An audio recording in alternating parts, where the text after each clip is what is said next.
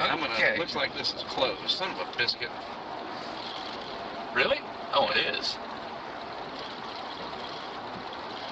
Water's up a little bit. Oh, not that much. So this is Clear Lake. They got sacked by the surge from Ike. If there's someplace to pull off back there, maybe you just walk in. Or Seabrook might be okay. This is Kemah. Clear Lake, I mean, sorry.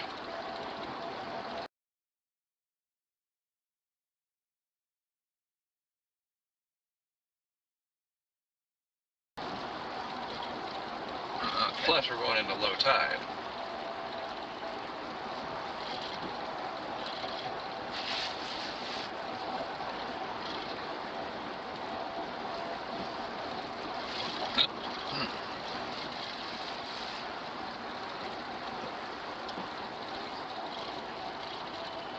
Finally get a chance at my sign. And I got a red light. So I can... Nice.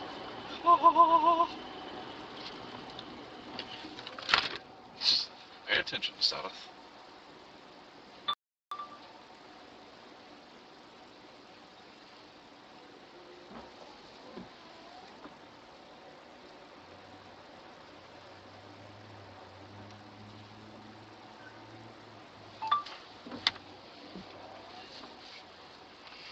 El Lago.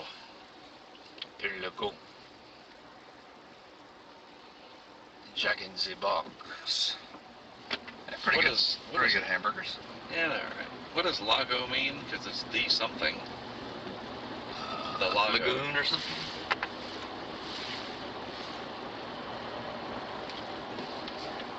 My son minored in Spanish, I think.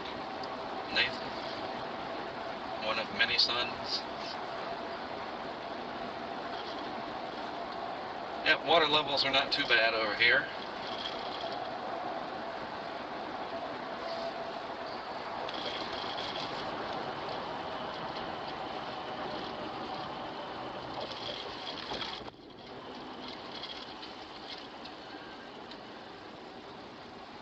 Large area of water surrounded by land. There you go. Remember Repsdorf? We're going to be on that Repsdorf. What? Repsdorf Road. Remember that from when we were here in August for Laura? I remember that name. It's Repsdorf. I don't have that, finite, detailed, Seabrook. Yeah, I don't know how memory like you do. It's little things like that. But I can't remember how to do fractions. To this In a day. quarter mile, turn left onto Repsdorf Road. Repsdorf. Yeah, that's right. I remember it now. That's funny. It took that to remind me.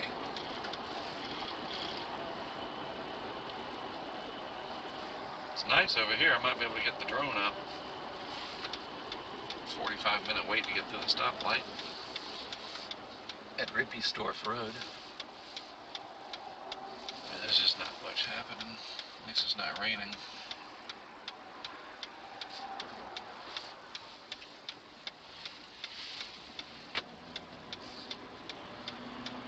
Nice long light. Oh. Nope. Spoke too soon. Turn left onto Repsdorf Road.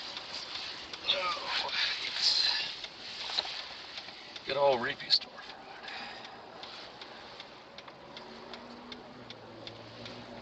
Seriously though, one really, really, really good thing about this is knowing the locations down there in Sargent, Freeport, and Surfside for the one day that they finally get a big hurricane, because it's just a matter of time. Yep. That way you don't have to scout about and then end up getting the wrong location.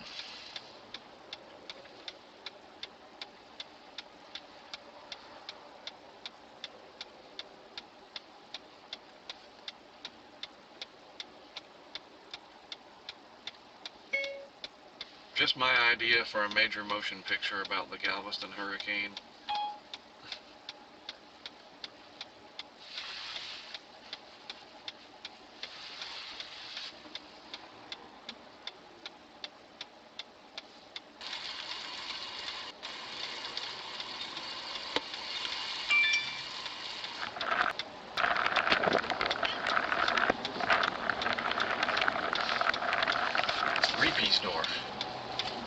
Reepiesdorf. Continue on Reepiesdorf Road for 1 mile. Thank you, Cornelius. How's things going at EA Sports?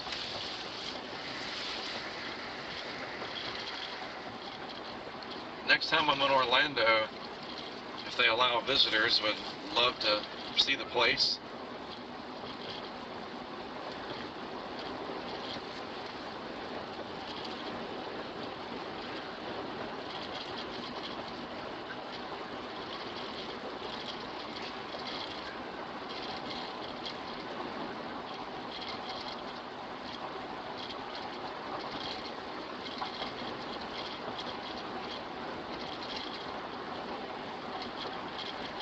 Nice splash pad. Cool.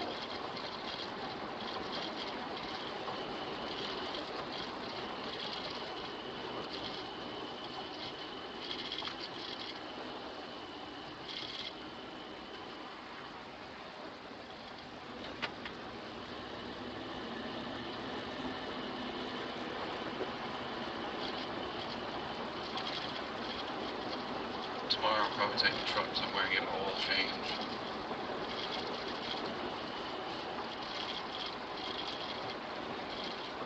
In a quarter mile, at the traffic circle, take the first exit and stay on Reepiesdorf Road.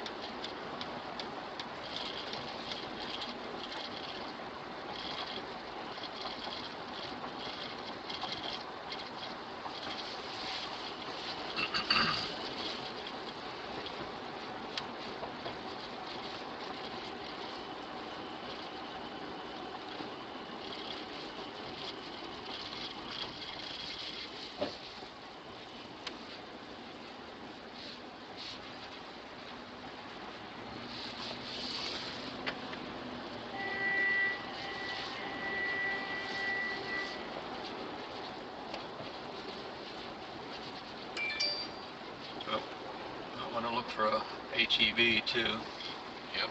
Or,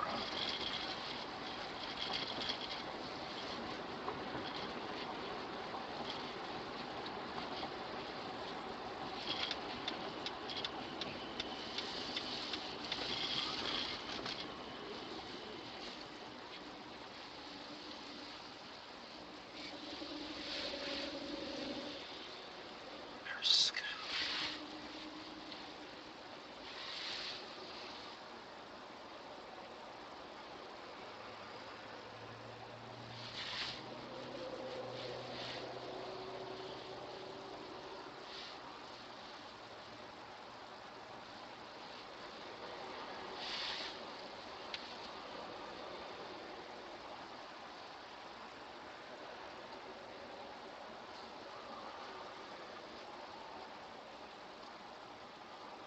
Clay, mud, dirt stuff. see it in the big old chunk of this big old red clay. Get that wet, and it's not fun, as we've seen. Half of Texas is in the floorboard of our car right now.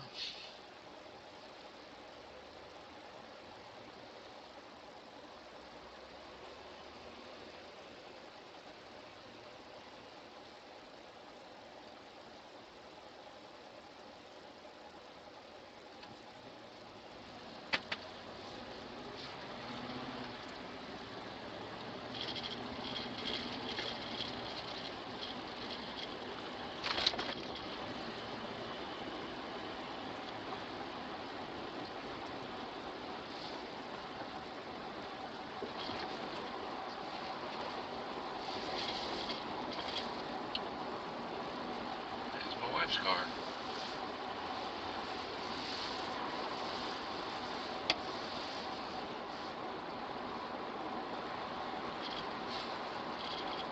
So she posted video of Josh Noah juggling. Yeah. Freaking Josh, man. It's like, what? It's like I always wanted to learn that. I had a guy trying to teach me one time, and I absolutely could not learn. No, I can't. I could not figure out why I couldn't learn. Josh figured it out in the showroom when we bought the car. This guy gave him the balls and showed him, and Josh got it. Yeah, I guess you either get it or you don't. You gotta have that kind of, you know, multi-brain turn left onto Toddville Road. coordination.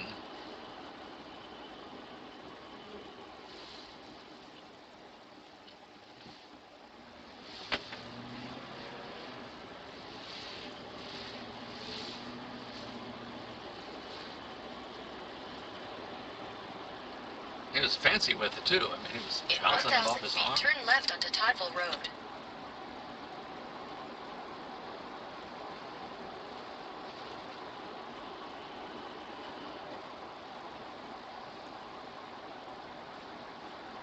Turn left onto Toddville Road.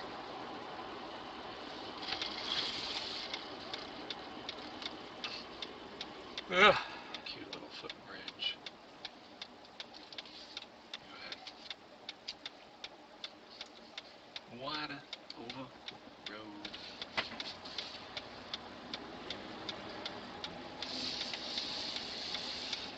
Truck sounds like it's got some issues.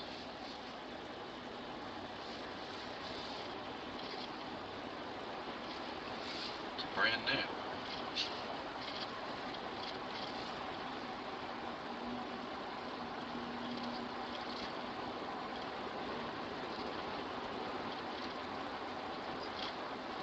So, spitting out salt water from the other day, yesterday.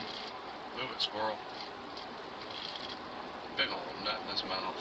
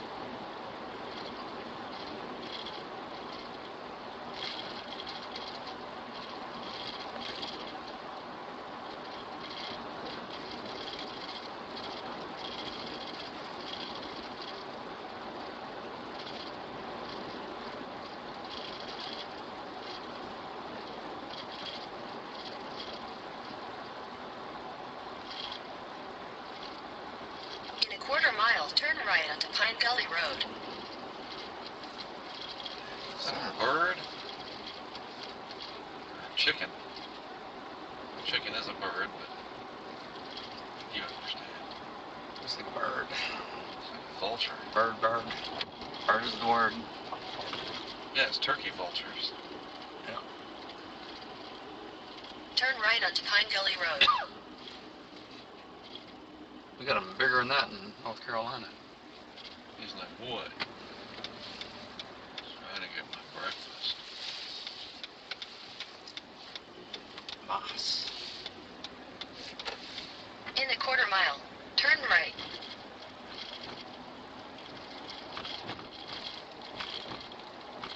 Yep, water's up.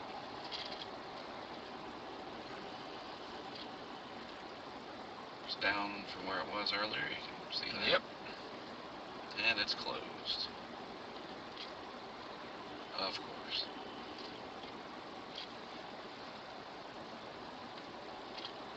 More vultures. They're next to the graveyard. Next to the cemetery. There's a picture. Gee. Oh, this is a shame.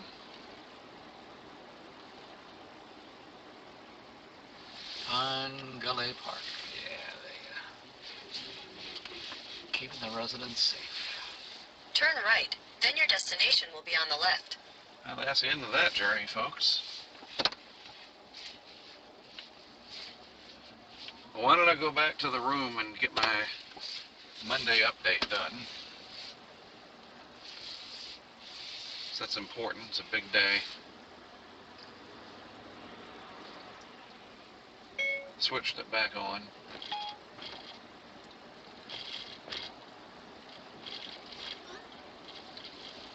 And after that, I'll take Mike and all of you down to Galveston. Yes, nice.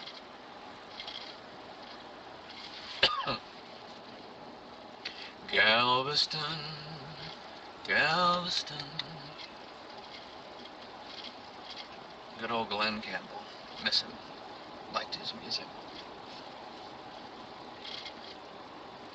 Would have had good cell reception too, as we're right next to the tower. It's just obviously not Sprint because I have one bar. Yeah, you never know what tower you're next to. You're good.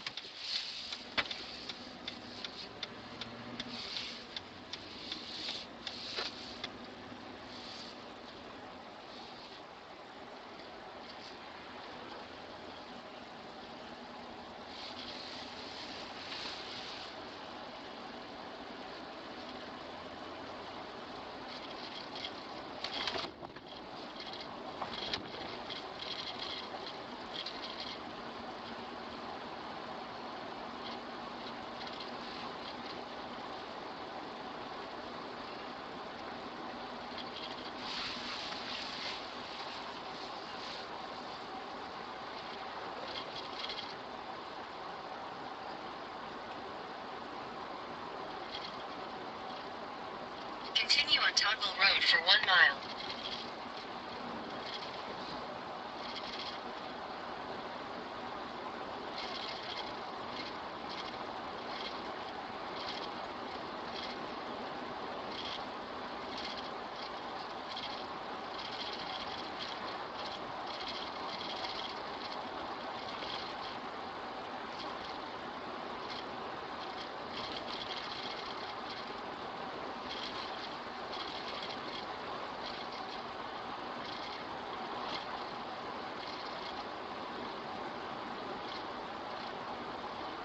So tomorrow we'll get up and I'll do an update on stuff, and then we'll round up the cameras.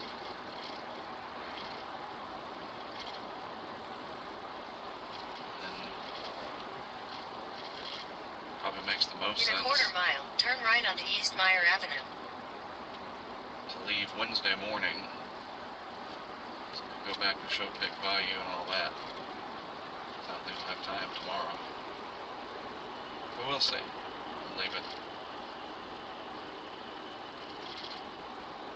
Turn right onto East Meyer Avenue. Open for the possibility, but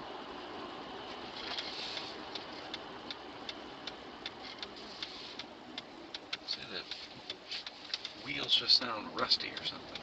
Hear it? Continue on East Meyer Avenue for 1 mile.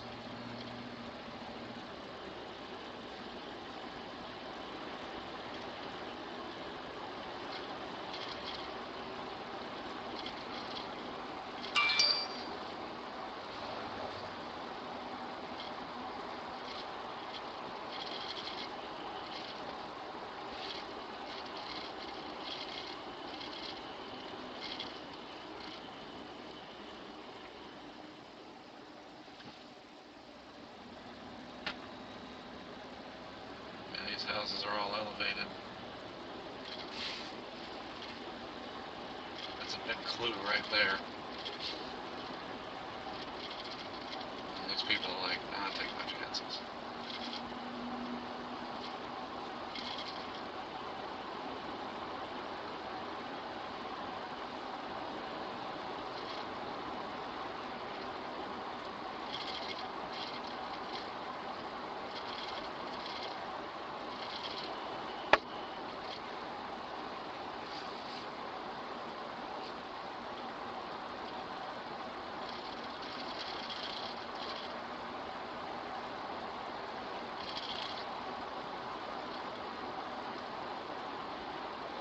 In a quarter mile, turn left onto Texas 146 South, Bayport Boulevard.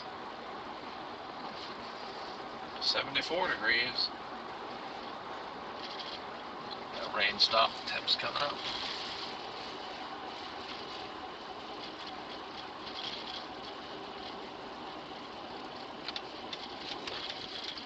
Turn left onto Texas Access 146 South, Bayport Boulevard. Yeah, on the way back, if we see a HEB, we can stop in there.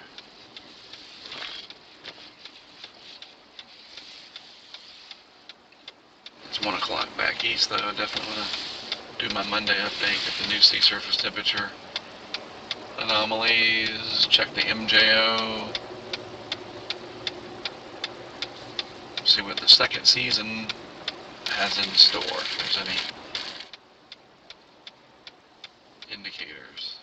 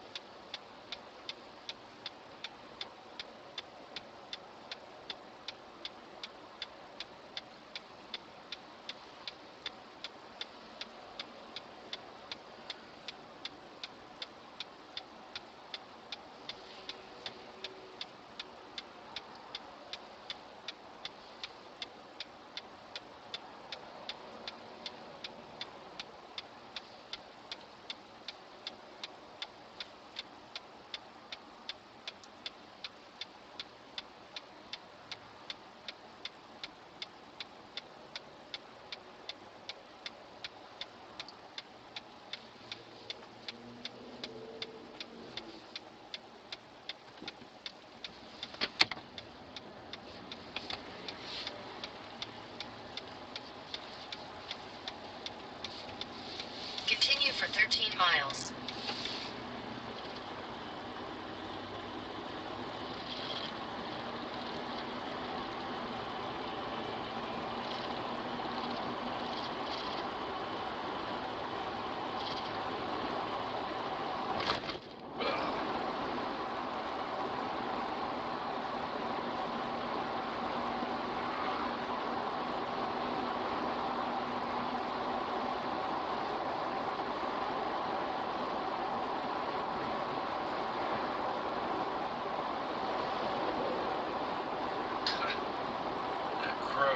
Just merrily flying along, almost hit that truck, came down below the windshield of everybody else, and just like no big deal. Just have anti-collision software. They're building something behemoth here.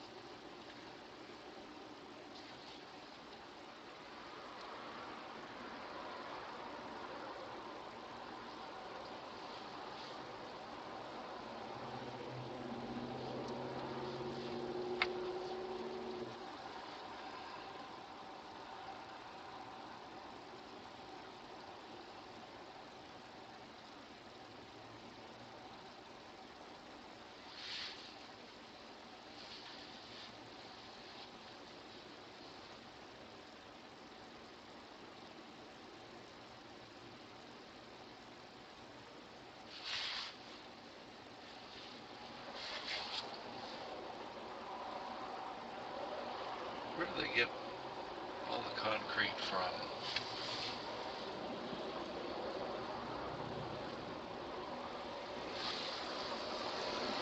Natural resources.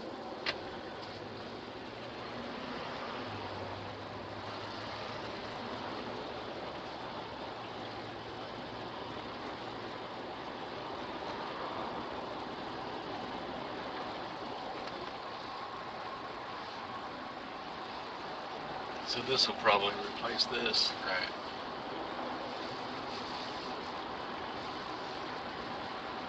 Jeez. Again, how do you figure this stuff out? Stuff in the water. Yeah. How do you build it in the water? So much of this stuff is in the water. And this stuff's just laying in the water.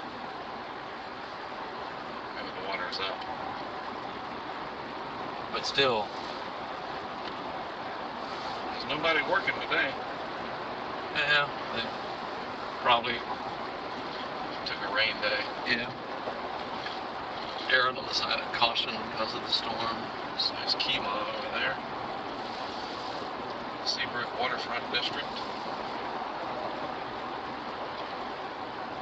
Roller coasters. Saw that on the weather this morning. Somebody had a shot from there. On the ground. That was in the background, so I'm not sure Right. what the actual shot was. It's like California. Santa Yeah. Monica Pier. Yeah. Wait till you see the Galveston pier that they got. Looks like that, but it's on a pier. Looks like Santa Monica. Yeah, that's a disaster waiting to happen Oh, there. yeah. Ike foobarred it.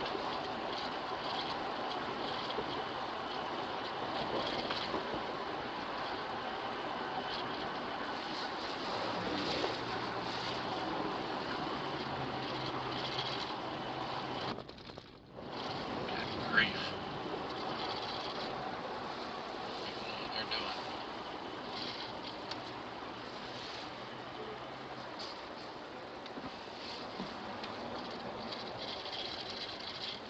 Yep, water's up.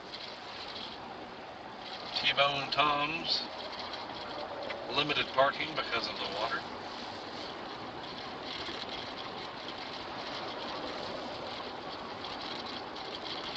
City of Kima. Nice lighthouse.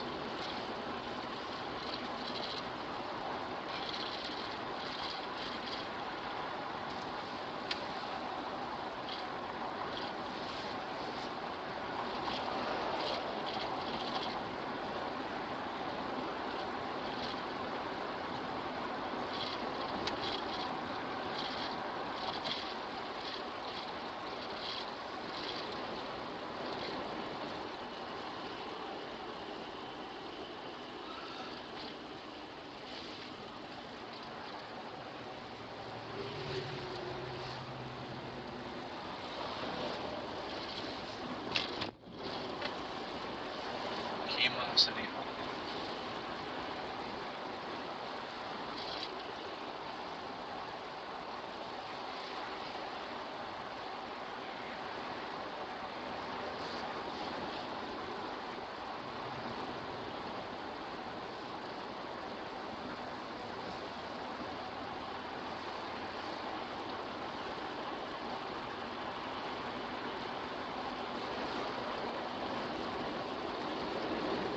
Today is the first day of fall. Yes, it is. Summer's over. Your favorite season. Yeah. It's depressing.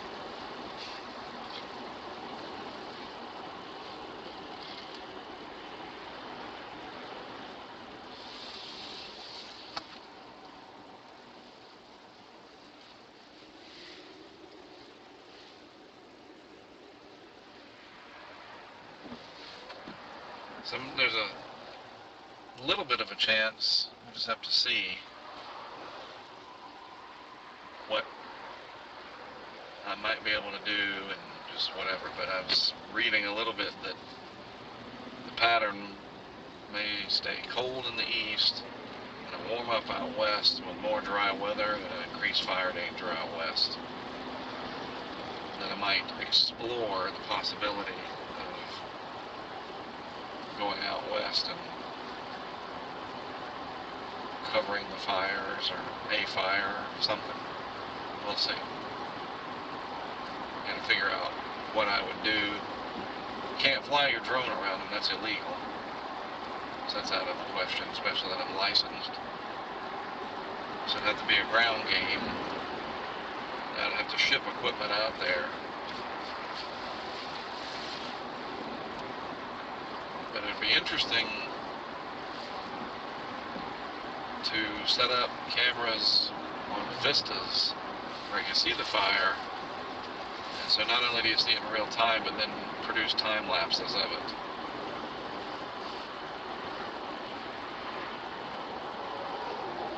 it's such a big story, and it's going to get worse in October, it looks like. It's hard to ignore it. Not that I would ignore it, but it's like, I'd have to figure out what I would.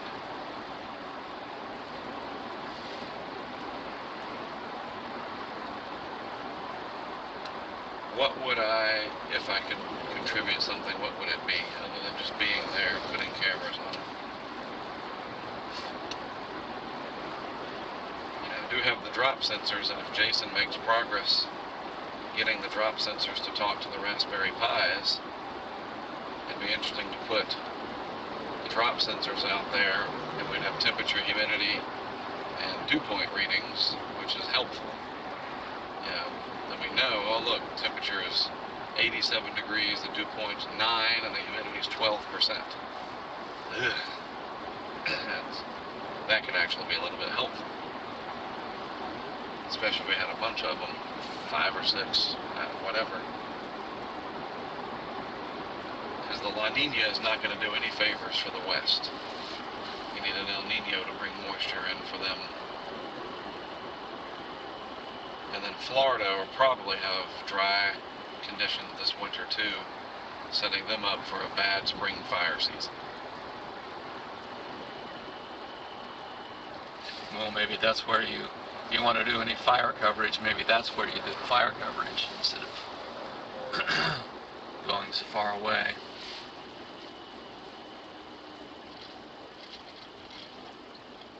And you got to figure by now, anybody that has any sort of interest in covering that sort of thing is out west. Right. There's probably thousands of guys covering it. So,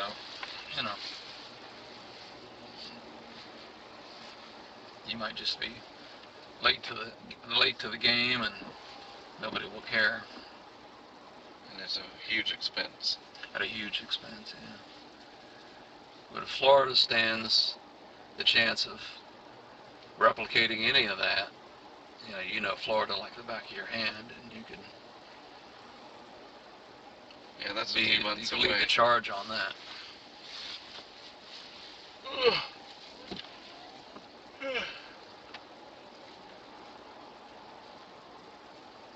But it is getting ready to get warm again out west. A little bit of a warm up in the east, then it's going to flip. Stay cold in the east, warm in the west. Above normal out west. Santa Ana, Southern California, it's not looking good.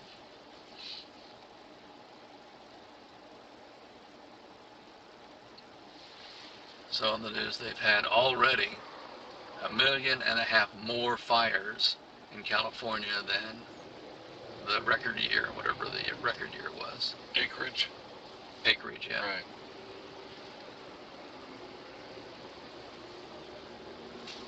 And of course it's still going. It's already 1.5 million more.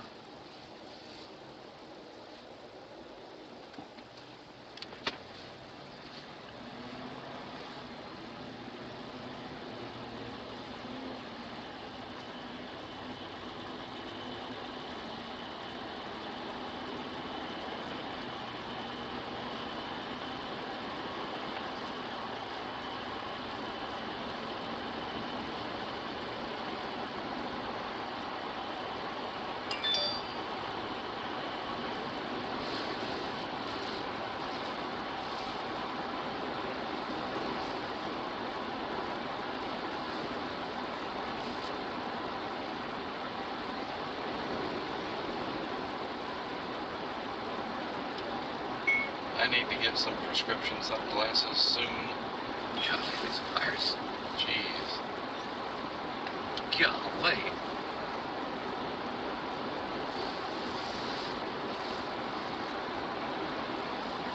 And again, somebody knows what all of this does. Yeah. If something goes wrong, they know how to fix it. Obviously coming from a power plant somewhere close.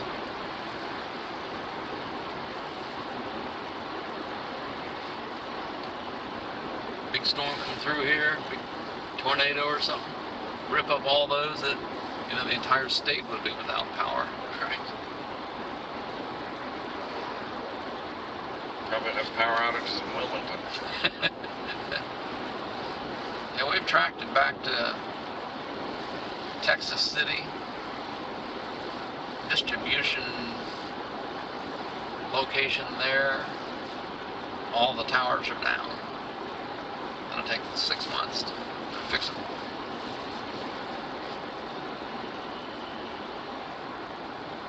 75 degrees. Man, get to put the air conditioning on soon.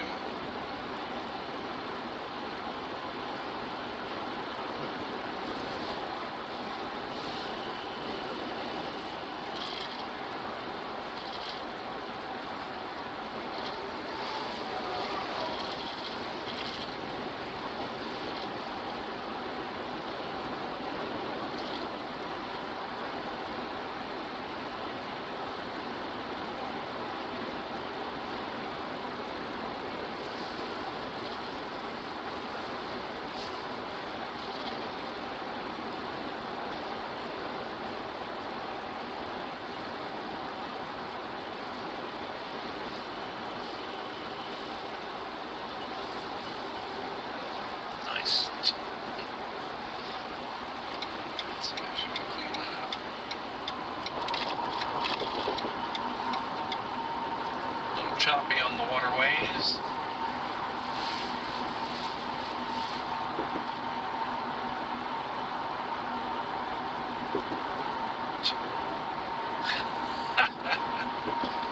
That's pretty much that's it. It's a boat wreck. That was funny.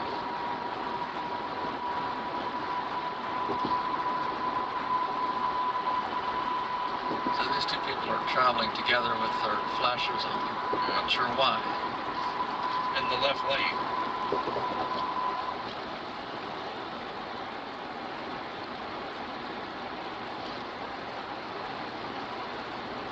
That car looks like that wheel is just barely on. Good grief.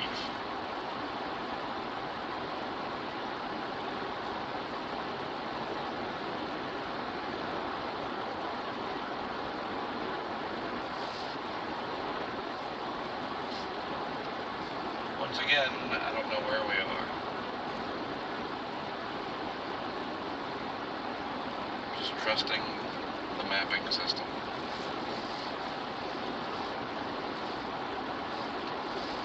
You do have the final destination address punched in, I'm Yes. assuming.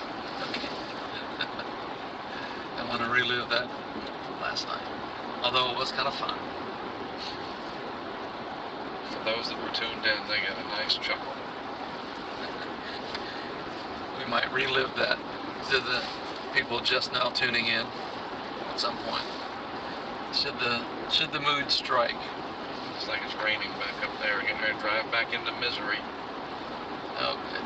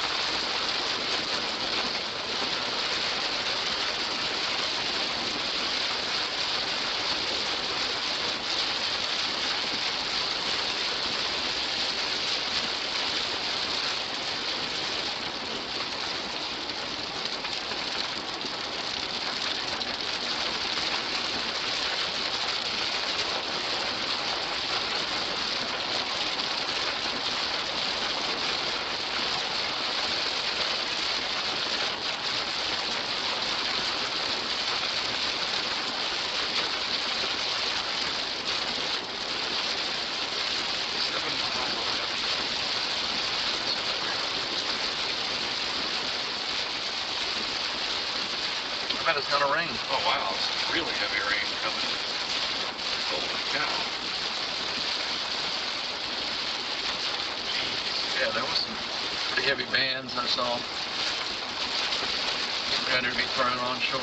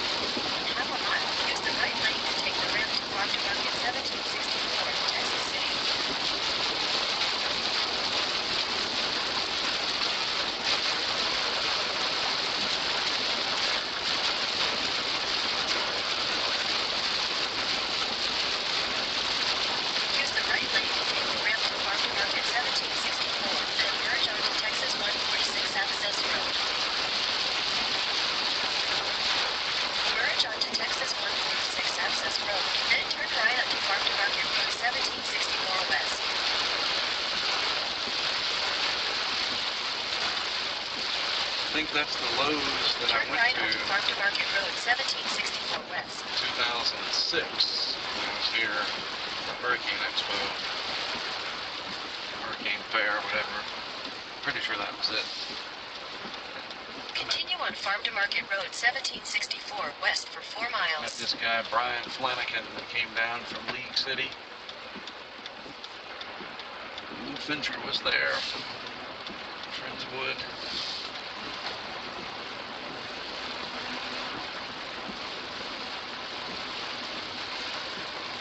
Yep, that's the one.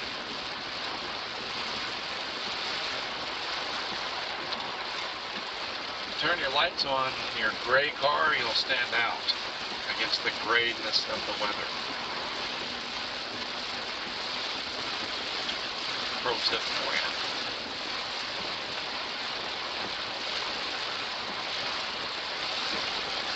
Willow Street. That's Daphne's cat's name. Hello. Crazy cat.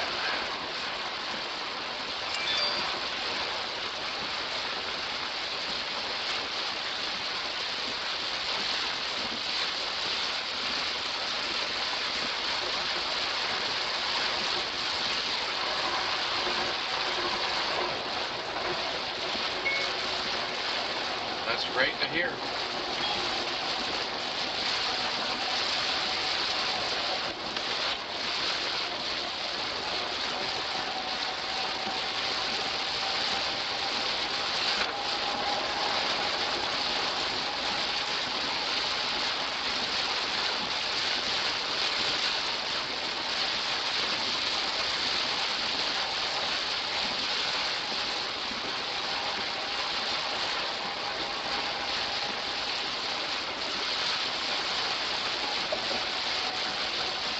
So during Harvey, these convective bands came in,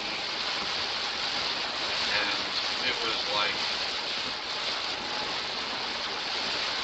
it was indescribable. The energy in the atmosphere was insane. You would see the bands on radar, and they were just all deep red, and there was just so much lightning, there was so much instability.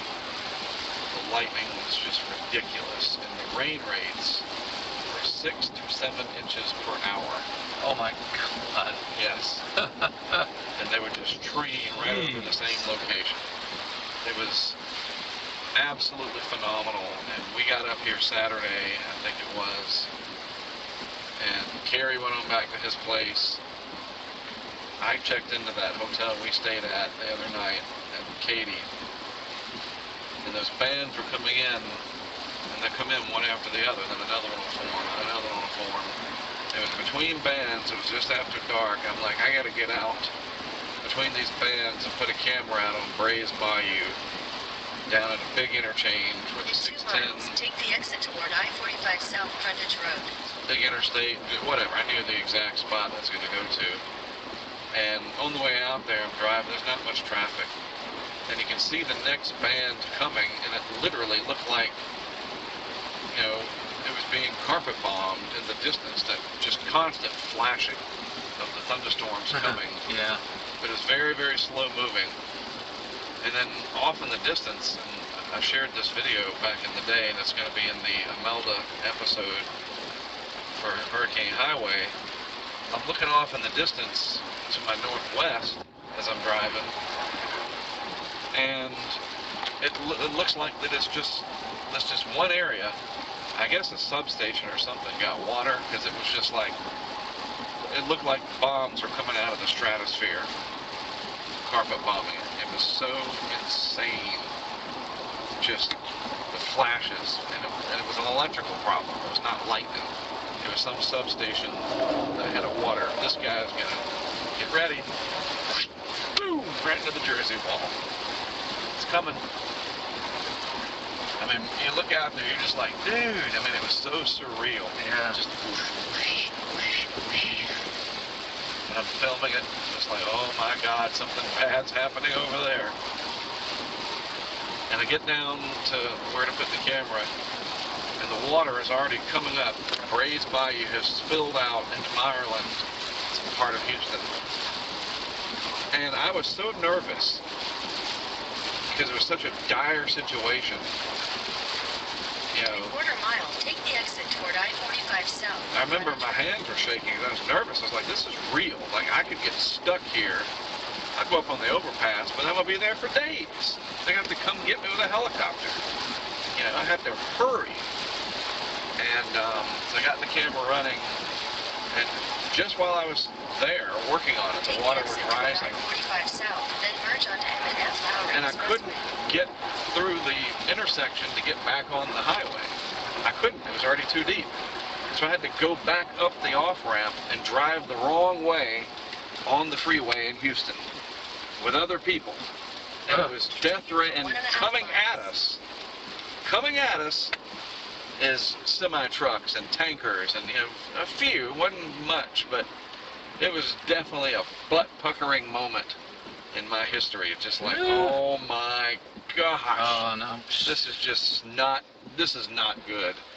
And you would come over these hills or whatever, you know, the way the interstates do, the freeway, and you see these oncoming semis, and they're going by at 70, and everybody's got their flashers on. It was truly a dire situation. It was like, you don't mess with that.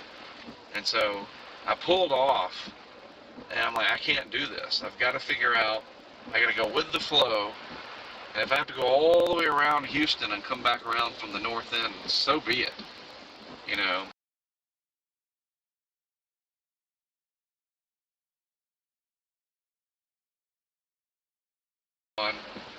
And it was just nuts, dude. And I remember a policeman pulled up. He's like, "You okay, son?" Or something. I was like, "Yes, sir." And I'm just figuring, okay, just checking on you.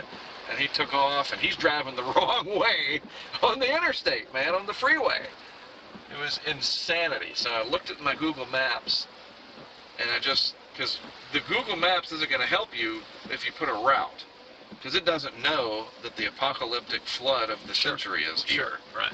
So I had to just say, okay, follow the maps, like know your map stuff and your sense of direction and figure it out. So I got off at an exit, and the exit was clear, and I just made my way, weaved through Houston until I finally was able to get back on another freeway and get out to Katy. And I got into that hotel, and I was just like, then dude, the next day, the water, I put the camera at about 6 feet. The next day, the water came right up to the camera lens. It rose 26 feet out of the Brays Bayou.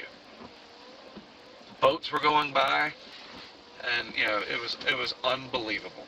Just unbelievable. And then there's the whole other story where I told you about Addicts Reservoir filling up and all that. And then one night, I go out, I'm checking on the camera, I'm setting it up or something. I think I was setting it up. And I parked, and I was walking out to set up this camera on Greenhouse Road looking towards Maid Creek. and somebody started firing a gun off in the distance. It was clearly a gunshot. I was just like, oh, dude, somebody's shooting. I was like, are they shooting at me? Are they just shooting in the air? You know, it scared me. So I called Kerry, and he came over with his truck. He only lived about 20 minutes away. He came over with his truck. He has amber lights on it because he does work with amateur radio during marathons and stuff. He helps to lead the car, whatever. He had yellow lights, so he came out and knew safety in numbers. I hid in the Tahoe, dude. I was literally sitting down in the Tahoe in case somebody was shooting at me. It's like, what is that? That was the craziest thing. And then just to see all these buses coming into Houston from San Antonio and I-10 to evacuate people. And KHOU's studios filled up with water. Like they were in the studio, and you could look outside and it had the glass. It looked like they were in an aquarium, because outside the water was like 2 feet high, sloshing around, oozing in under the doors. And I think they're right next to Buffalo Bayou, and it took them out. In a quarter mile, your destination will be on the right. It was epic, Mike. Absolutely epic. What storm? Harvey. Harvey.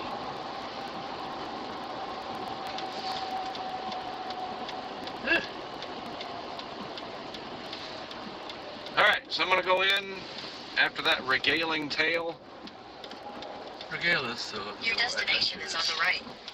I'm going to get my update for the day done, and then we'll go down to Galveston. And sing Galveston all the way. I'm not going to be doing any singing. I promise you I won't either. Maybe a little bit, because I like the song. I'll give you a nice view of construction, roadway construction. Enjoy. When I get back, I gotta switch the battery out. Mask on, mask off. Dadgum virus. Is that still going on? We've been gone so long. Still got a virus? The only way we know it's still going on is everybody's still wearing masks. Right. That's our clue. Ugh.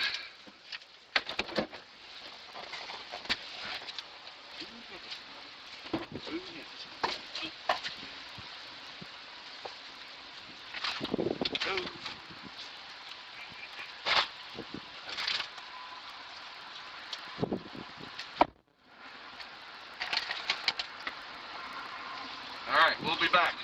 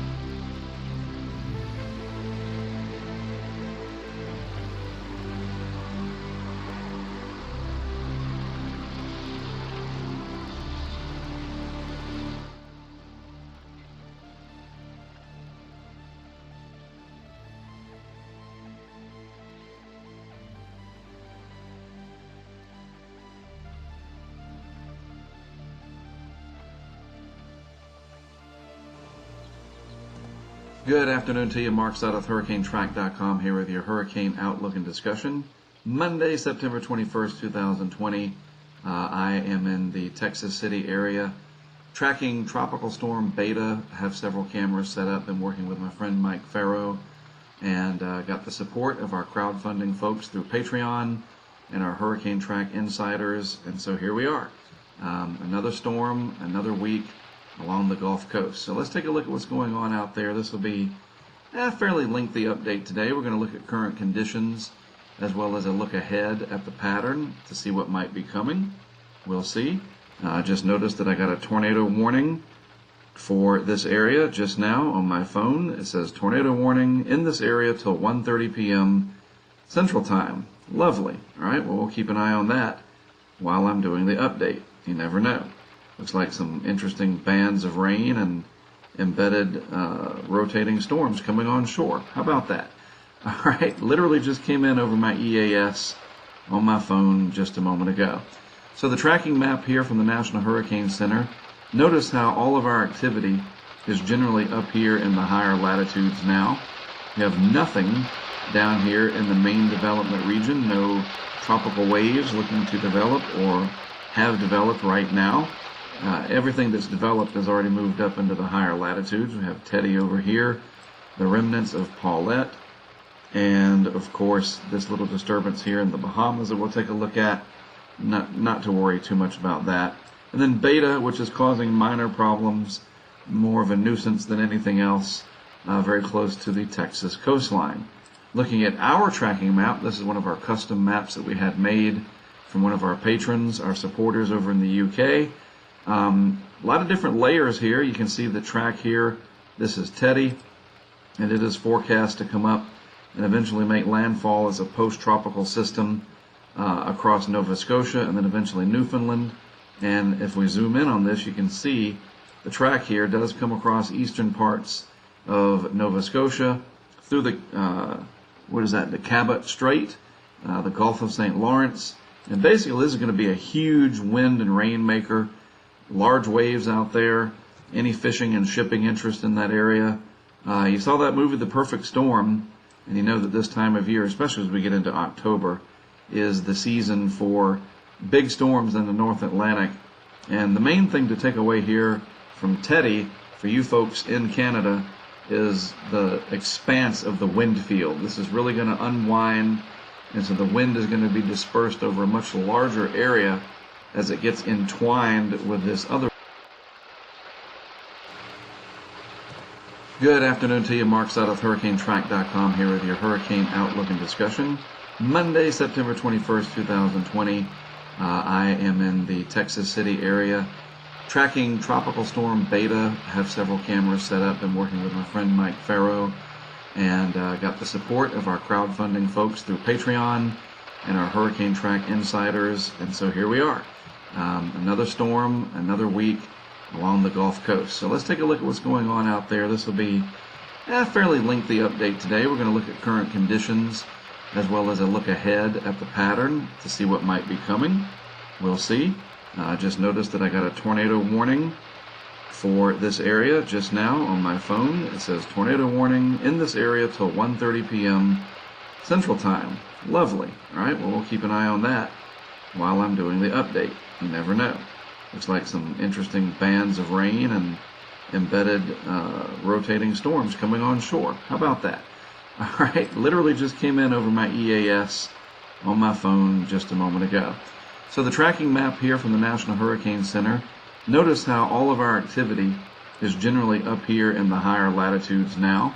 We have nothing down here in the main development region, no tropical waves looking to develop or have developed right now. Everything that's developed has already moved up into the higher latitudes. We have Teddy over here, the remnants of Paulette, and of course this little disturbance here in the Bahamas that we'll take a look at. Not to worry too much about that.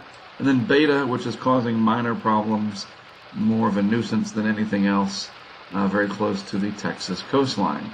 Looking at our tracking map, this is one of our custom maps that we had made from one of our patrons, our supporters over in the UK.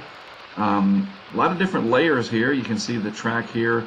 This is Teddy, and it is forecast to come up and eventually make landfall as a post-tropical system across Nova Scotia and then eventually Newfoundland. And if we zoom in on this, you can see the track here does come across eastern parts of Nova Scotia through the, the Cabot Strait, the Gulf of St. Lawrence. And basically this is going to be a huge wind and rain maker, large waves out there, any fishing and shipping interest in that area. You saw that movie The Perfect Storm, and you know that this time of year, especially as we get into October, is the season for big storms in the North Atlantic.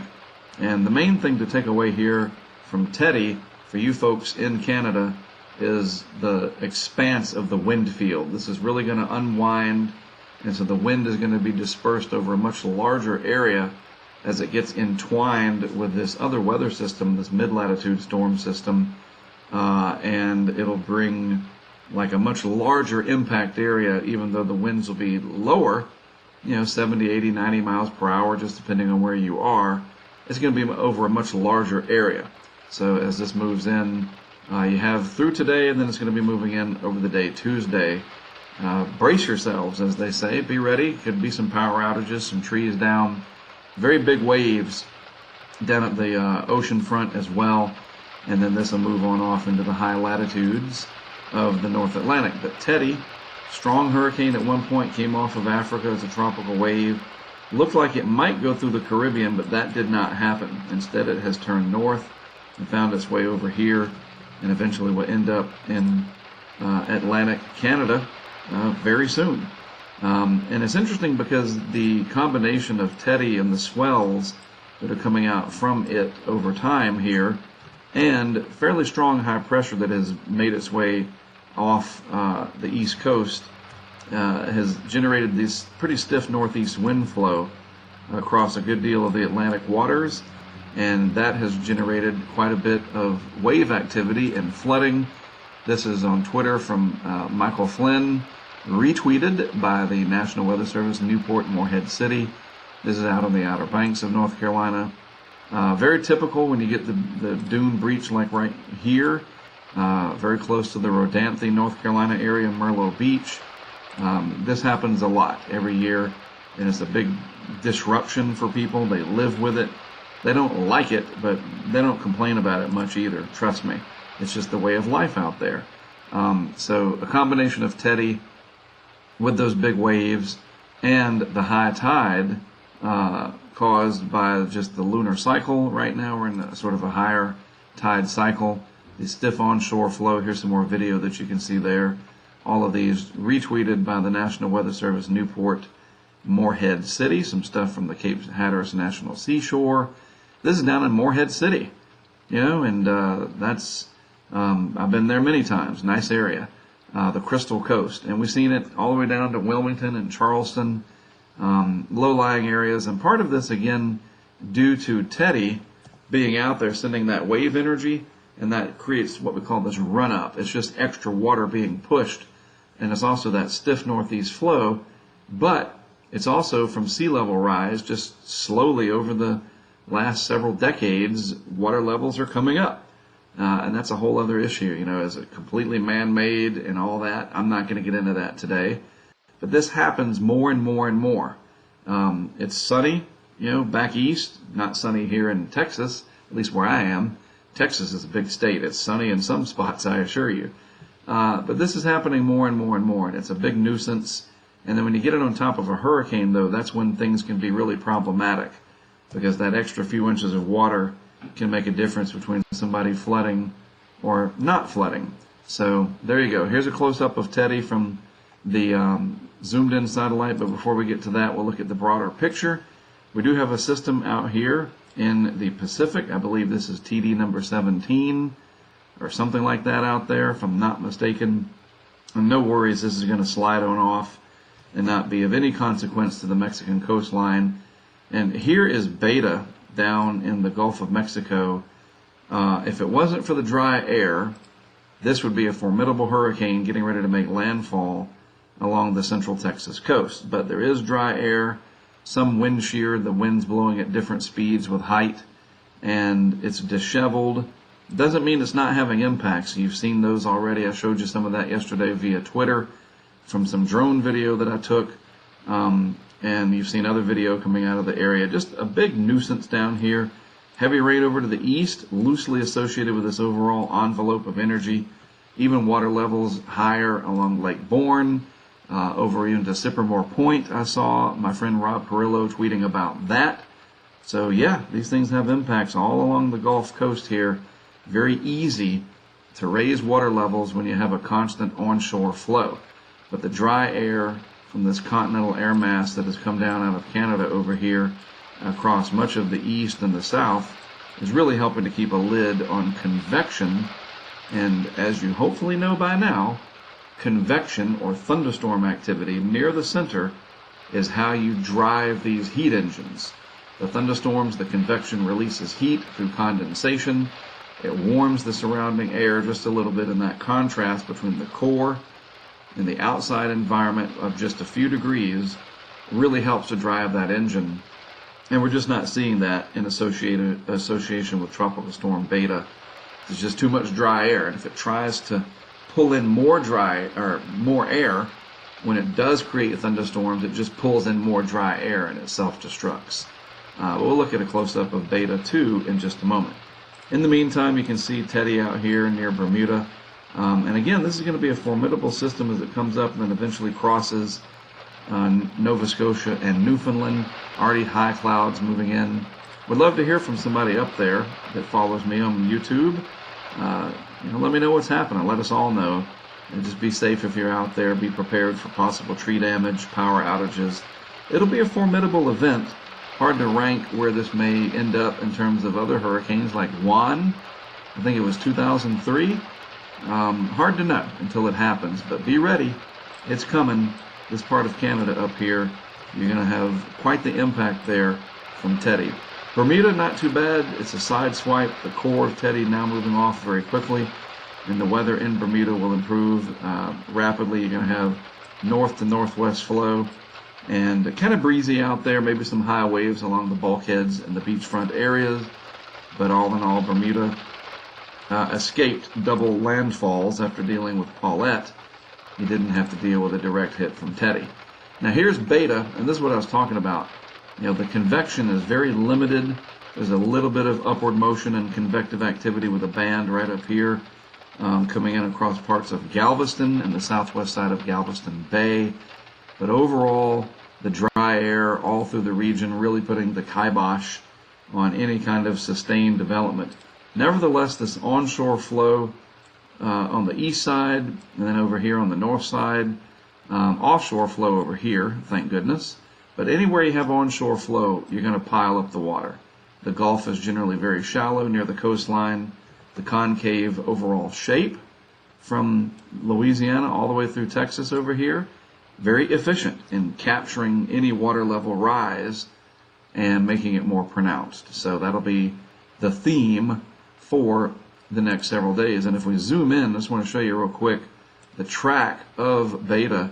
It's going to be a very slow moving system coming in and just kind of hanging around along the region. So off and on bands of rain, sometimes heavy. It just depends on sort of the mood of the atmosphere, almost literally. But we're not looking at the very dire 10 to 15 inches, a repeat of what we saw with Imelda last year or Harvey. No, that's not going to happen this time around. Thank goodness. And I'll show you what these cameras show in just a minute. By the way, this is one from Victoria, Texas.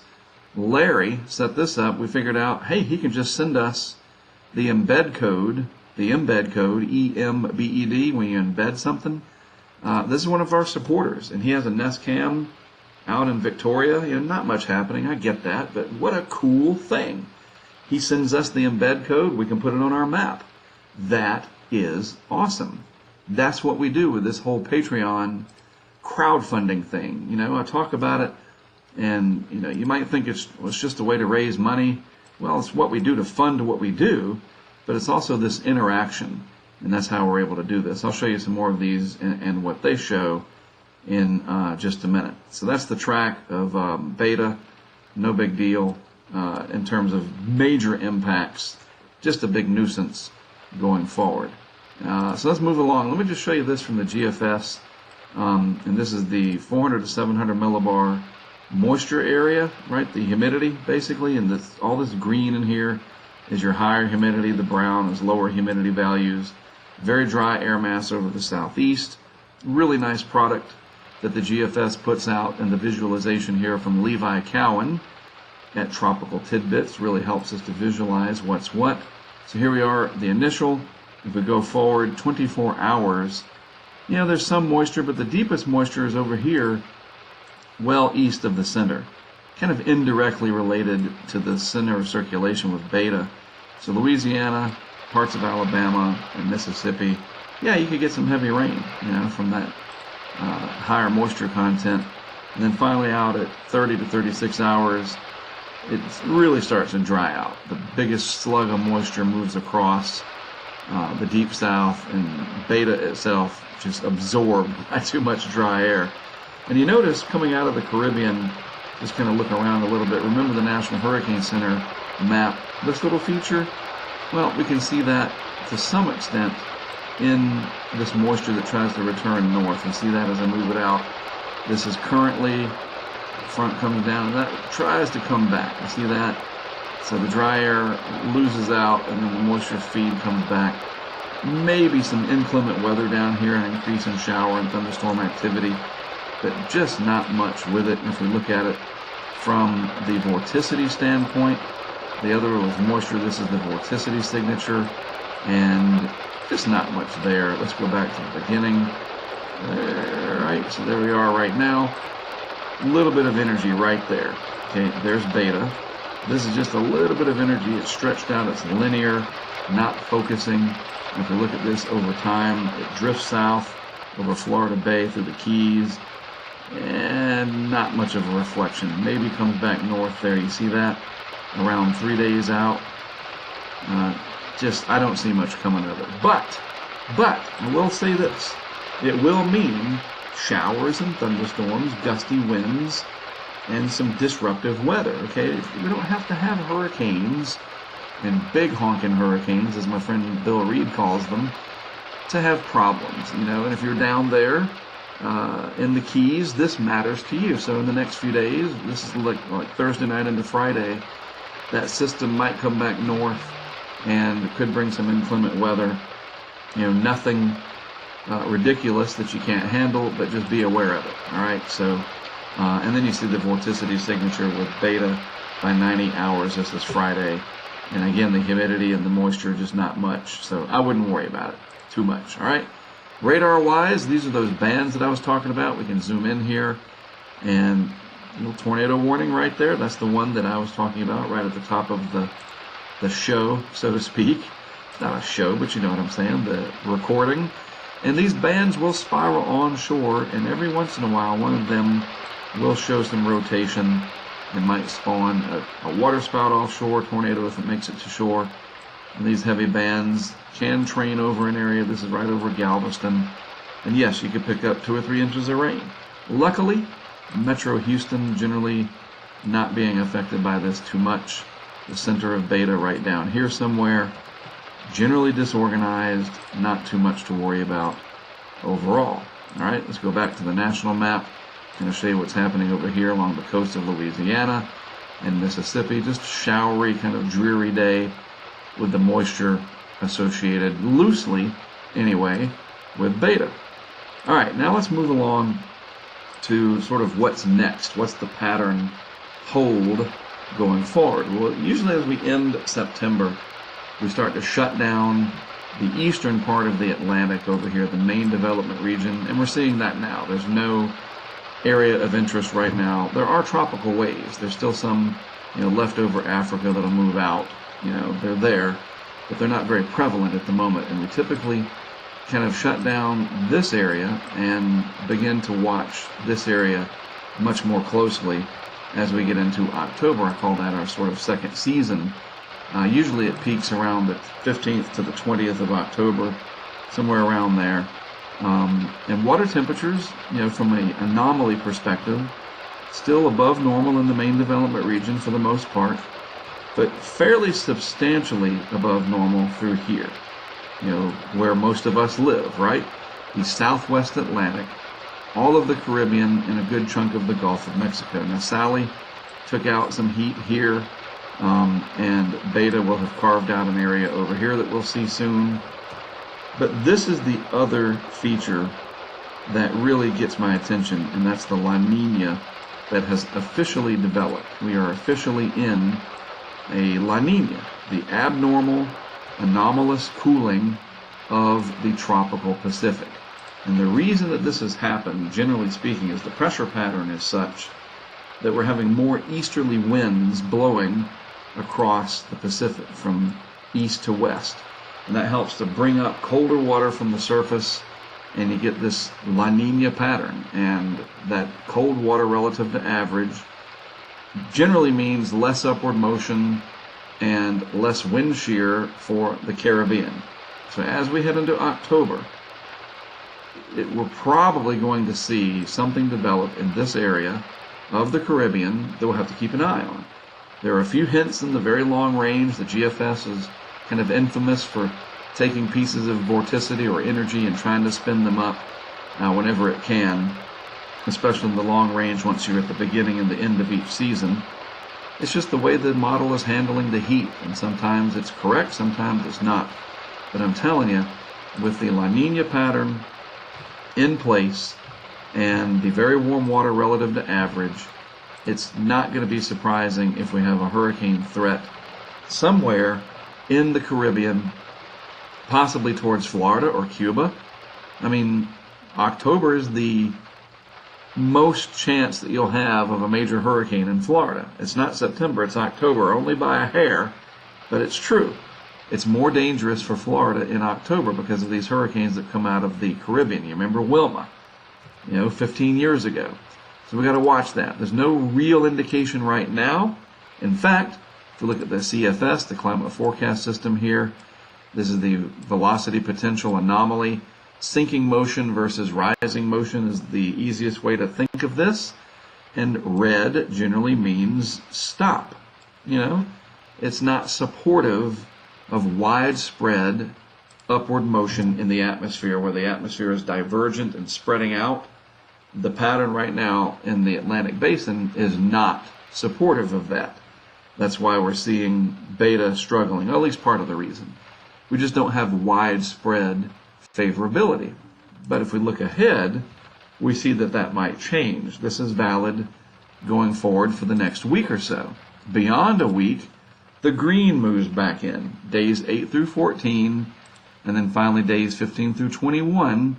So early October through about the 12th. So basically the next 3 weeks. After the week ahead, there's going to be about a 2-week period coinciding with the traditional second peak of the season that we see, where we could have favorability. All right, so we'll watch this. This is the climate forecast system. We'll keep our eyes on the Euro, the ECMWF, Madden-Julian oscillation forecast. And too, that it's still green here over Africa, standing wave over that region, the Indian Ocean into Africa. So the tropical waves are still going to get spat out into the Atlantic, and they might start to find their roots, or plant their roots, as it were. The roots will be from Africa. They come from Africa, these easterly waves. So we'll have about a week off from anything to worry about, and then it might pick up again. So let me just show you this real quick. Again, this is a product of what we do when I ask, hey, will you support this project through Patreon? The crowdfunding of the project. This is part of what we do. And you might have seen this many times. It's been a busy season. Got the vehicle cam here. I'm over here in the Texas City area, kind of between Texas City and the NASA area near Webster. That's the vehicle cam, raining pretty good. This is a camera on Wendy's house. Wendy, I met her and her boyfriend Michael yesterday down in Freeport, Texas, and we just gave them a Nest camera, and she installed it. Well, I set it up, but they put it on their house. This is sitting on one of the columns of their porch so that we can all see what's going on.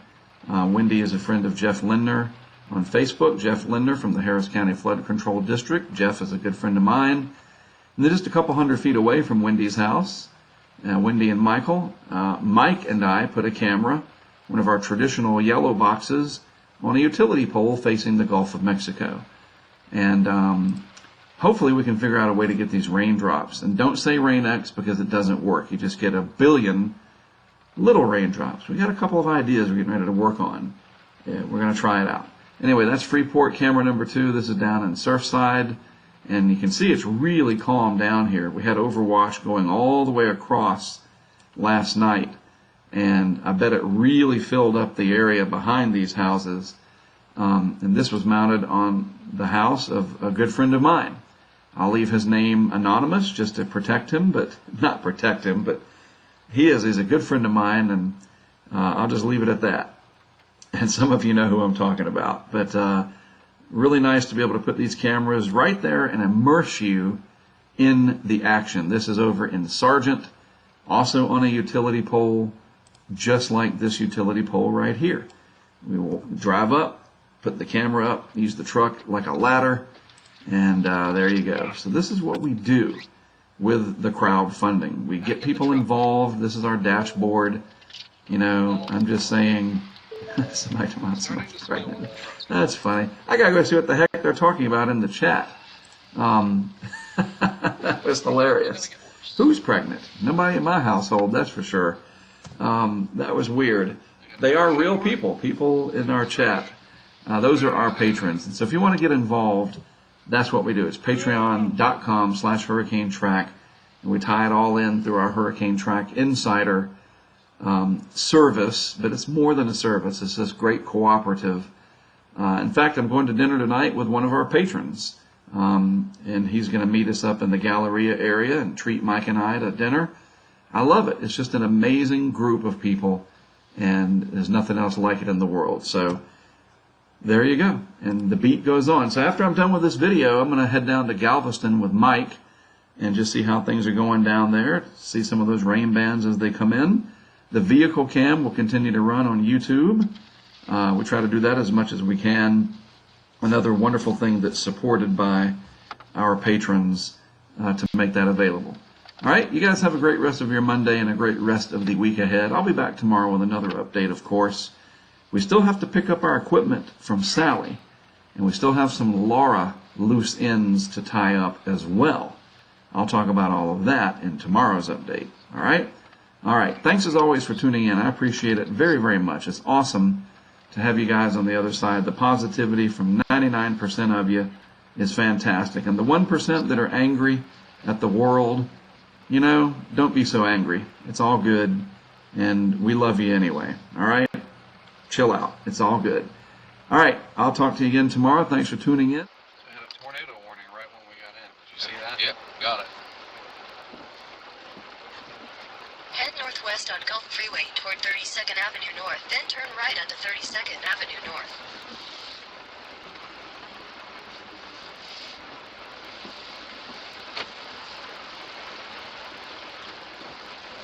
Maybe Turn right onto 32nd Avenue North.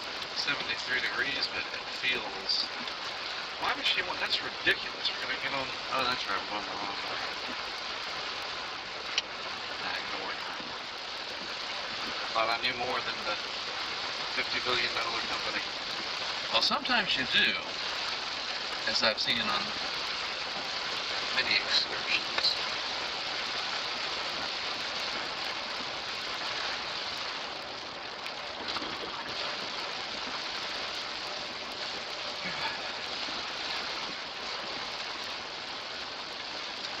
In 1.5 miles, take the exit on the right. I keep forgetting that we're going north right now.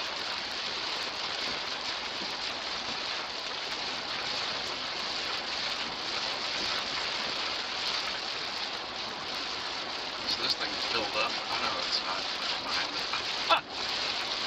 Looks like a boat, doesn't it? Yeah, it's optical illusion. It is. It's like I'm driving next to a canal.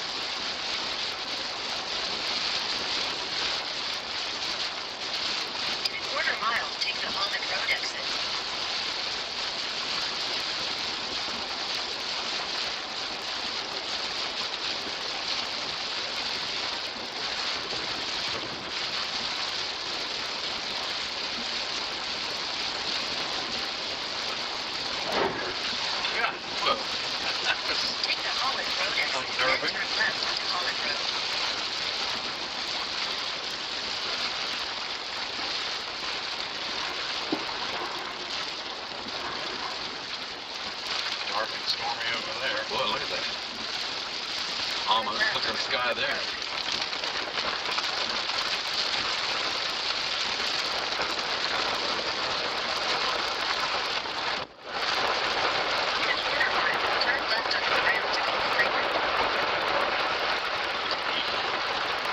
Landslide over there.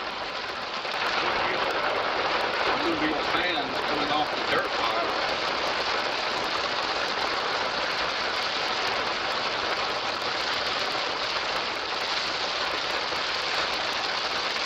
There's the big buggies.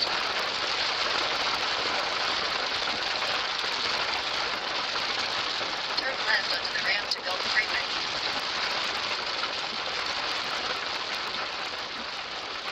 Really? It's a red light? That's unfortunate. In a quarter mile, use the left lane to take the I-45 South ramp. I was going to say, don't shake my faith in the Texas light stoplight system.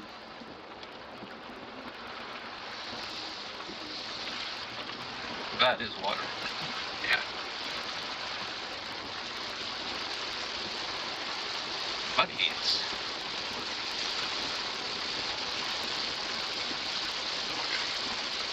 0 and 60 miles an hour entrance. I'm sure that'll be fine.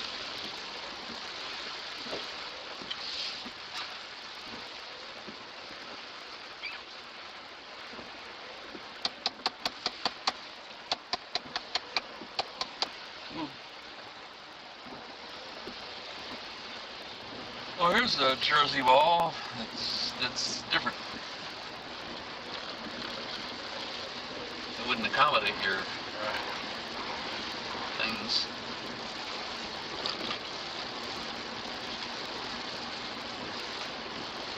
Use the left lane to take the I-45 South ramp, then merge onto I-45 South.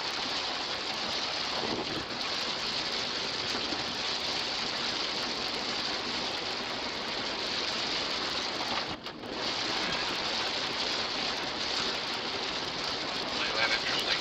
Continue on I-45 South for 17 miles. Hold on, that's all that. Church or something? Yeah. Church of the Happy Amusement Park or something.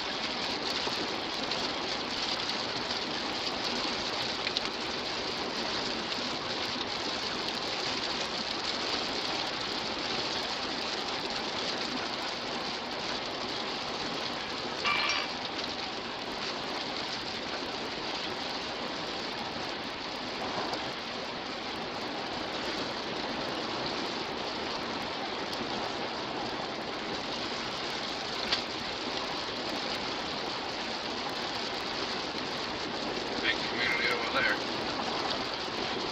Lago Omar. It's getting windy down here, man.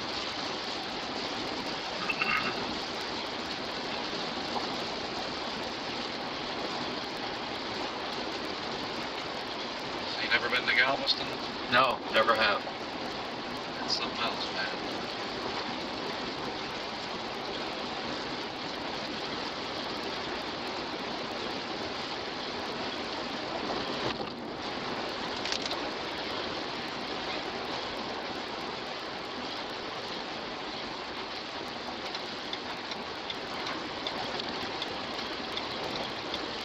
That's where we're staying. Here comes the rain.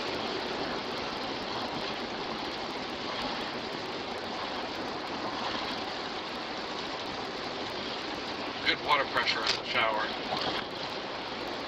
Very important.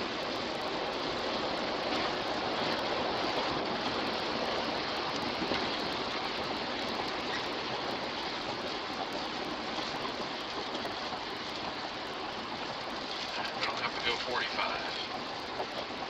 Yes, we do. It's raining. You know, it's just slip. And I can slide over the side of this bridge here and kill myself. So I'm gonna go 40. Wow. Big something that's close.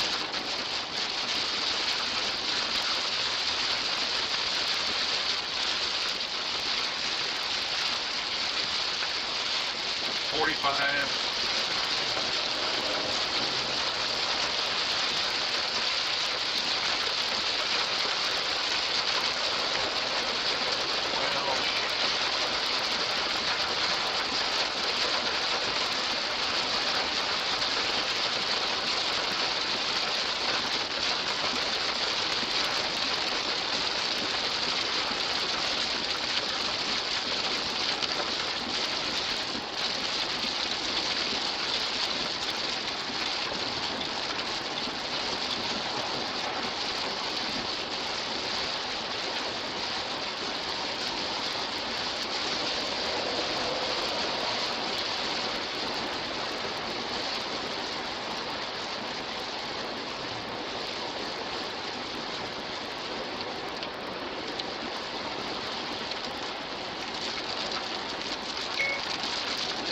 Things would calm down.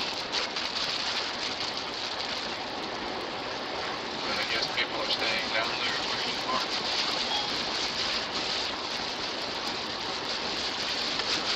Brent says that he is overwhelmed with work, while at the same time he's able to fry eggs on the sidewalk. Sounds like a smelly situation.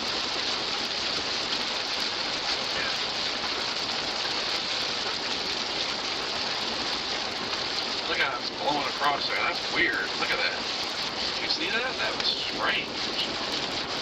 It's like a dark cloud of rain blew across the highway.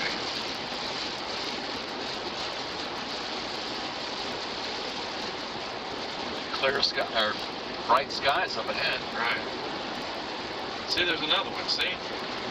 This is getting these dark streaks of rain. I guess it might be stuff coming up off the road. Yeah, I think it's spray It's a group being of kicked up, and then the wind takes it across the road. Wow.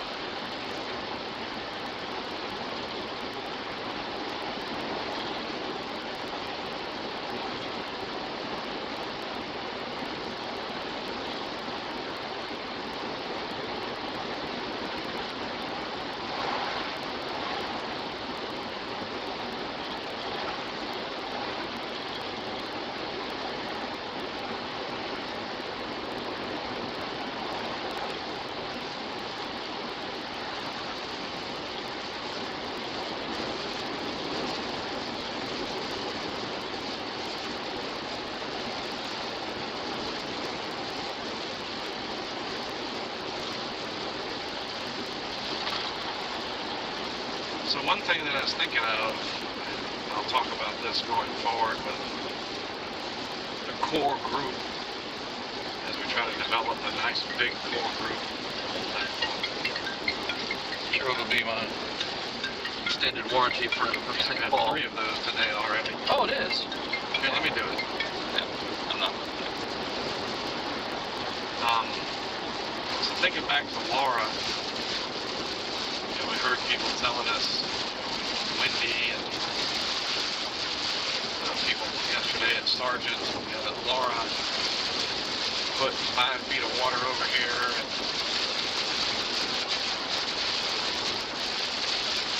And I want to get to the point where we're going to have to just have the funding for it, period. I want to get to the point where we have like 20 cameras and we have 2 teams, kind of the landfall team and the periphery team. So something like Laura, it would have been amazing to send a second team, and they set up a camera in Freeport, Sargent, Galveston, Bolivar, whatever. So anywhere that there's a storm surge warning, you have cameras inside of it, period. And then you can't miss.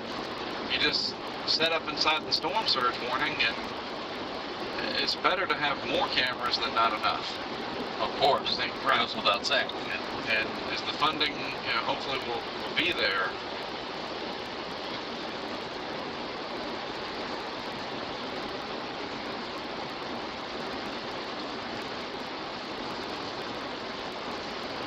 Brent and Greg, and then me and you, or whatever it is. You know, we have 2 teams, 2 trucks, 10 whatever each. And here's the deal. We get a catalog of friendly locations, places that we already know. Like, you know, I will certainly catalog Freeport, and you know, we got Wendy there, but if Wendy has to evacuate, that's not going to work. But we can certainly put a camera on her column. So she's going to leave, she's going to lose power if there's a big hurricane.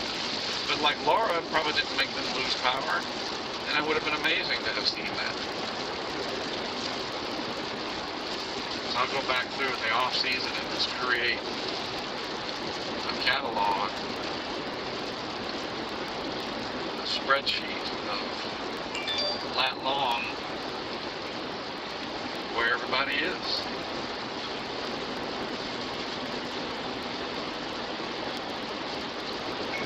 Yes, that's true, period. Did they end up having a boy or a girl, question mark? Water levels are up there. Look at that, he gave me an exit here. Dang.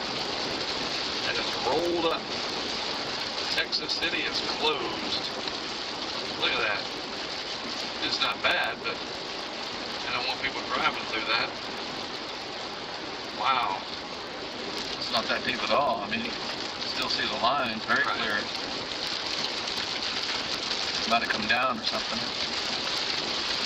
All it takes is one knucklehead going too fast. The hydroplane off to the right. End up in the bag. Yep.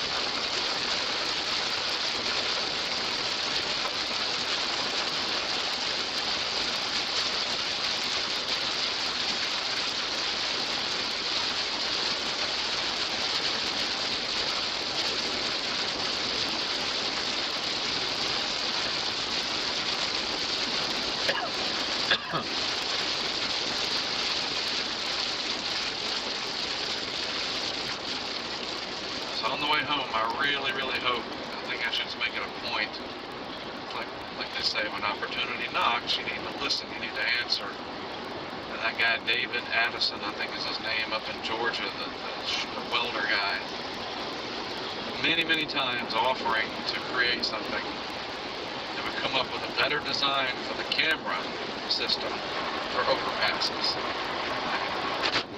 Meet in person. He understands what they look like. And again, I think my idea of a saddle made out of steel. It's a certain width, and you can pinch it off with screws to accommodate that width. And like I said, use that hard rubber as a shim.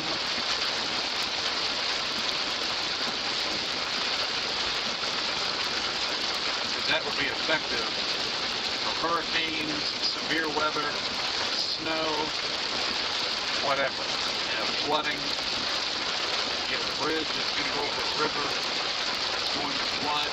Think about spring floods, flash floods, doesn't matter. The camera's just running. And we know we want to put it right here and look out that way. Pull over, put the camera, tighten the thing down, and you're gone.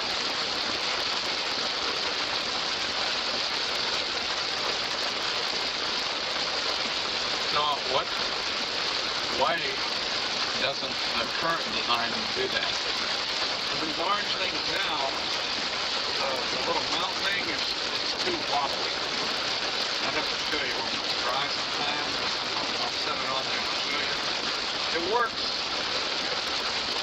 in most situations, but if it's going to be windy, it's a good start. But I want something that's even easier. I can just accommodate a certain range of widths of jersey wall. Well, I thought you said you tighten those things down, it's not coming off, and 90 miles an hour wind. Right, but I'll show you. But the orange thing I'm not worried about. You get out of the rain someday in the future, I'll show you. It's awkward the way the camera's sitting on there. There's not much stability. I set it up for Cristobal as an example on Highway 90 in Biloxi. And it was just 40, 50 mile an hour wind, and the camera was just like, wah, wah, wah, wah, wah, wah, wah, and it just wasn't very stable. This would be rock solid, and you would hang it over the edge of the bridge, and the camera would have the bridge basically protecting it for one thing. And it would be very, very solid, very difficult to steal because it would be heavy, and again, bolted down. I bet we can find a way to lock those bolts. You'd have to have a special tool.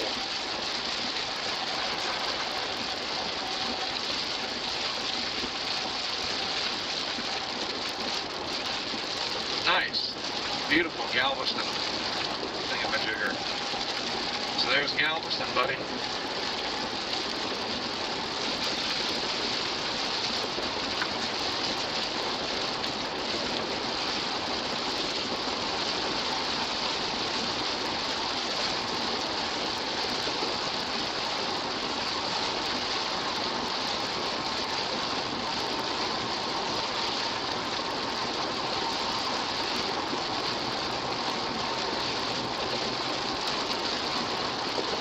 Dolphins in Galveston Bay.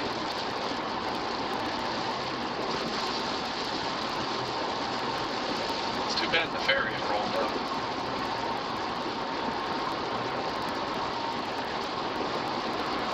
Now the sun's trying to come out.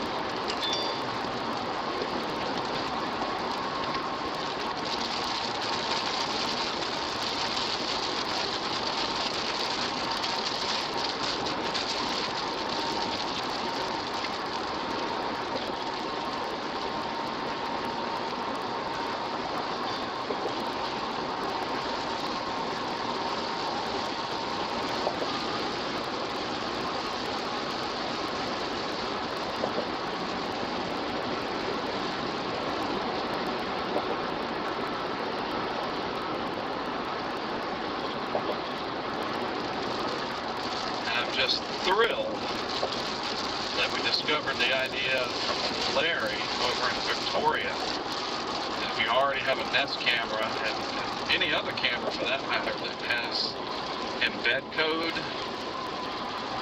that comes with it. And it's not going to work. I don't know how Net or Ring is from Amazon. I don't know. I'm assuming it does. But any camera that has an embed code where you can embed it in a web page, that would be amazing. So then you just tap into people's cameras that are already out there, in addition to bringing some of our own. Just to have a nice amalgamation of everything in one dashboard.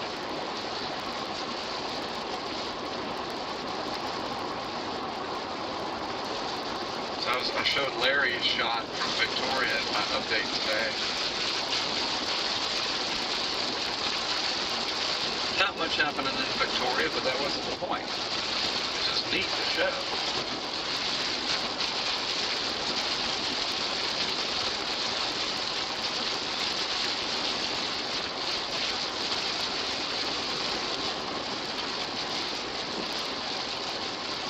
So yeah, oh, I forgot to mention that all the way in here, back there, after Ike, it was just Yacht City. This whole thing was just littered with boats. You couldn't even come this way. Everybody had to use the other lane. Coast Guard was pissed. So people just, they didn't leave. So there was hundreds of yachts and big boats and whatever. It was littered.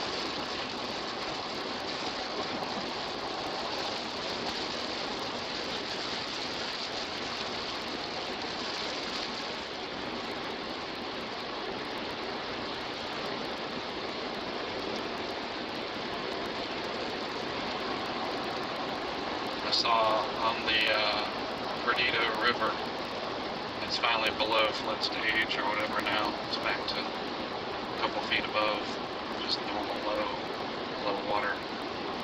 So when we get back there, In half a mile, continue onto Broadway Avenue, Jay.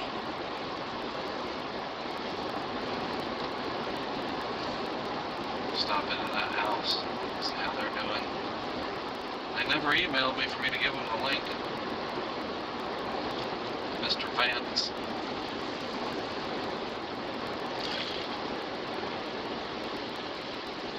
Yeah, probably suspicious of anybody putting cameras up. In a quarter mile, turn right onto 57th Street. Okay, ignore that. We're going to go all the way to the seawall. Alright, so in Ike, what happened Turn was... right onto 57th I just Street. shut you off, lady. What the heck? Goodbye. You're off. In Ike, the circulation was so big, the wind field of Ike was so enormous that the northeast wind pushed Galveston Bay and the Gulf into Galveston Bay so that it started filling up and coming in from behind, from this way. And so this is Broadway, which kind of goes right down the middle. So throughout the day, before Ike's landfall, the water was coming up from that way towards that way, which is the Gulf. Then you could literally pull over, and like I told you, you could stop and watch it moving, coming up. It's slow, but you could definitely see it. If you put a stick an inch in front of it and you wait a few minutes, the stick would eventually float away and the water would catch up to it. And it was really windy, had a giant wind field, tropical storm force wind. And down at the waterfront along the Strand, which is kind of like our downtown Wilmington, our Water Street, it was filling up. It was, bad. And there's a boat down there, a very historic boat. And Lou Fincher wanted me to get down there and put a camera where you can see the boat. It's called the Alyssa. And Mike Watkins, we only had 3 cameras back then. They were $1,500 a pop. I had Lowe's and Sprint helping, but very expensive, very difficult, and cumbersome and big. You could only put so many in the Tahoe anyway. And we had a weather station that we had set up at Galveston College when we actually had a 5-meter wind tower a long time ago. Totally different now. No, I totally remember it. So we only had 3 cameras. So the first 2 cameras, one of them was in Bermuda Beach. We'll go there. And the other one was up here on 60th Street or something. I can't remember exactly. It was on the east end up here. And then the third camera we were going to put over on the Alyssa. And couldn't get there. We got to Broadway and like 17th Street or something, and the water was coming up, and Lou was just like, what are you talking about? You can't get there. You just go down. I'm like, no, man, the water's already up. And he couldn't believe it. I showed him on the live feed from the Tahoe, and he about pissed his pants, dude. It was like very alarming. And so it came up, and it worked its way almost all the way over to the seawall. Whew, that was close. So had the seawall or had the Gulf and the harbor or the bay met, like I told you, I would have lost the Tahoe. But the San Luis Resort, we'll go there too. That's where we were staying. CNN put me up in a nice room on the 11th floor, and it was catty-cornered to Jim Cantori's room. That's what was funny about it. And you could see all of Galveston from up there, and it was just insane to look down and see the water. It's like Galveston was sinking.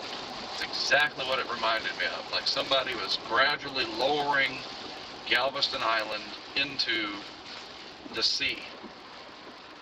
And there's nobody here. Thanks. That's good.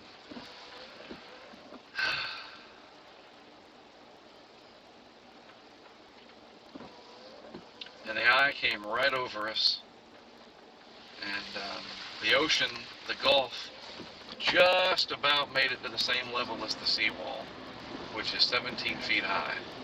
It almost came right up to it. Missed it by about a foot. The waves would come over, but the actual level missed it by about a foot. And the eye came over, and went out in the eye, and it was very warm, about 80, 82 degrees. There were seagulls flying around. It was dead calm. Absolutely incredible. Huge eye. And then the backside hit, and it hit the hotel broadside. And man, the wind blasting through the windows in the hallway, it sounded like 100-mile-an-hour wind screaming through the largest pipe organ you can imagine. It was horrible. The screaming, dissonant sound, and it literally, we all thought, that's the sound of the 6,000 souls that were tormented from the Galveston hurricane of 1900. That's what it sounded like. Very, very high-pitched, all dissonant. And it did that for hours. And then the windows started blowing out, and the whole building was moving. You could feel it. So the fire department came in and started evacuating people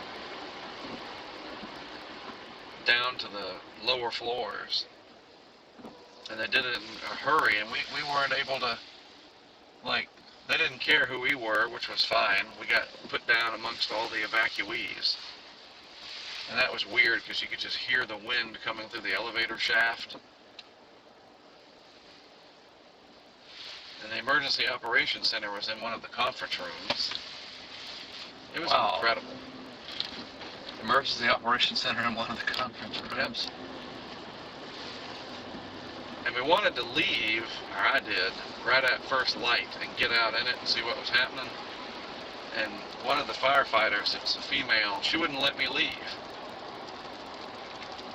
She was like, I can't let you go out there. It's like, come on, I know it. And she's like, nope.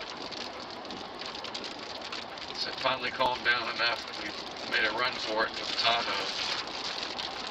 And you remember that trailer I used to have, that big trailer? I don't know if you remember that. We had a 20-foot trailer, cargo trailer. I don't remember that. It's weird. We carried a bunch of stuff in there. Unhooked that, and then we drove around.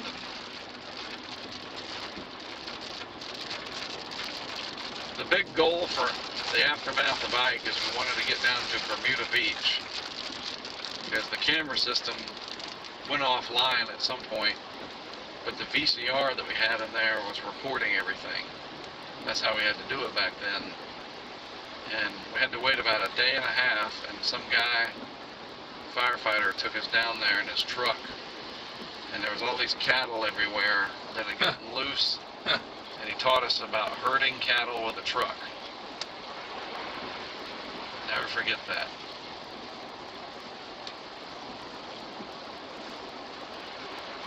And we went and picked up the box, and we had 9 hours of tape from the surge and everything. It was pretty good. Pretty neat to see. It was a big score for the day.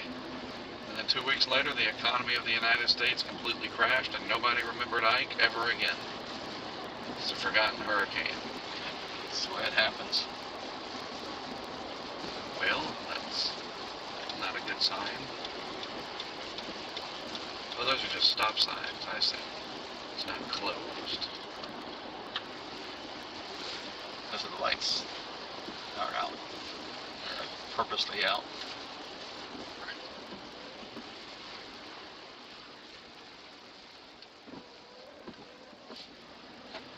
Stewart Beach. And you'll notice when we get up here, there's these two giant towers, these condos down here on the left. And you're just like, how can anybody authorize those to be built on the Gulf? We probably can't see them because of the clouds, but there they are. God, look at this. The Ford's gonna just, the power's out down here, dude. Ford's having issues already. Yeah, the power is out. Look at that. What the heck? That's not good. So that's the seawall. Boy, the Gulf looks angry.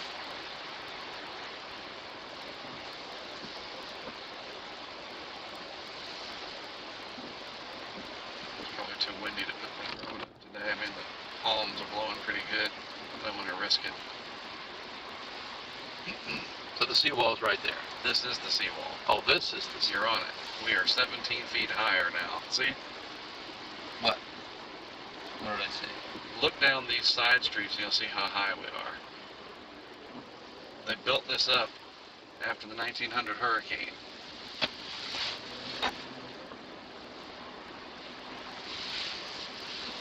See? Look down there. Yep. I see. I have a book about it. I should lend it to you. I would actually like to read that. I didn't realize it was, 100 foot wide.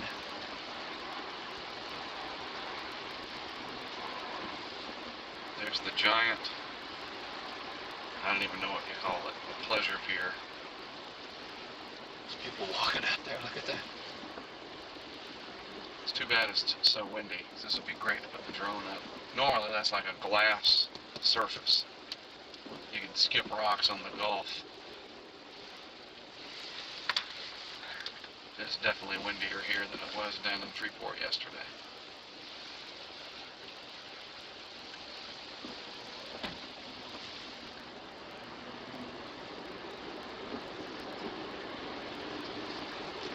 Salt grass.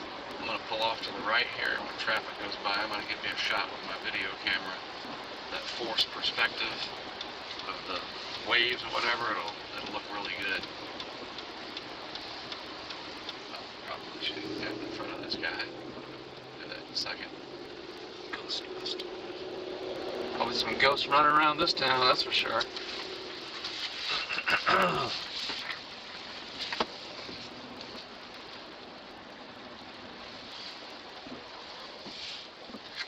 a shot of those people over there.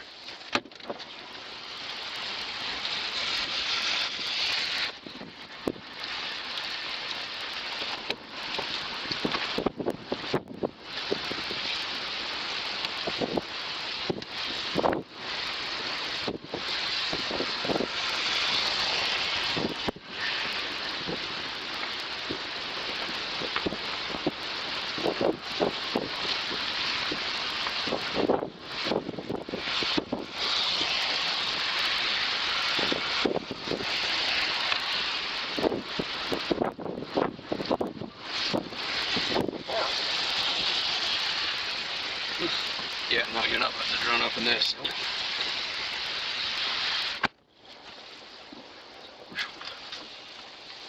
It's a stiff wind here, that's for sure. UPS guy.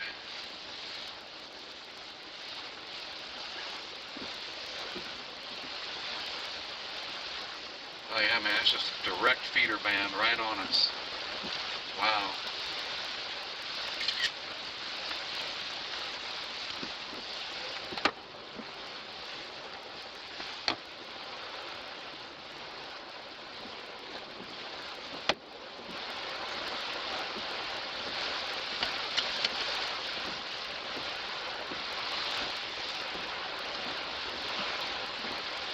I thought it was the law to have your lights on when it's raining. It is. Crap, it rained inside.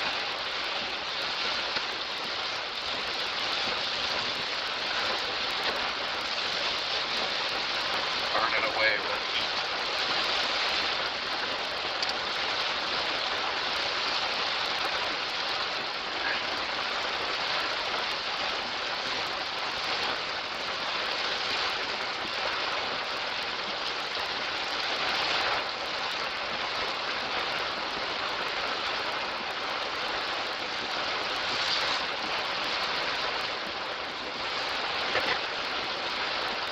So the waves were hitting the seawall, and the waves were going 40 to 50 feet high. It was insane. It's one of the most incredible things I have ever seen.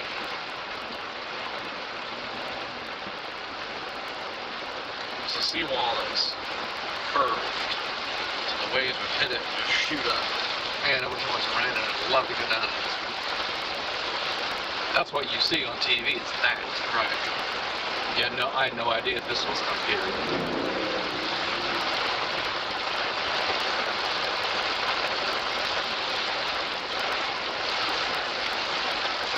Murdoch's was completely crapped, and Ike was all over here, shredded it, the storm surge. This was a hotel up here, and it got bleeped. So then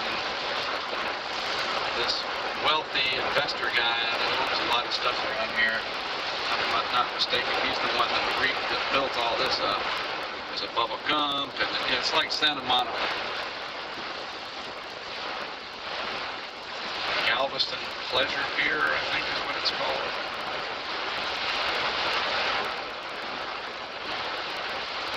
This is a pretty good little squall coming in, man.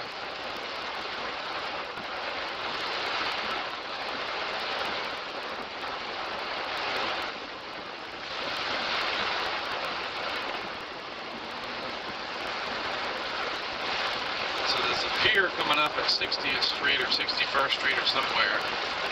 It's on the left, it's still there.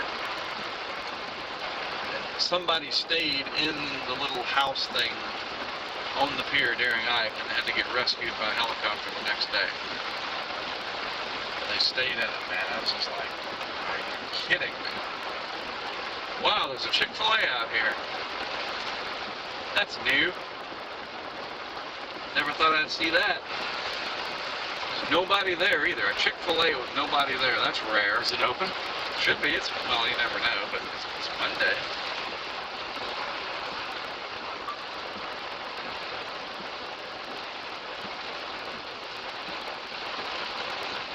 To me, this is just one huge piece of hurricane bait. It's just waiting. Huge storm surge and just take that place out.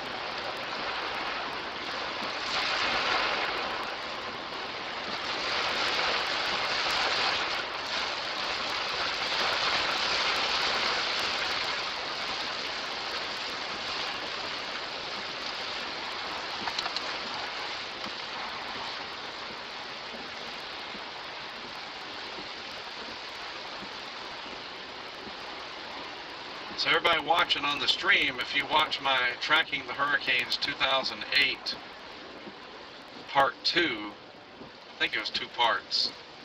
The part about Ike, Hannah and Ike, you definitely want to, that's where this was, Hurricane Ike. So Isaias replaced Ike, just so you know.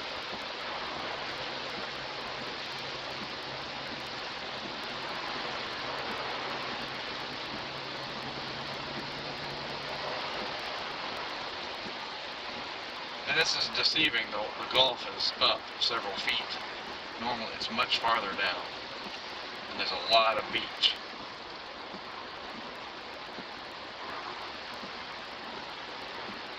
So coming up here on the left is the Galveston 1900 monument.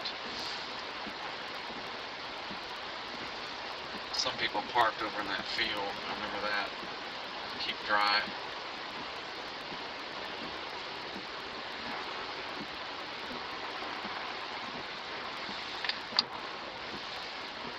This is very popular down here during Mardi Gras and spring break, as you could imagine.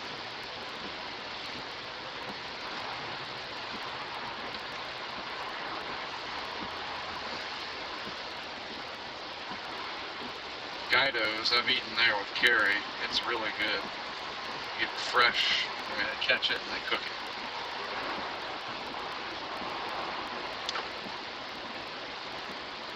Carrie used to stay in these places in a timeshare down here.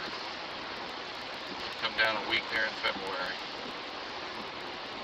There's the truck we need for getting through flood water.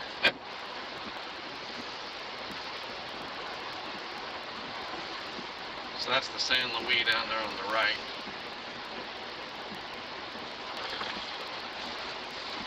And on the left, coming up, is the monument.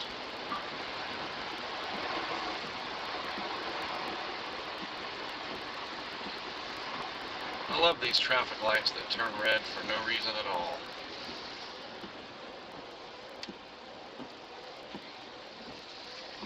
Wow, they have an academy on Galveston.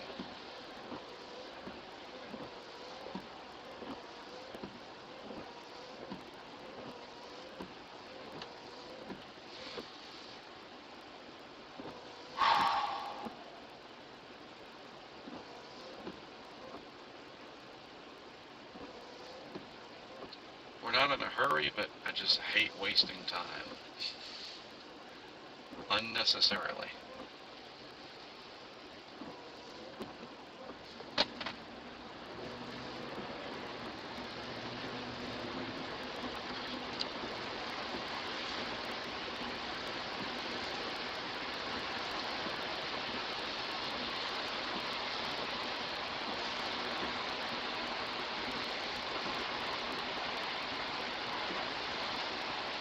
So that's the monument right there, that man with a child and a woman reaching for the sky.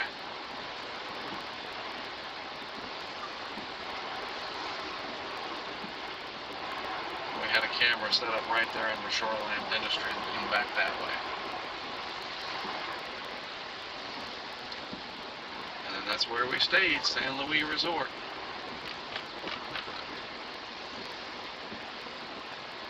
As you can see, it's built up like a fortress.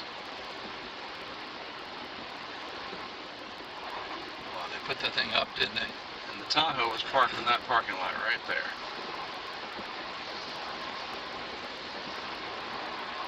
And you come out and you come and you look around the corner, and you look down the street, and 1 block over, that was the bay.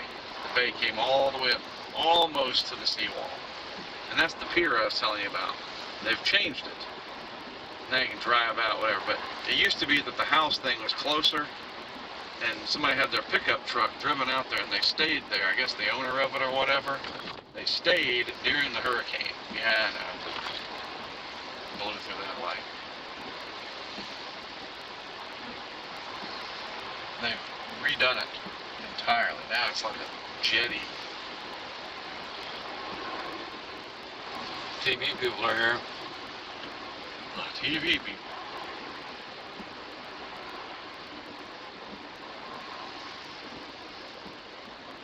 That's a pretty scary scenario there. There's nothing around but that stuck out in Yeah, it used to be right there. violence. And they stayed. I mean, it was like, what are you thinking?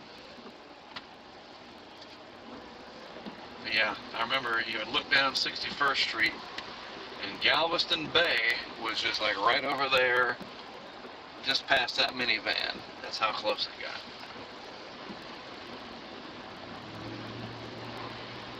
There was something like 10,000 people that stayed. And that was the one, remember where it said when Ike was coming, that if you stay, single family houses, blah, blah, blah, blah, you face certain death? So it was a 20 to 22 foot surge. People stayed. It was a category 2. They're like, it's just a 2. That just doesn't make sense. I'm not leaving. And we can't go to Bolivar today, we just don't have time. But there's parts of Bolivar Peninsula that swept it clean. Crystal Beach, Gilchrist. And you remember there's that one house that survived. You remember it featured prominently. It was a big yellow house, all by itself. Everything else was gone, and it survived. They built it stronger and whatever. Everything else was swept away.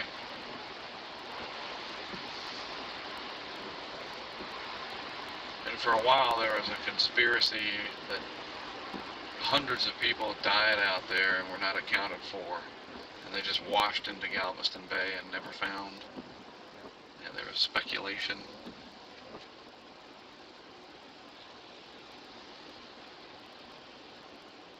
I don't know, maybe there was.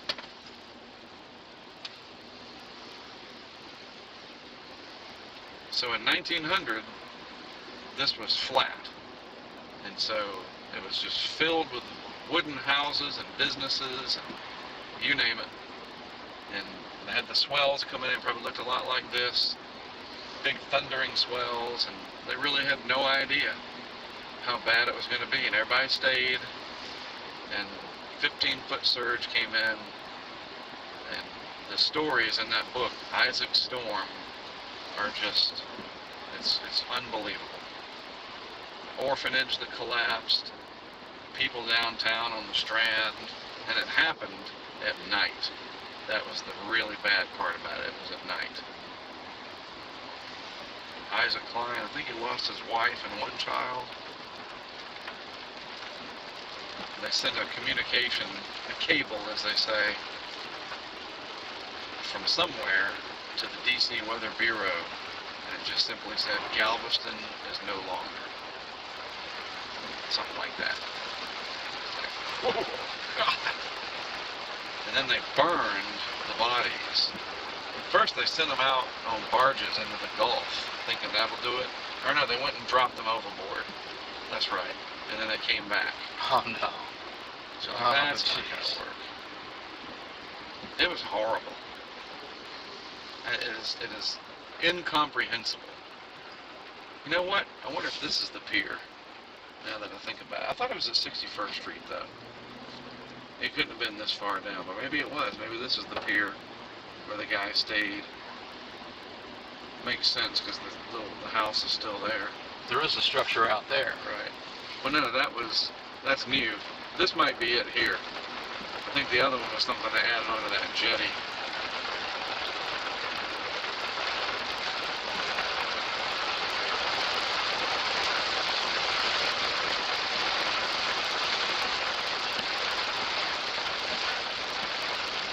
Yeah, this is the one. It's all been redone, of course. It's a damn shame it's raining and windy. It's a great drone shot.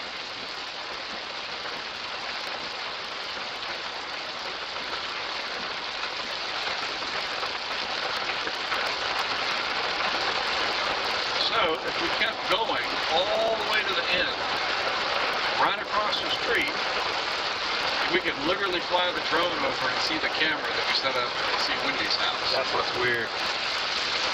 Looking at it on the map, and it's like, wow, it's like right there. Yeah, San Luis Pass.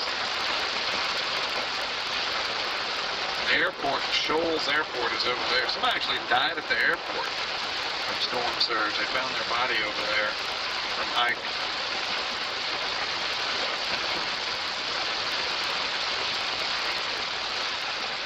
Some of these are storm chasers. Media stringers, some more technical. So the seawall gradually dies away. Grades out, and then it's level. Now we're getting it towards Bermuda Beach and Jamaica Beach. And Mike and I came out, set up just like this. That morning, the firefighters let us go. We came up to here, and all of this out here was still underwater. Naturally. It's about 1.5 miles, 2 miles to Bermuda Beach. I told Watkins, I'm just going to walk. He's like, no, you're not. He's like, you know what's in that water? There's alligators. Dead cattle. Chemicals. You're not walking. So I didn't. We waited another day, the water drained away, and then a firefighter took us out here. It was crazy. We were the first ones out. We were in a convoy. It was just wrecked. And all of that is on that documentary from '08.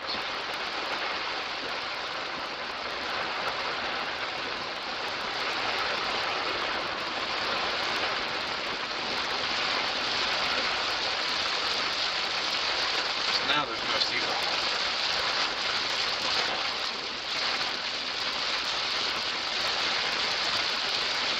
And that ending part of that movie Monsters that we watched, that was filmed right down here.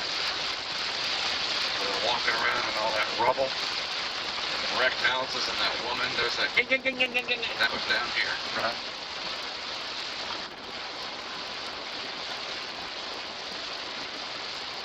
I'd love to know where that gas station was, though. Probably have a Bolivar somewhere.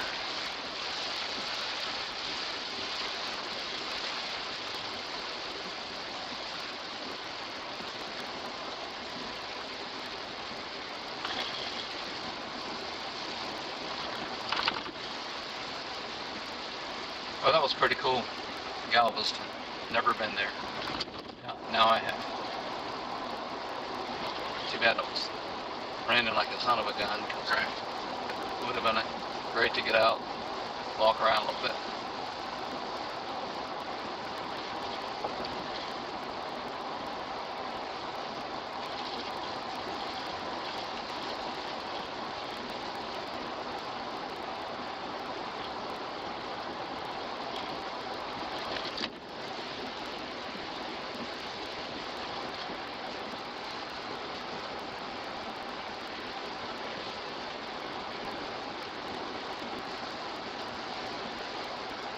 Bermuda Beach.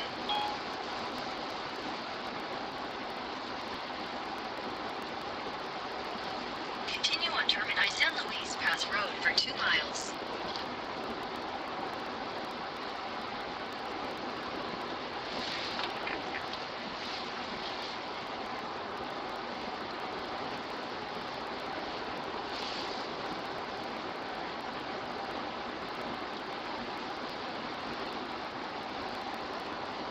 It's not bad down here.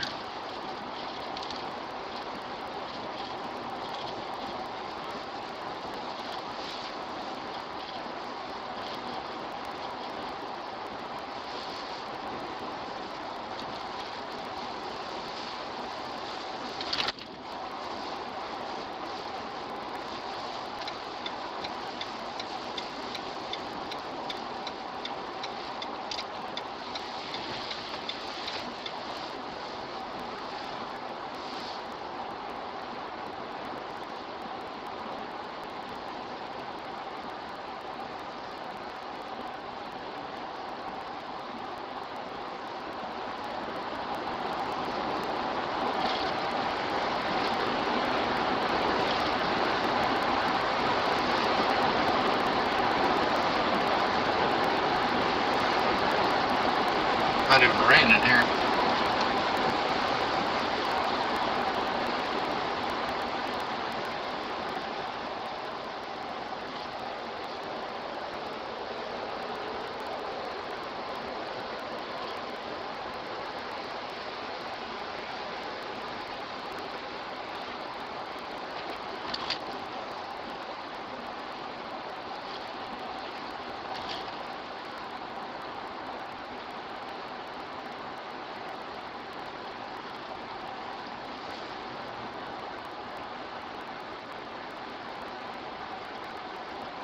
Last house. In half a mile, turn left onto 11 Mile Road. Take a picture of the house for Watkins and send it to him. Give him PTSD. Flashbacks. Turn left onto 11 Mile Road. Ike really affected him. Water coming up there, it's haunting. And you know you're going to be safe, but your instincts tell you otherwise. In 800 feet, turn left.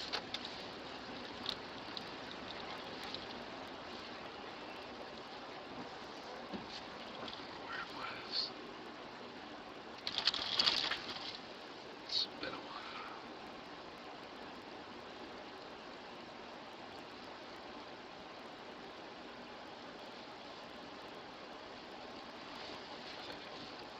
The wrong spot.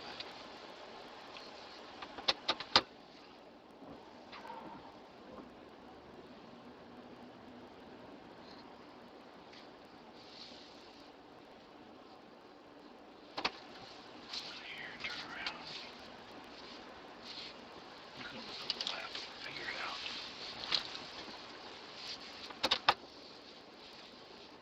Oh, something like Richard Street or something.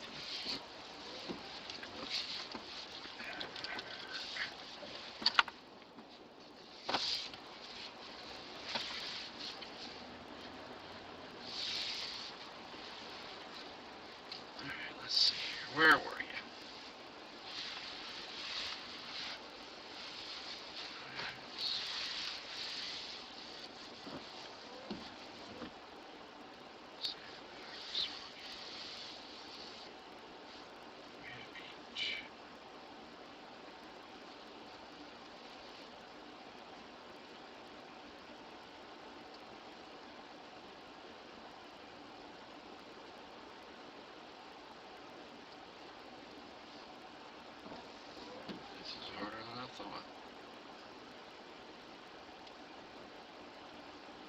Jamaica Beach, nice. Marina Beach.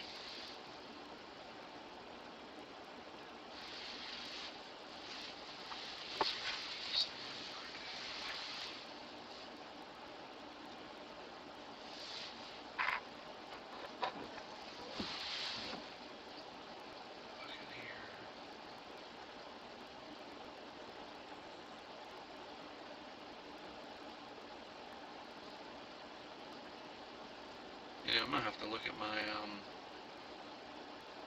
hike video, and I took a picture of the streets in the video. I can remember all those other things, but I can't remember that. Come on.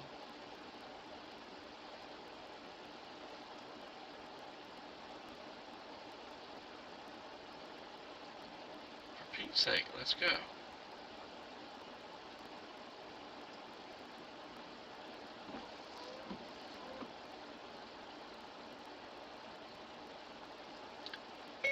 Tracking the Hurricanes 2008.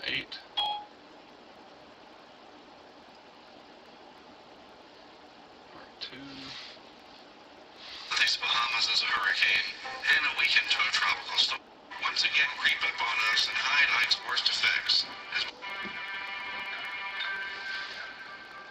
Where was it? So this is the Broadway and 17th Street that I was telling you about. One of several fires broke out very near where Mike and I were. We tried to place calls to other people who we knew were in the area to see if they could tell us exactly where it was. Here we go again with the fire. Is he answered? There's a fire. We got a fire.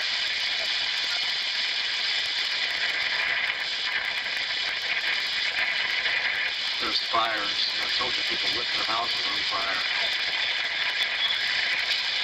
Come here! Fire! Come on, we got it! Behind the hospital! Behind the hospital! There we go. We settled on 13th Street and Avenue N and a half as the location for a third remote camera unit. Time was running out and we would soon lose daylight. Even though the seawall was keeping the Gulf in check, this area seemed to be flooding more so than farther west. There we go. It's John Reynolds Road. There's a little blue, that blue house disappeared. It washed away. So there you go, John Reynolds. Ask and you shall receive. John Reynolds Road. Oh, it's that way. We missed it. Head southeast on 11 Mile Road. Fine. Overshadowed. 500 feet, turn right onto Termini San Luis Pass Road. Turn right onto Termini San Luis Pass Road. I'm slipping, and I can't remember. Memory is full. Check your settings, storage. 99 cents a month, you can Right. For 3/4 of a get mile. 20 more gigs a month. I need to upgrade to the $2 plan.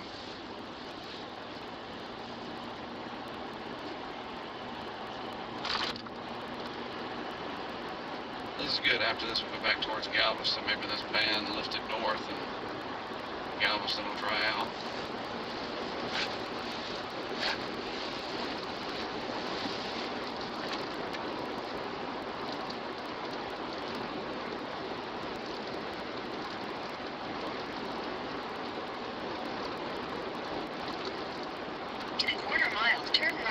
Pabst Road. Pabst, yep, that was it. Pabst and Reynolds. Wow.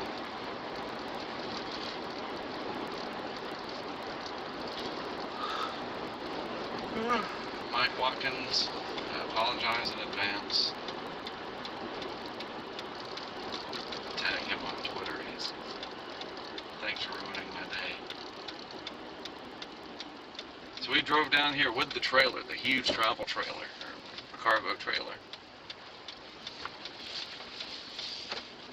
And there was a blue house right there. Obviously, no longer. That's the house that the camera was on. The camera was where the owl is. And that's the view. So this will blow your mind. This will really be cool, dude. So look at that palm tree and that house there, that reddish house, 12901. And then look at this.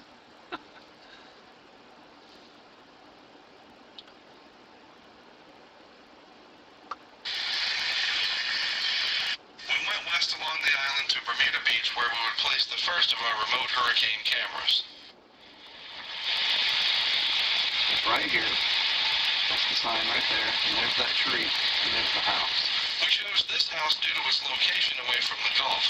Ideally, we do not want to place the camera on a structure that we think could be destroyed by storm surge. The view from the camera unit showed a dangerous situation unfolding, and time was running out for people still on this portion of Galveston Island. So it turns out that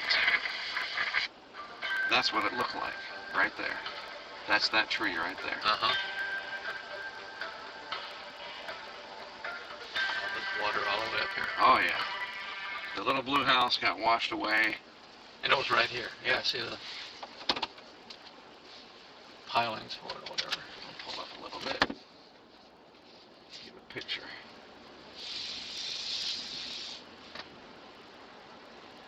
For Watkins. So there used to be a road, and they just, I don't know if they bought them or what, but they just said no more. Like there was a front road. Really? Yeah. Yeah, there's a stop sign right there. Well, the road sign is still there. Right. That's so weird.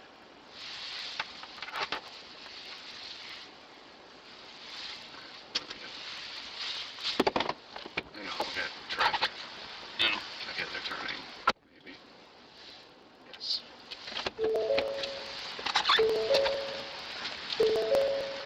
No. Okay, they're turning. Maybe. Yes.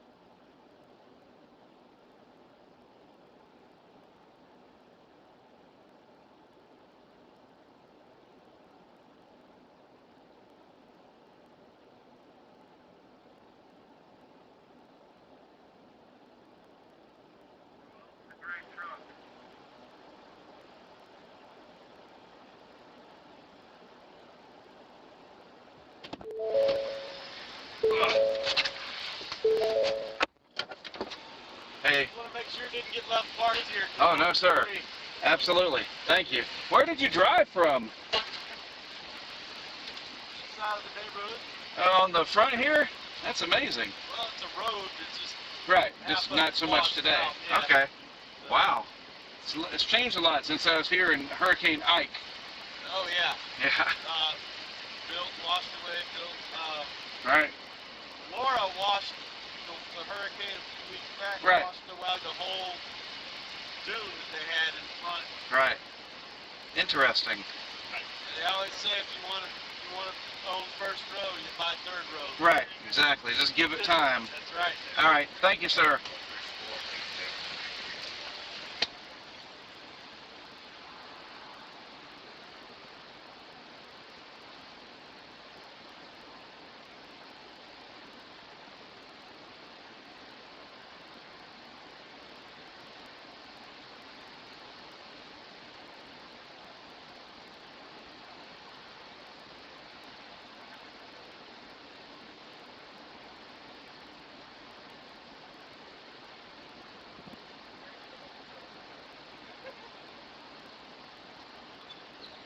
I just got the what the fuck sign from a police officer. Oh, really?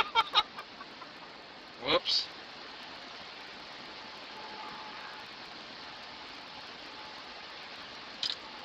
Language.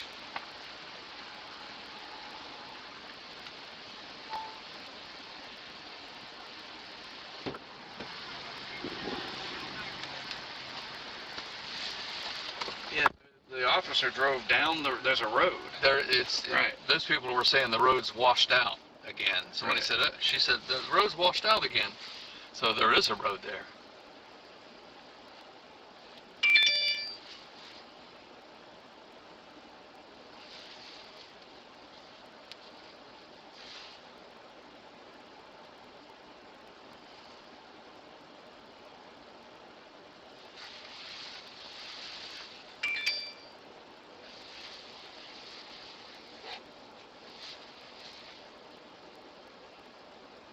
Yeah, the police officer was making sure I knew not to stay here. Like, oh, no worries.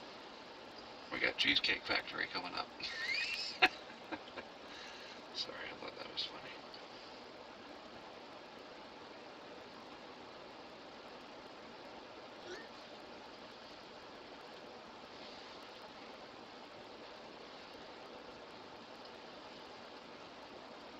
So that palm tree has hung on for all those years after Yeah. a hike. Think of that.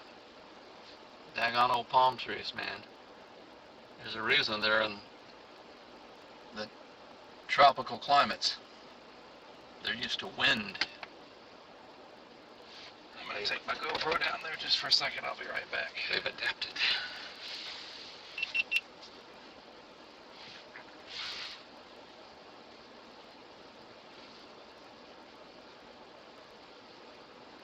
Yeah, I asked the officer. He's like, yeah. I said, where did you come from? He's like, the road down in front of the houses. I was like, oh, okay. He's like, yeah, something high tide and it's washed out and whatever. He goes, you know what they say, if you want a first row house, buy on the third row.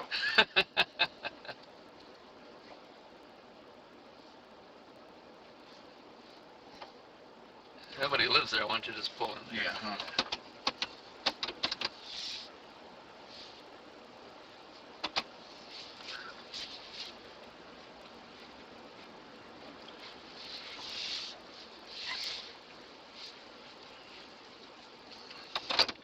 I'll be back. It's definitely muggy down here. You notice that? The air is Listen, and smell the air. There's a sweet smell in the air. I don't even know what that is. Interesting. Yeah. Have to bottle that up and sell it on Etsy. Oh my gosh, it's really nice.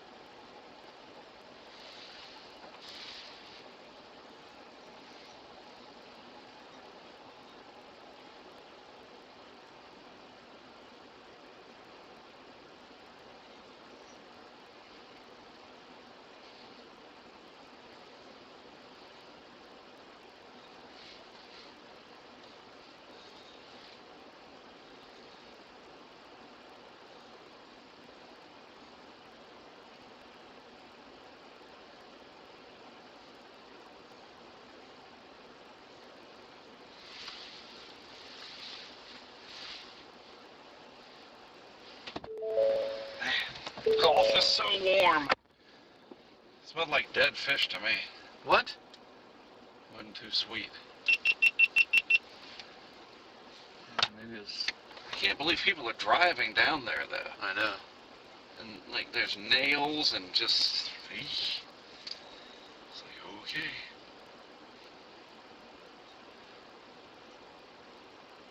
It's almost made landfall.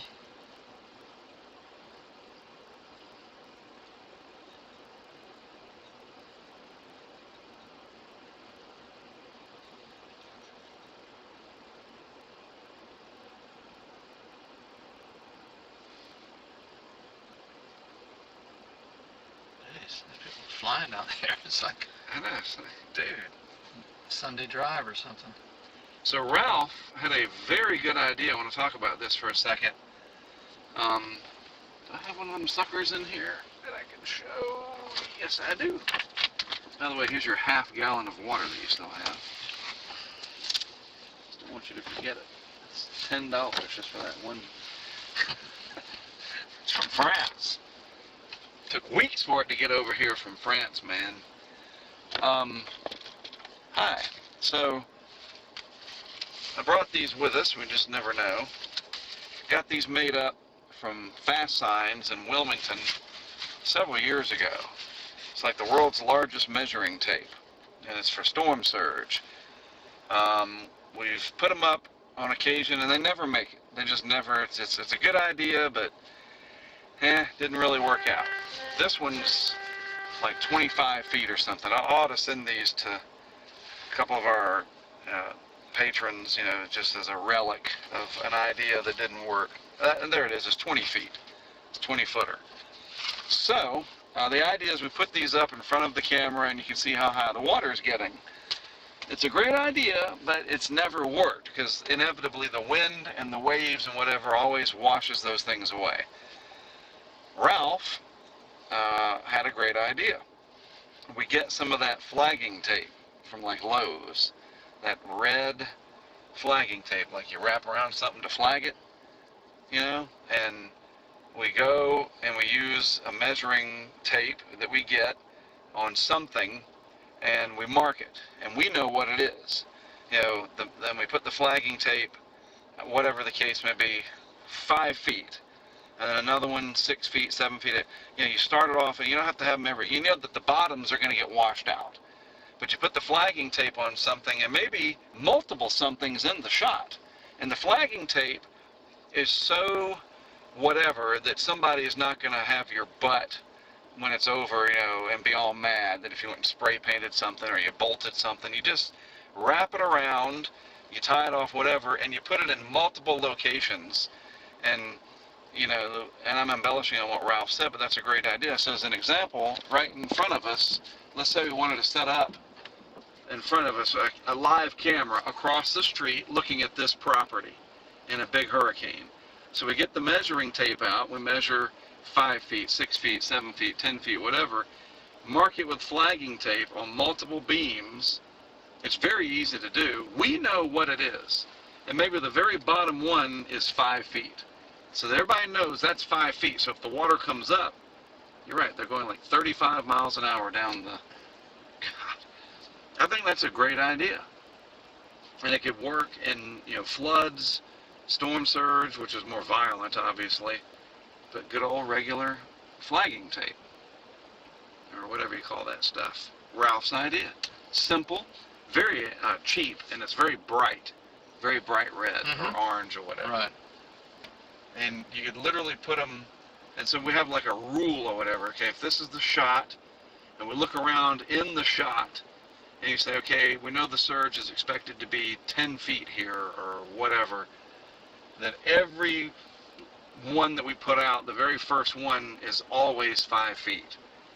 So even if it's something in the distance, and you see it, you know, it doesn't matter where it is, the first one you see is 5 feet. 5 feet. Yeah. Yeah. And so if those disappear and the water's over those, you know it came up at least 5 feet. Right. If you know the only thing showing are the 1 foot increments, then Yeah. you know it's over 5 feet. And we make everybody aware of that on Patreon, on the chat, whatever. And I think you would probably have to have benchmark. have the top one be 10 feet, so you can count down. If you count down from the top. Yeah, whatever you got, you use what you got in front of you, you mark Right. it, and you don't have to worry about securing that giant tape measure. It's a good idea, but unless it's a river flood, that's just a slow process. Well, the problem is it's only 6 inches wide, and water and wind can get behind it Exactly. on both sides, Yeah. and it just rips it off. Yeah, you'd have to come out with staple gun and Yeah. Every Right. 1 inch all the way Right. up. Take forever, and you have all these staples in somebody's then wood somebody's column. column in there. Yeah, and the flagging tape again, you can just tear that off when it's Right. over, and nobody's gonna yell at me and whatever. So great idea, Ralph.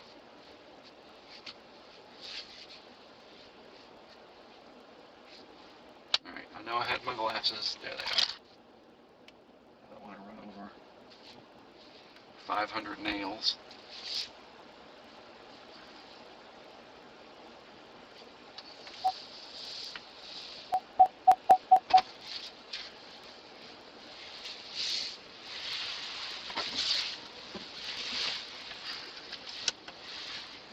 I wonder who owns that house now.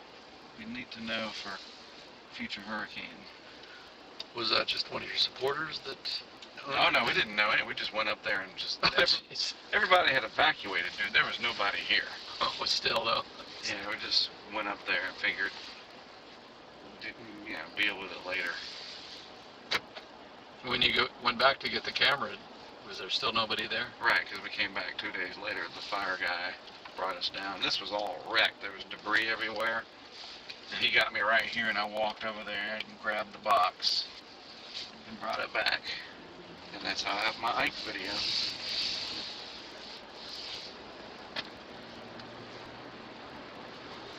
And the wheel bearings just sound funky in this thing. I know we've put 8,000 miles on it, but come on, man, it's brand new. And the rain is coming back.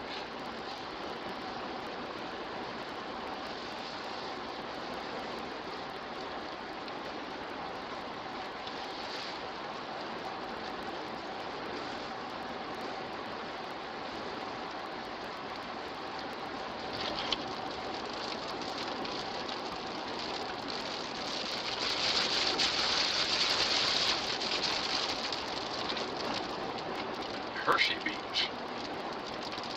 You gotta look on the beach and there's just Hershey bars everywhere instead of sand dollars.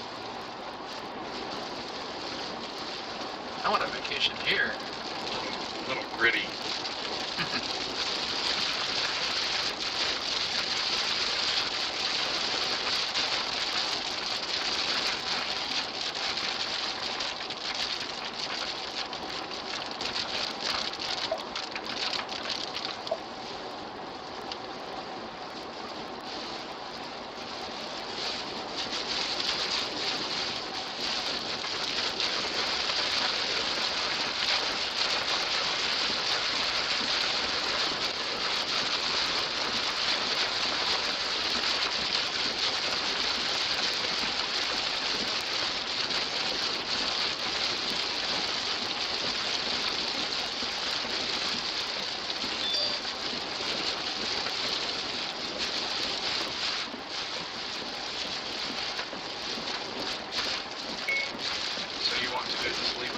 Friday night or Saturday night.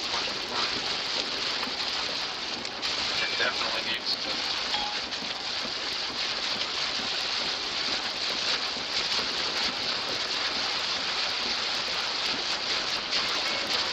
Very possible.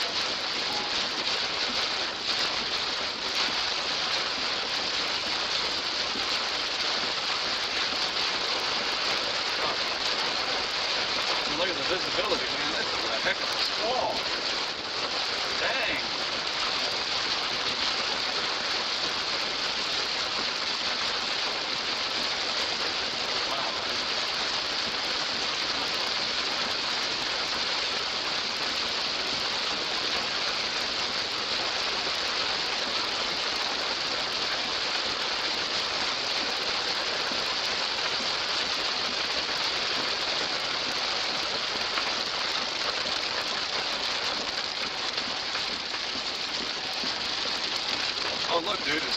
7 degrees now. Yep. That warm core. Goodness gracious.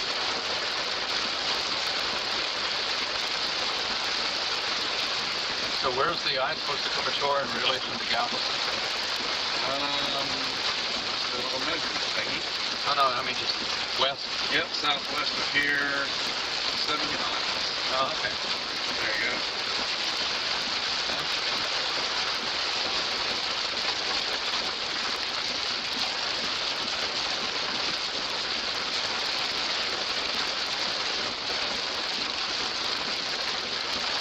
We're going east now. Correct. Roughly.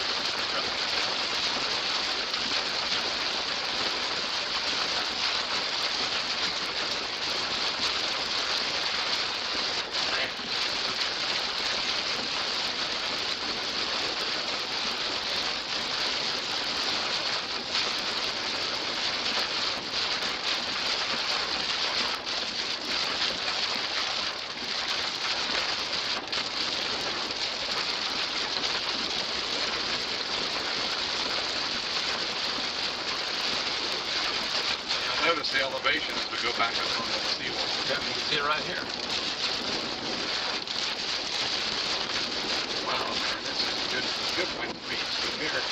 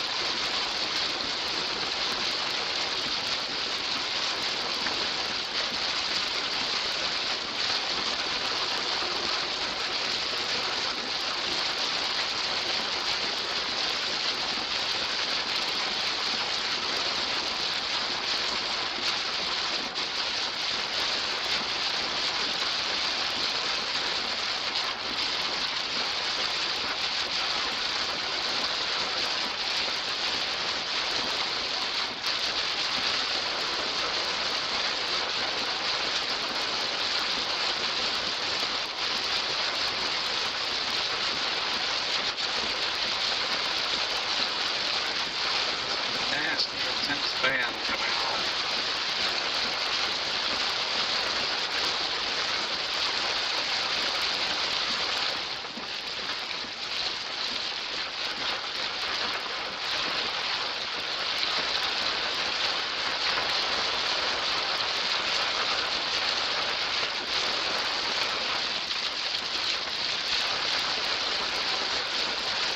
Pull over here for a minute. See what it does.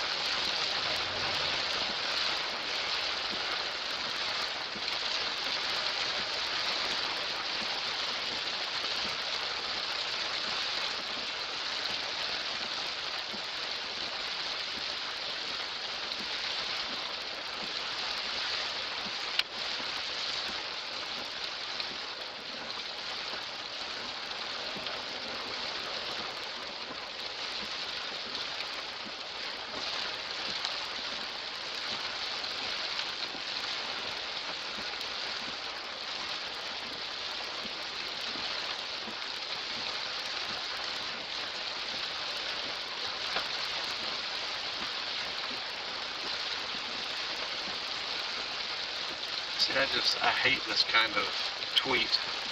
Breezy, cool, and quiet. It's like, ugh. None of that sounds good to me at all.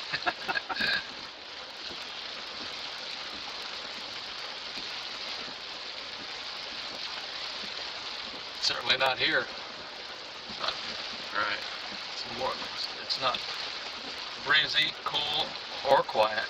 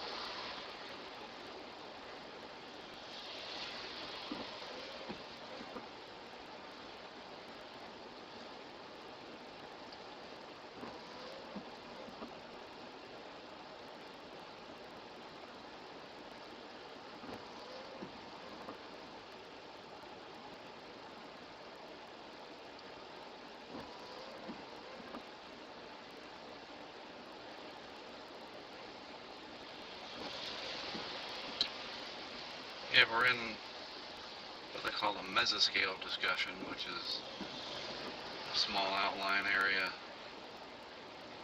That blue, whatever you call that, includes our area.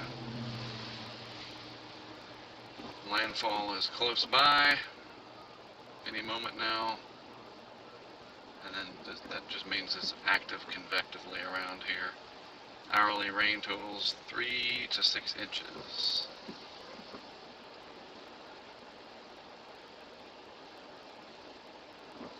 And we just saw it.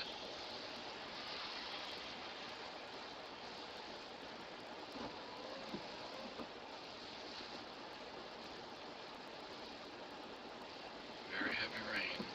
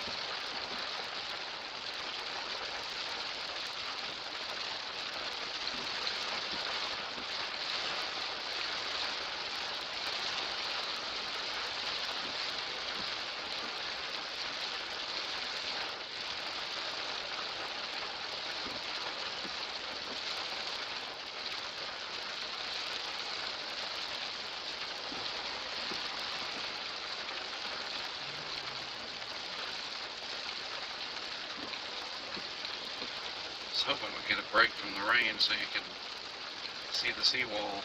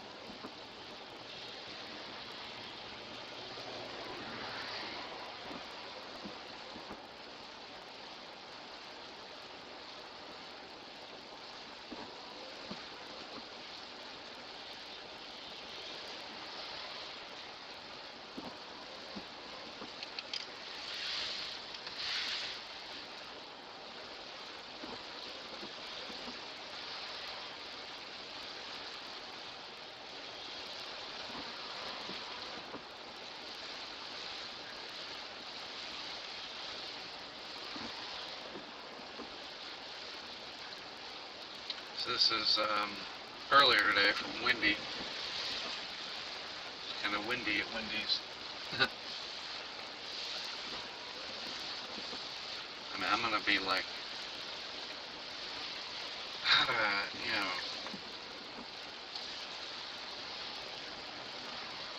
I will be anticipating a big hurricane down in that area, but not hoping for it. I mean, like, I'm going to be so honed in on that now. You know, we're going to go back down there tomorrow and collect our stuff. And I'll survey some more stuff and probably start creating a folder, but I'm telling you, that's just ripe for the picking for a big hurricane. You've gotten them, excuse me, well, she came out of nowhere. You've gotten them up here, Ike, Laura, Rita, Harvey was south of them. You know, it's just like, man, oh man, Freeport, Sargent,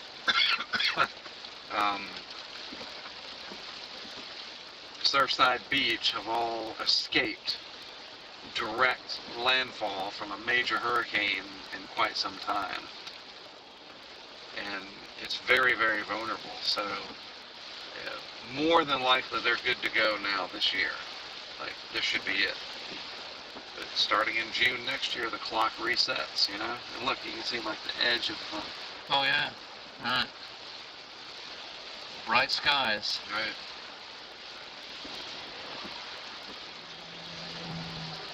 So it's just so important to know people like Wendy, and that connection made through Jeff Lindner is just incredibly valuable. And we'll have a permanent camera there. She and Michael will figure out a good spot for it and get views from time to time, maybe 24 hours a day if they feel like it. That'd be awesome. Look at the low clouds, how fast they're moving. Always fascinates me. Yep.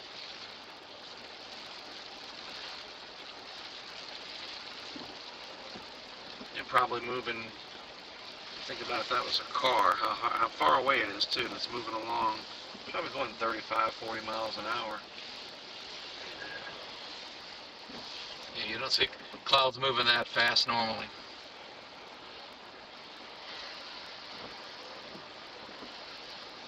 Yeah, but this is like so deceptive. I mean, you realize the water's up, and normally the beach is like way out there.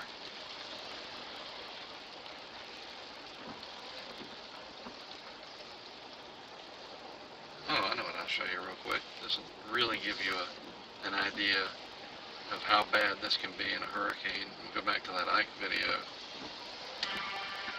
Our mid-Galveston camera was not capturing anything nearly as dramatic yet, but showed us an emptying Seawall Boulevard. Finally, people were leaving the area and seeking shelter. Ike was closing in, and I think by now people need... That's what it looks like during the worst of it.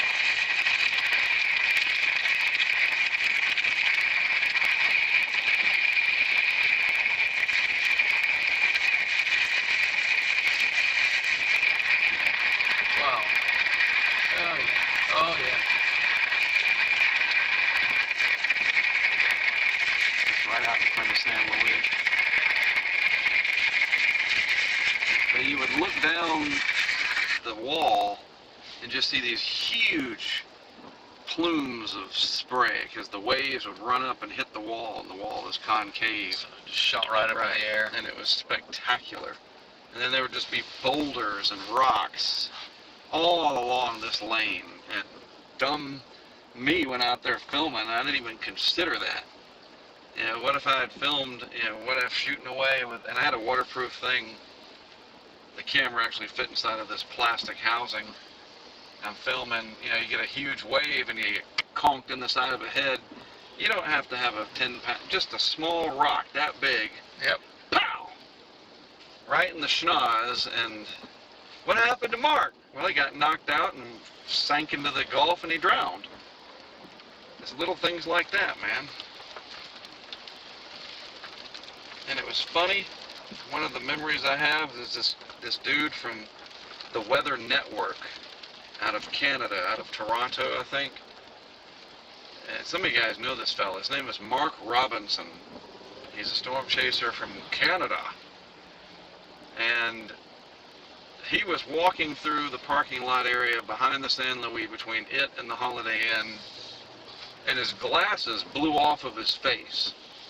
And I remember hearing him frantically crying out, my glasses, I can't find, because he couldn't see squat without them.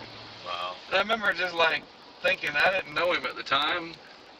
I remember the thought through my head, that's a shame. Just like, you might as well just go up to the room. Yep. You're done. Just pack it in. There's nothing you can do, dude. Your glasses are gone. Let me go look.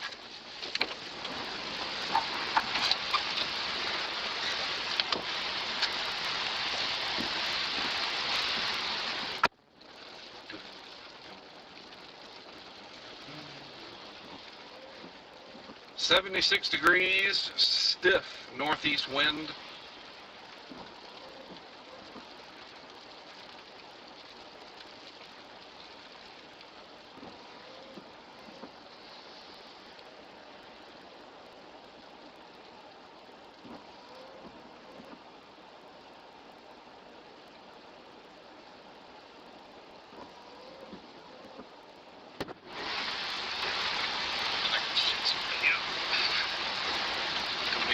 I'll lose that if I wear that out. Yes.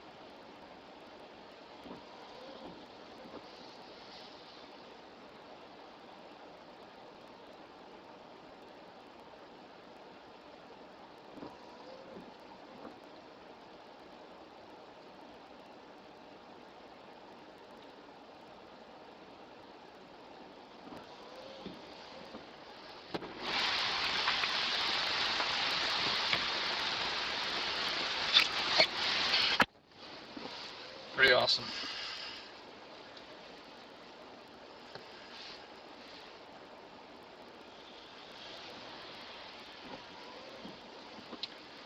Maybe get a babysitter as backup, question mark.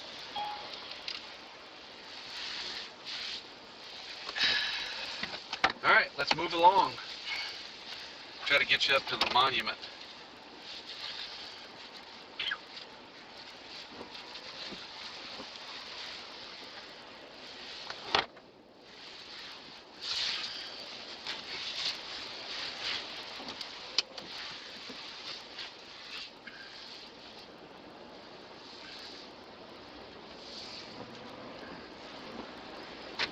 Yeah, when we get home, I'll find that book about the Galveston seawall. Lend it to you. People walking down there. Drinking. It's like, yeah, anyway, Shirley telling me Thursday she's going to come down, she's going to bring the poodle. And, oh, really? Yeah. So, I wish I'd have brought another beer. I'm running out of this one. I'm going to walk all the way back. did you notice the Gulf was a little angry today? Wow. Isn't the beach a little bit bigger? I thought it was bigger here in Galveston. What's up? What's the deal?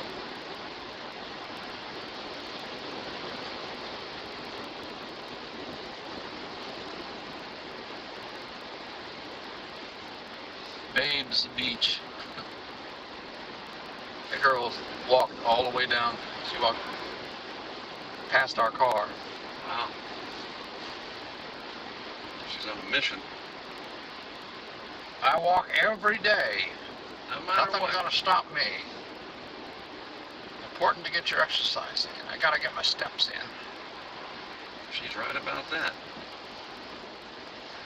I am looking forward to my walks again. These guys are walking in the ocean. In the water.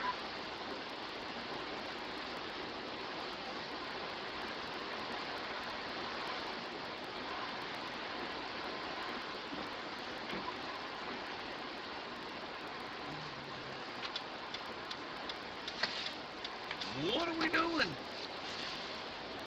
That's a chaser. You can just tell.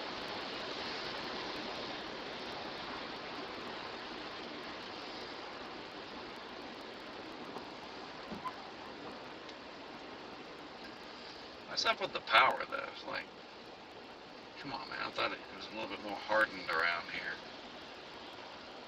Alright, well, let's go.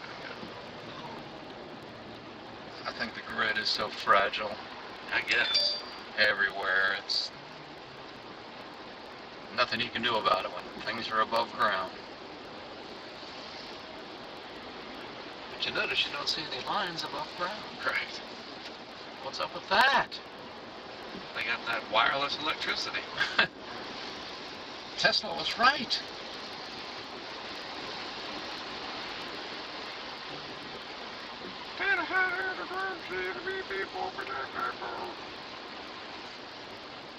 Channel 4.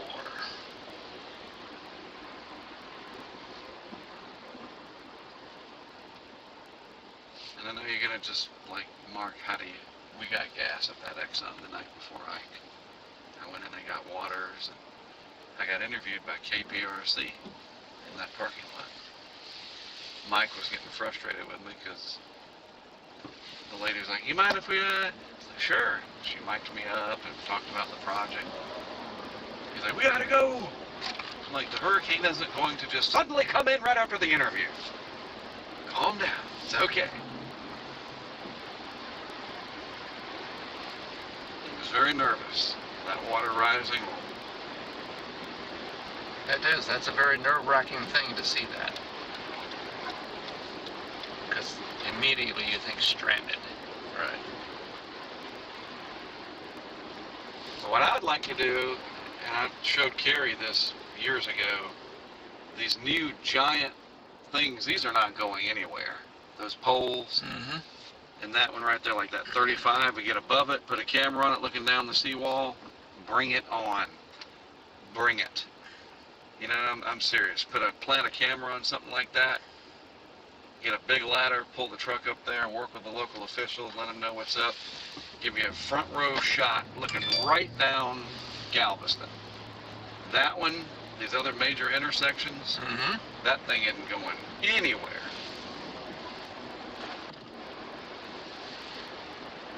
Put a live cam and a GoPro up there.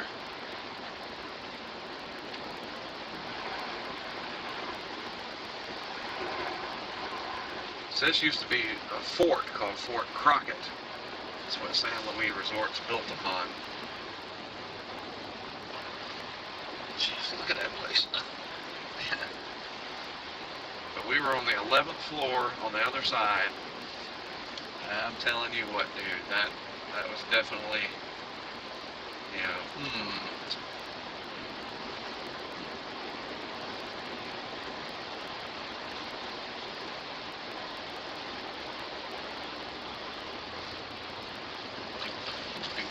yeah, it's not too bad now.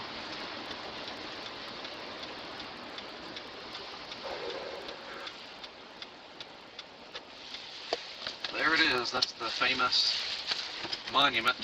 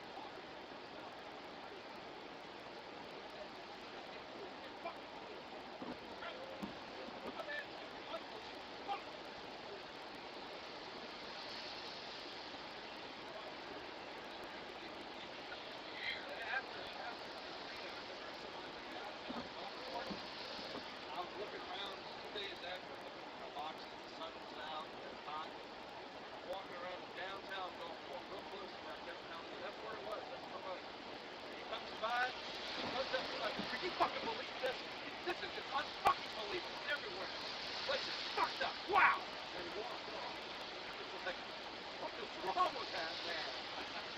And he hadn't slept in like 3 days, you know?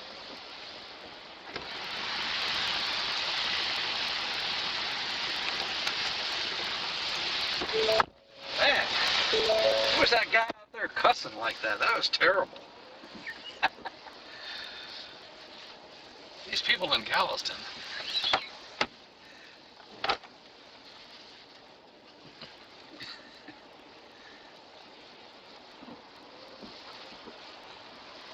I can't believe this thing's still at that 1 dot. Wow.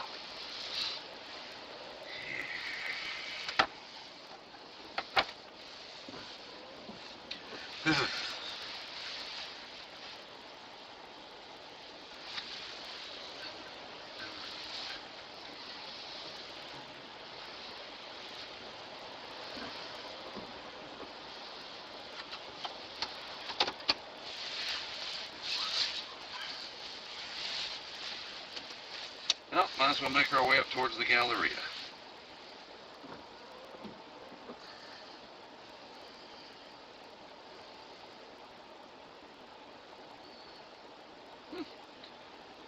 Nice. Just got a notification from American Airlines that I've reached gold status this year. Didn't realize I flew that much.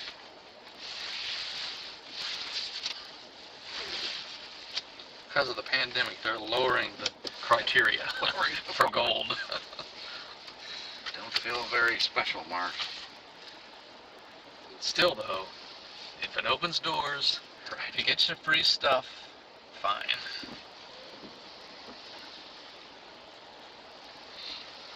First class upgrades, yes.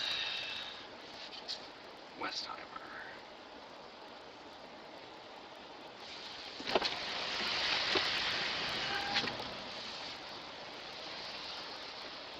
Head northeast on Seawall Boulevard. Yeah, we better go. Jeez. Gosh. Traffic on your route is slower than Yeah, usual exactly. and will arrive at 5:20 p.m. Man. In a quarter mile, turn left onto 45th Street.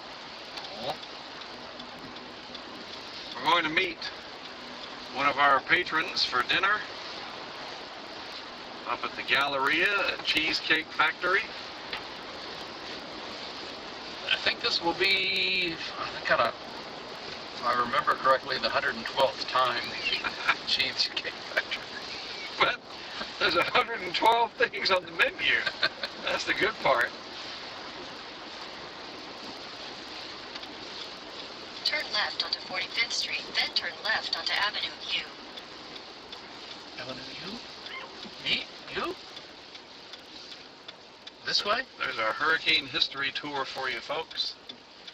This is awesome. I love historical things like this that are monumental.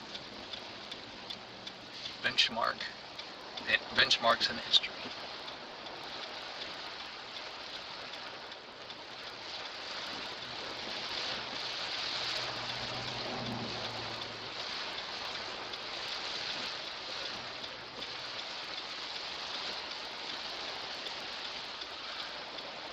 So they call it Seawall Boulevard, okay.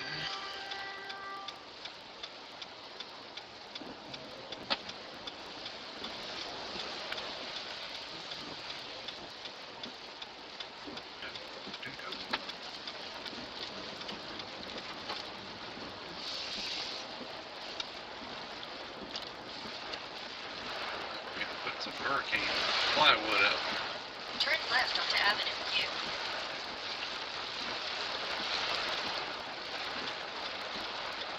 Isaac Klein, I think, lived on P Street or something. P or Q. Can't remember. Continue on Avenue U for half a mile.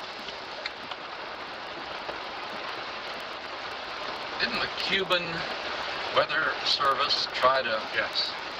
alert either Galveston or Washington, D.C.? Yeah. Sure did.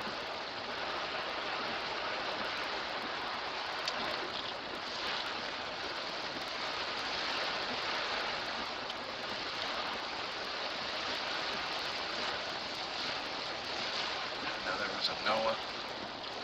laboratory here. Department of Commerce.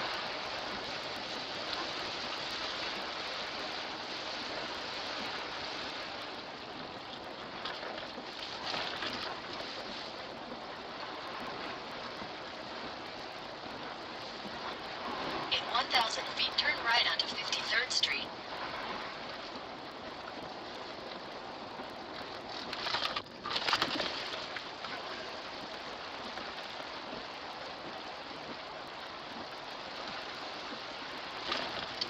Turn right onto 53rd Street.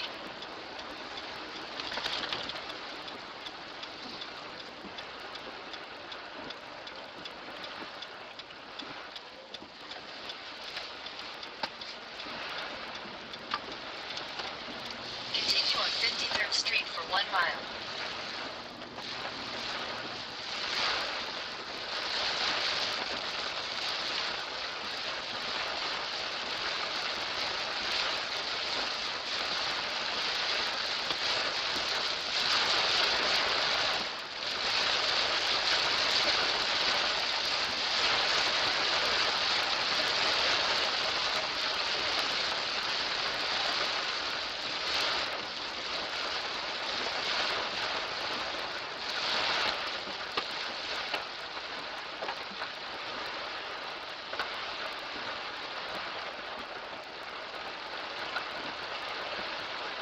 You got it, brother. It's all in.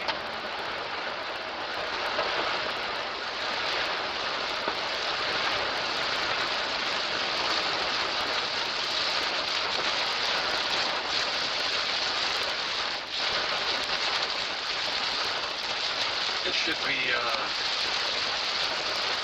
lot of fun driving into Metro Houston in all of this at rush hour. Oh yeah. Should be a barrel of laughs.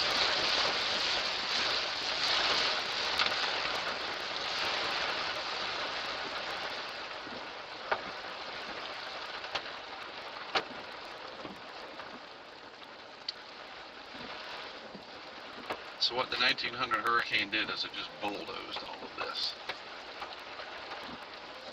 And of course there was wooden houses that Right.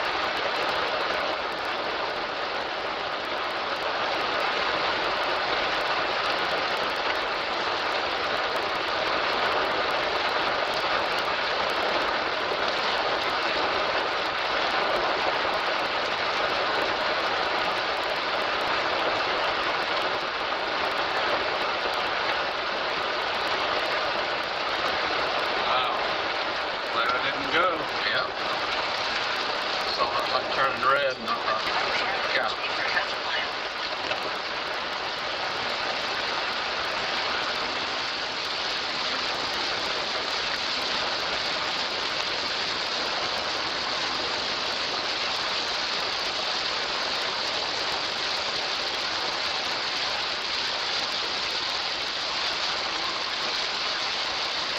Quarter mile, keep left, continue on I-45 north. All the signs for Houston.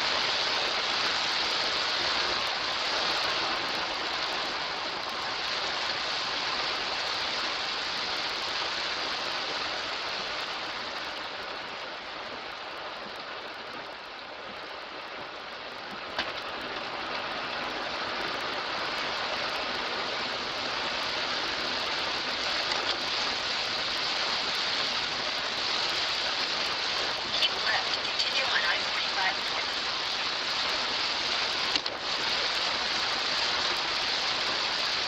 Continue on I-45 north for 40 miles.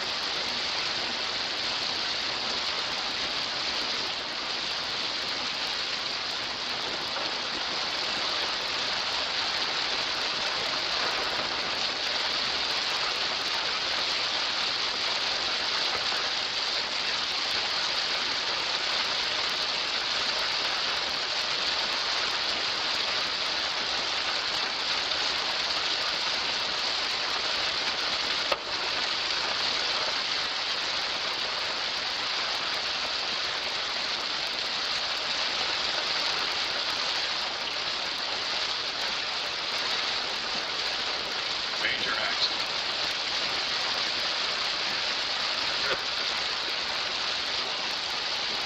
Shouldn't be any surprise.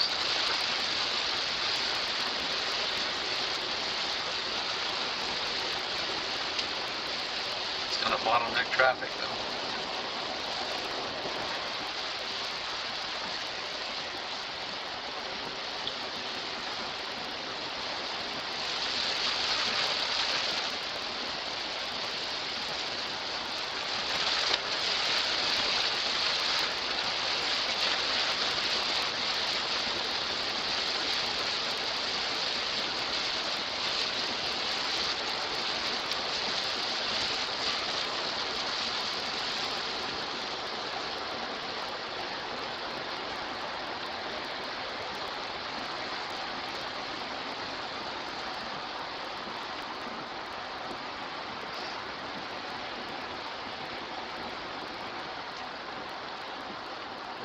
Indeed. Let the bottlenecking begin.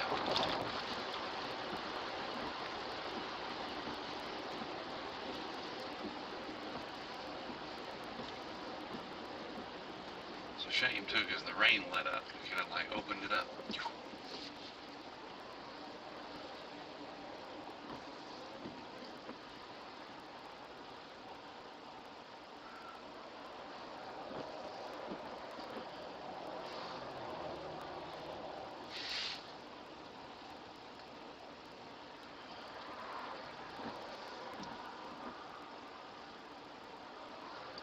There's a 5-minute slowdown at 0.25 miles. Thank you for that. We're good. We know.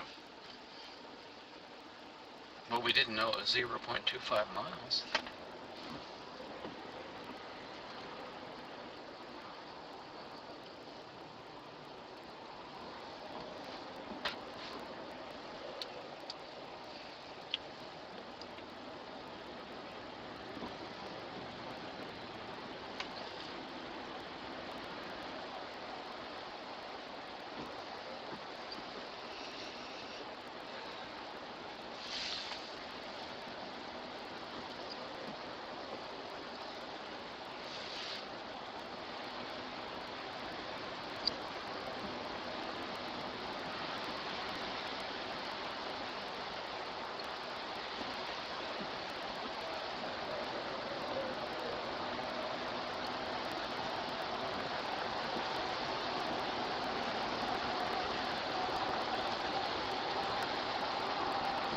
So bad. I didn't see any accident, so they must have cleared it, unless it's up here.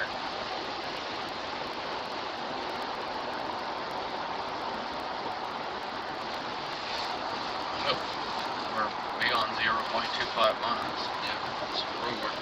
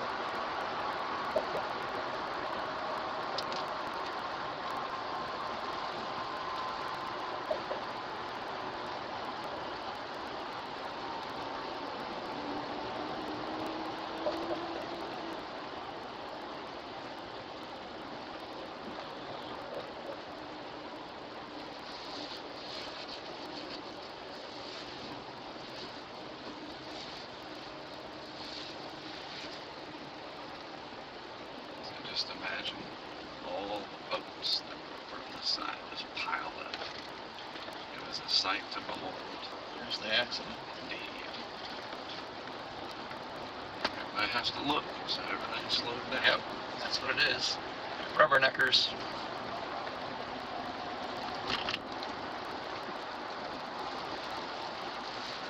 Tiki Island.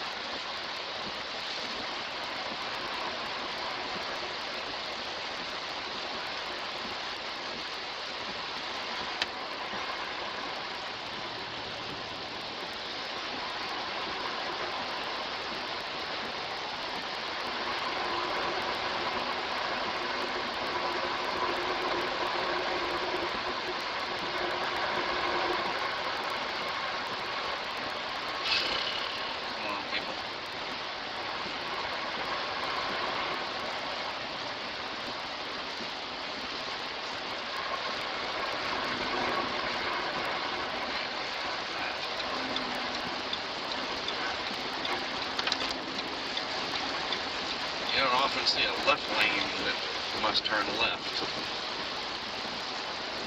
Usually it's right lane. Yep.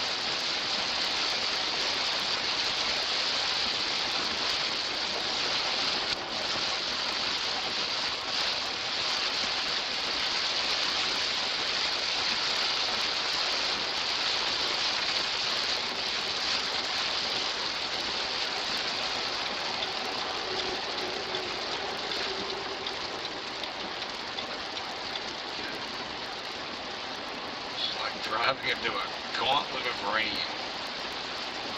Jeez.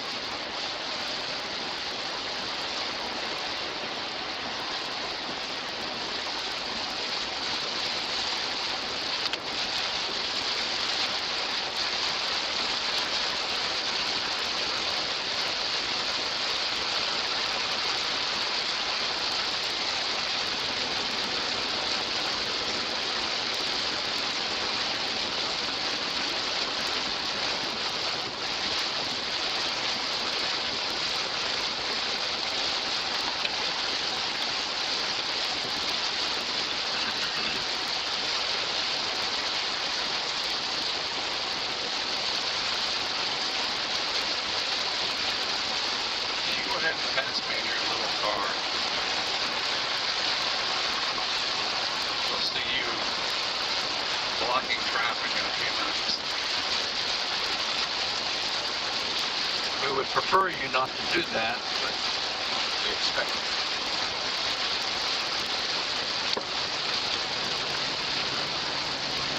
number one rule in driving in this kind of crap, do not use cruise control. Of course.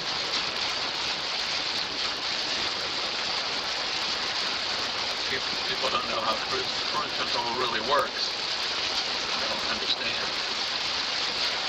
Wheels are going to want to continue spinning 70 miles an hour. Right. If it's on cruise control and you hit water, that extra half second it takes to get your foot on the brake just to disengage cruise control. Right. And you end up hitting the brake too hard. Why is the car doing that? These color changes, it's not connected to anything. It's acting like it's connected to my Bluetooth, but it's not. Right. Distracted. Don't forget you have plans. And I press 1. Yes.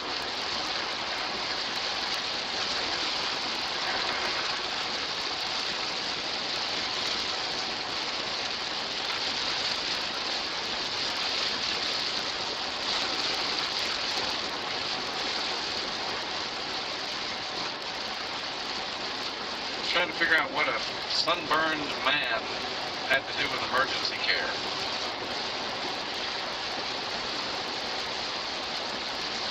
Okay. Unless it's a heck of a sunburn.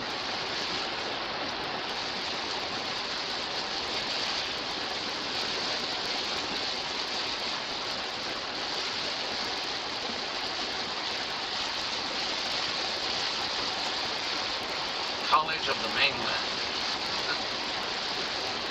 Weird name.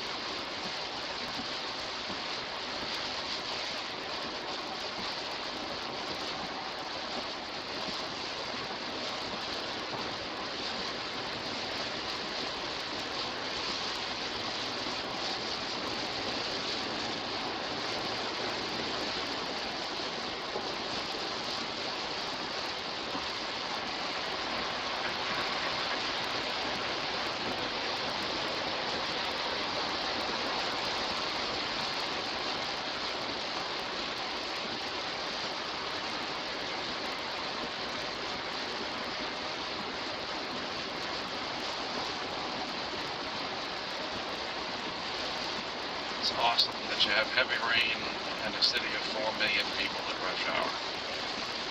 It's fantastic. The only thing that could be better if it was 26 degrees and sleeting.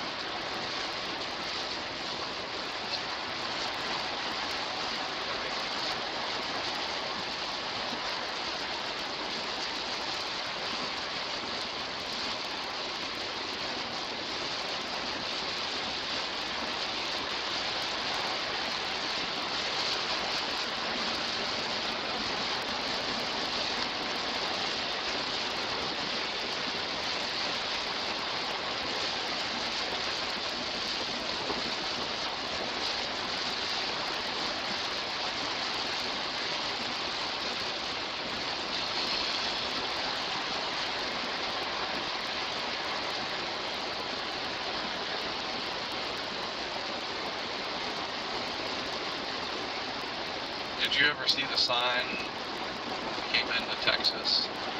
I don't think we've come in on I-10 yet. Maybe that night. I think you did see it that night that we were coming in after we helped that black fella with the gas. And it said El Paso, 826 Yes, miles. right. I love that. Like, oh, God.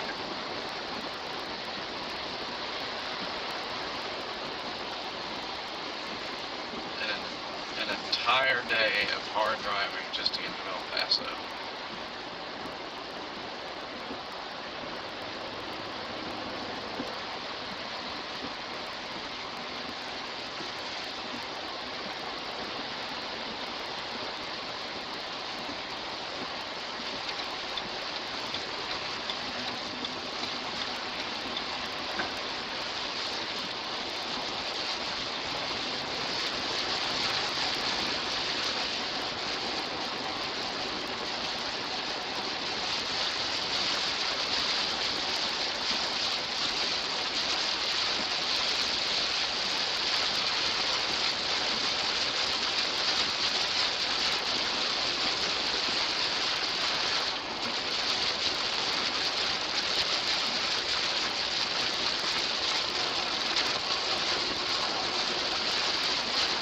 I could do without the shifting lanes. That would be nice.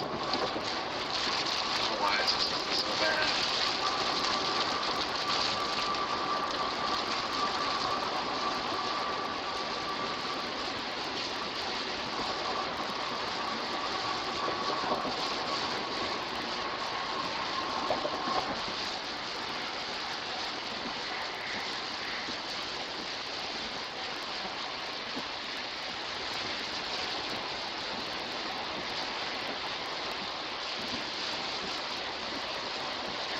So, are we ever going to drive around and just be like, hey, there's no road construction anywhere. It's all finished. Like, shouldn't it last long enough that when it's done, you can finish it? It may be done some in one location, but not in others. Lag.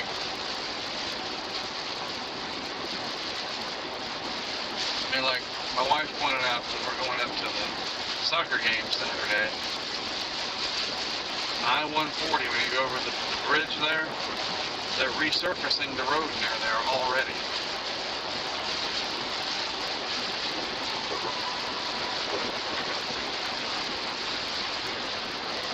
And yet, when you drive at Dutch Square, between whatever the heck street it is that Defy Gravity is on, and then behind Dutch Square there, all the way over to near Gordon Road, that street looks like it's been carpet bombed.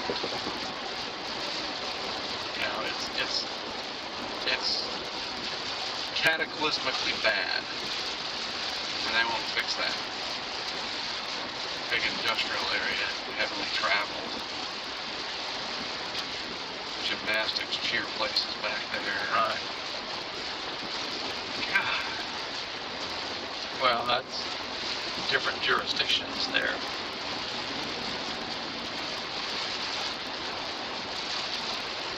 I mean, you and I have traveled on that road over near the 140, and it didn't seem like, you know, Mac, they really need to resurface this. This is terrible.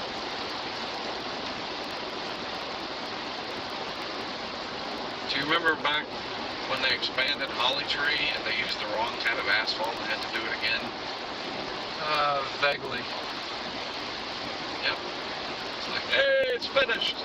It's going to open up Thursday. Woohoo! Wait a minute. Hold on. They used the wrong kind of asphalt. They're going to tear it up. It's going to be another 4 weeks. Start over.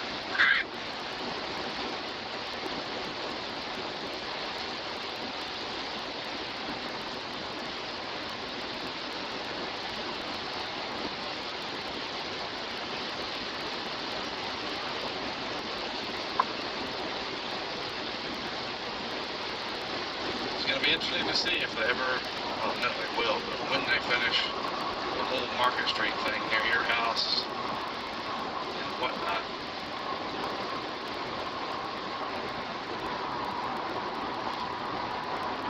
Lanes of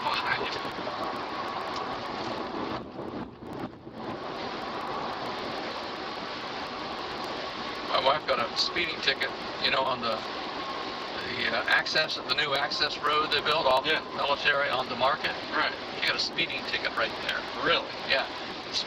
Speed limit is 25 miles per hour on that. Yeah. A warning would have just been sufficient.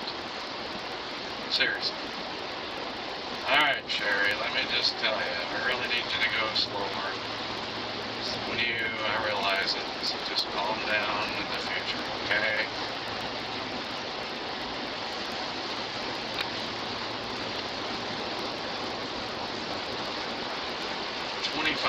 Wow. Yep.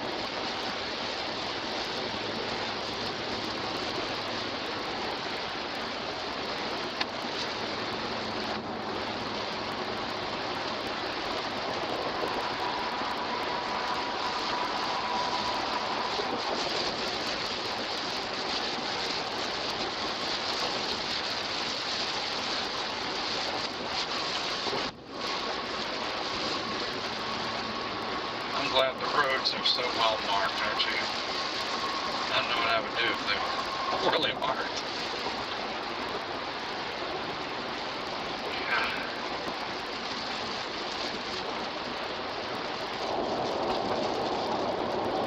That's a little better, thank you.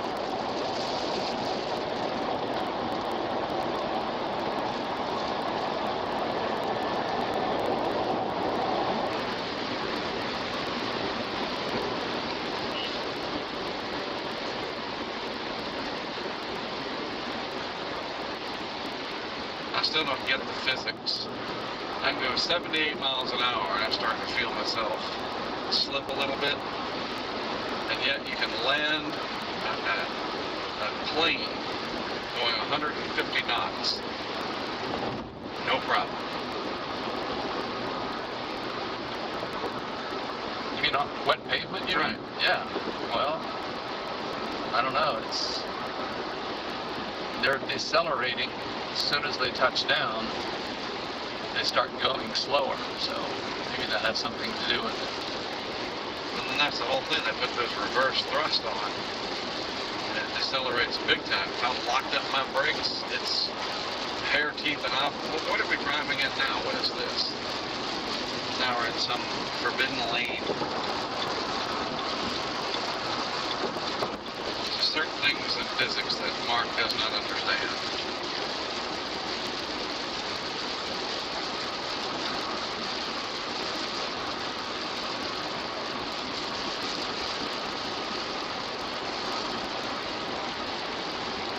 I do think it's hilarious that it took as long as it did to invent powered flight.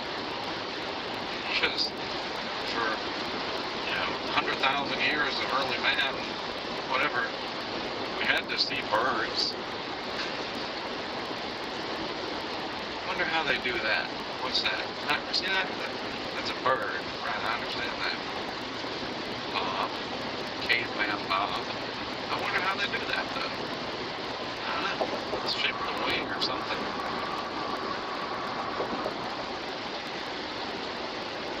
Took a couple of bike builders from Ohio until 1908. Yeah. Well, Leonardo da Vinci attempted to fly, building a contraption that basically put wings on a human body. Right. And failed. Well, that's the other thing, is that a bird can just, they don't have to run and then start flying. They just take off from a standing still position, and they're good. That's trippy, man. And then, like you said, those birds you saw in the wind yesterday, they were just hovering. The flow is just right.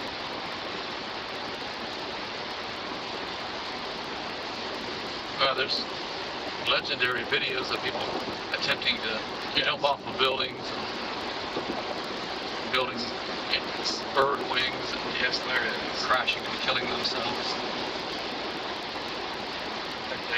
They didn't factor gravity and weight.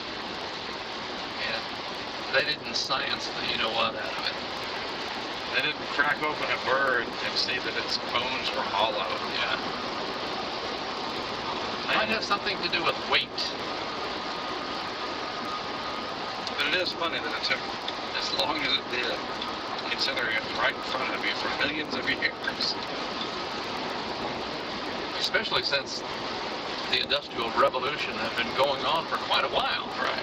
It's not like, you know, cavemen or... I mean, it seems that they figured out boats pretty quick. You know, first caveman saw a duck and threw something in the water and floated. Oh, okay. That seems like that would be scarier. Because if you sink, everybody drowns. They had canoes and whatever going back caveman days. Well, that was easy to find out. The discovery process on that was pretty easy. It was just a shallow learning curve. Yeah.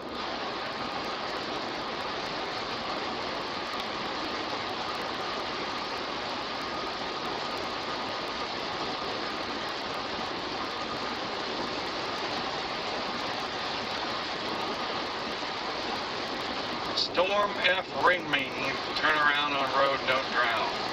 Storm F Reaming in Gulf. I'd like to buy an egg. Pat? I'd like to buy a vowel. I'd like to solve the puzzle, please.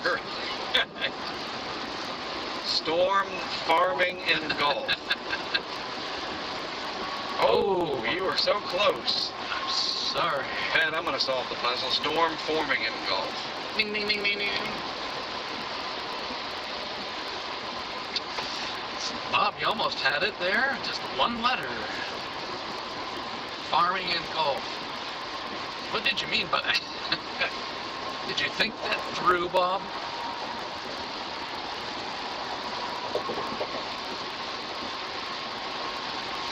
Wheel of Fortune, the I-45 version. Text your answer to text.wheeloffortune.text.us. Get it right, you win a free Easy Pass for a month.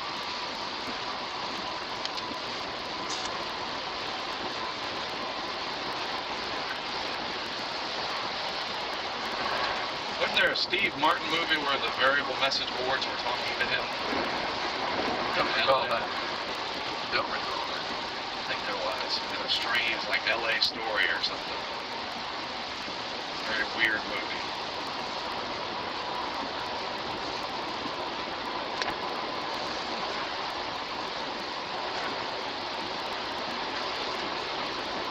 Is that the one where he was a director? I think so. Right. That was a pretty good movie. I like that. Getting in the thick of it now. Somebody robbed him. He was getting out of his car. The guy pulled a gun on him. Attempted to give him his wallet. The guy shot him anyway. It was great the way they shot it because not only did he, I guess they shot him in the leg. Not only did he get shot, but he immediately peed himself. Right. Which I thought was very clever for the director to put in, because that's what we would do.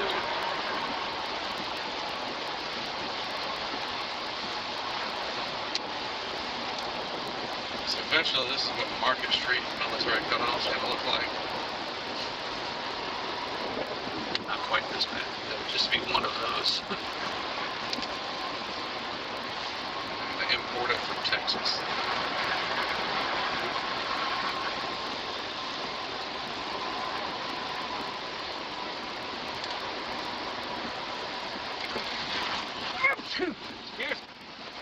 What?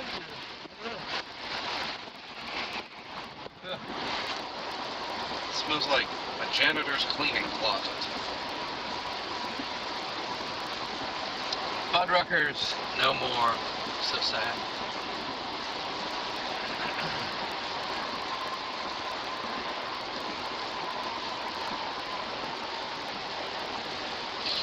My nose is itchy. Excuse me. It's itchy. Got a gnat in it or something. I've ingested a gnat. Oops. I ate at a TGI Fridays in the Dallas airport when I went to Colorado. And it was fantastic. I couldn't believe it. The service, the food, I had a Caesar salad and some fried shrimp. I mean, it was unbelievably good. Fresh, hot, very tasty, impeccable service.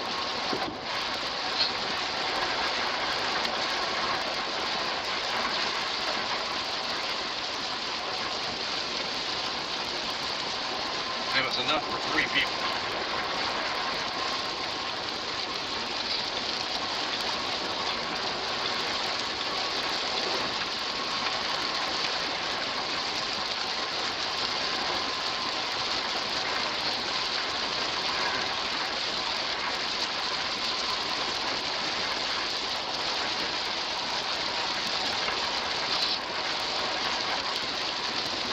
Allergic to something, my nose is getting all itchy and stuffy, whatever that smell was.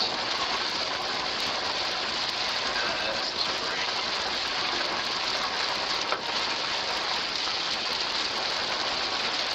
So every variable message board is missing. Okay, there we go. This is part of the M.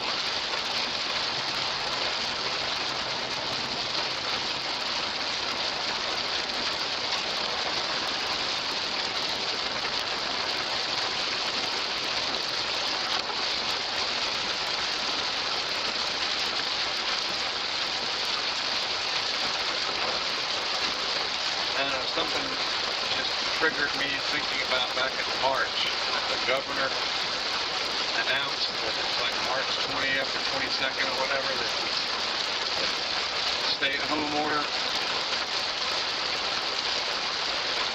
I remember thinking, it said that it went into effect at 5 p.m. I had this vision that at 5 o'clock, between then and like 5:15, nobody would be on the streets of Wilmington. Yeah, it didn't work that way. There's a few less people. I noticed. A few less, yeah.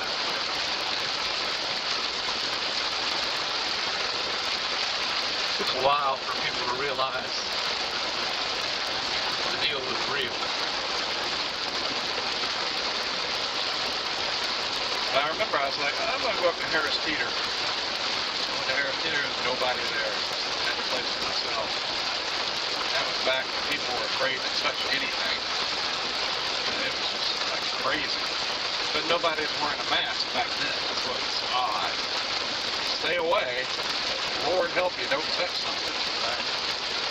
Spraying everything. Wearing 5 pairs of gloves.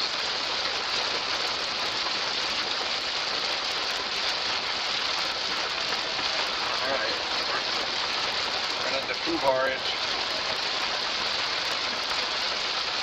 Guy that has no brake lights in front of us, so that's helpful. He's got crappy hazards, but What are his lights? He's got a brake light, one in the middle. right. Come on over, buddy. Go, come on. We're good. Get that sensor moving. Yep, tag the Jersey wall. Bam! I wonder if that's that car. No, I know. Is it? He's spun. Yep. Of course he did.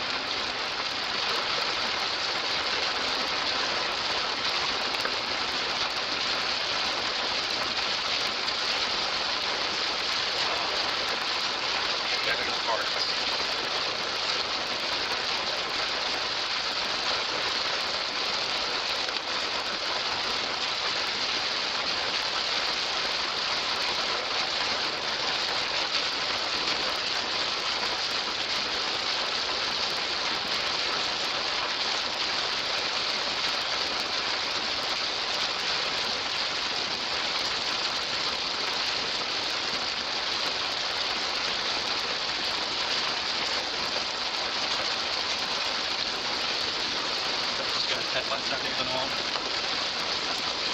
Nope.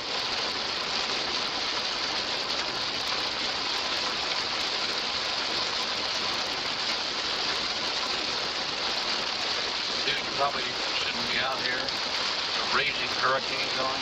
Right.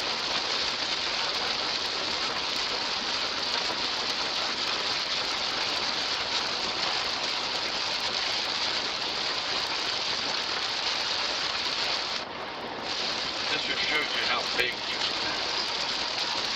I know we were in Galveston, but still, it's just one giant area of people.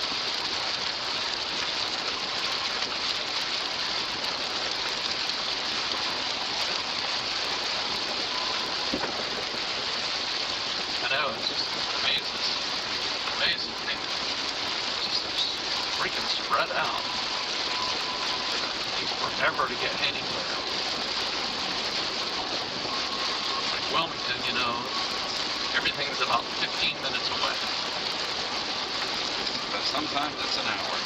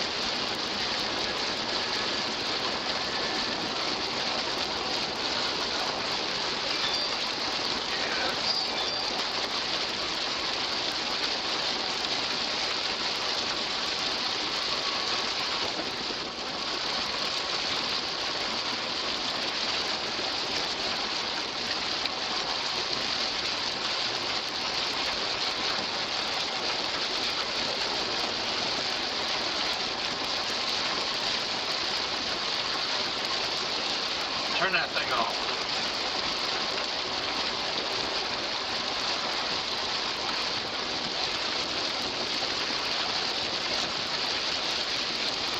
Yeah.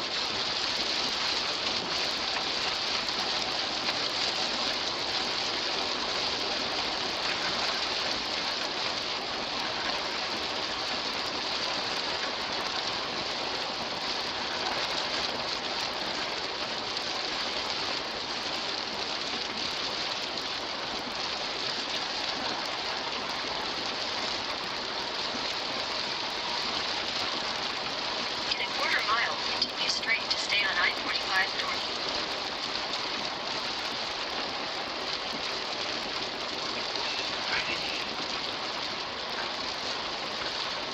Be nice if one of those signs said I-45 north.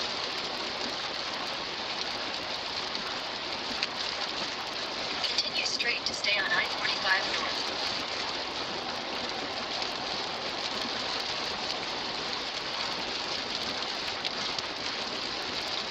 Well, better late than never.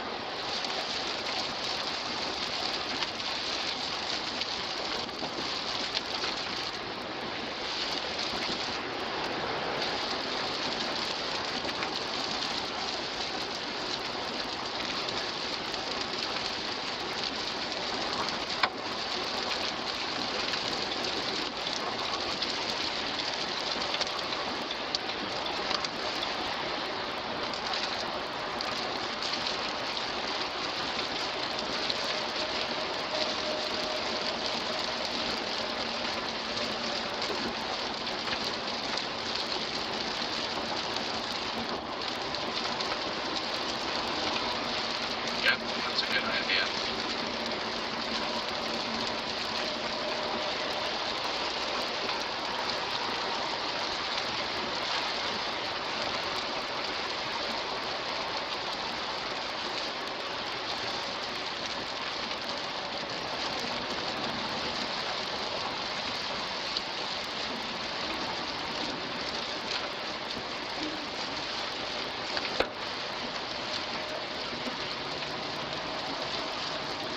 It's too bad it's crappy because where we're going is a really nice area.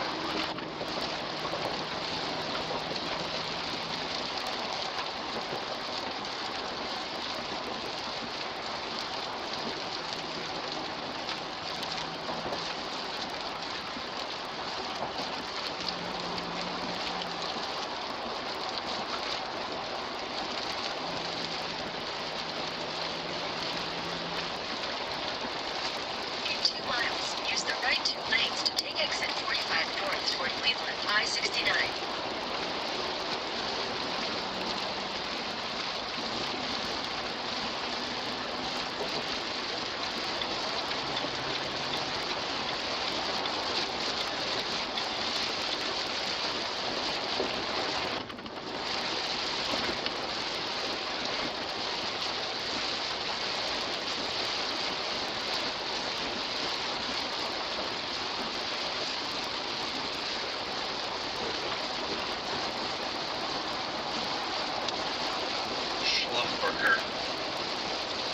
Schlumberger Street.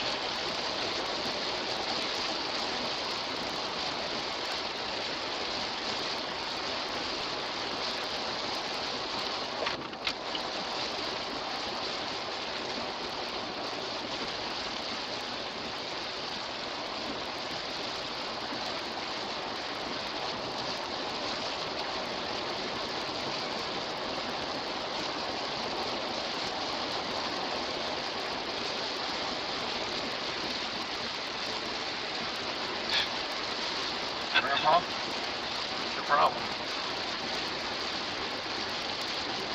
And if I can just make it home, I promise I'll never drive in the rain again. Wow. In half a mile, use the right 2 lanes to take exit 45 north toward Cleveland, I-69. Still 10 miles from downtown Houston.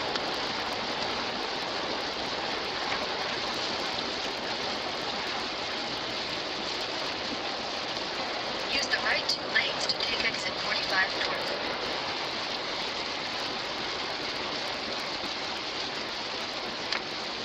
Continue for 3/4 of a mile. Man, that is a low ceiling. Skyscrapers are in the clouds. Yep.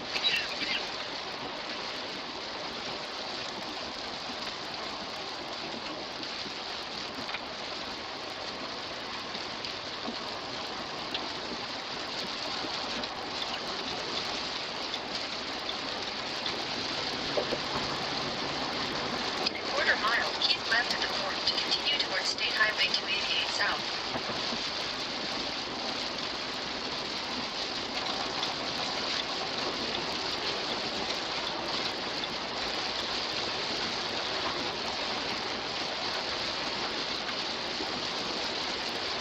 Keep left at the fork.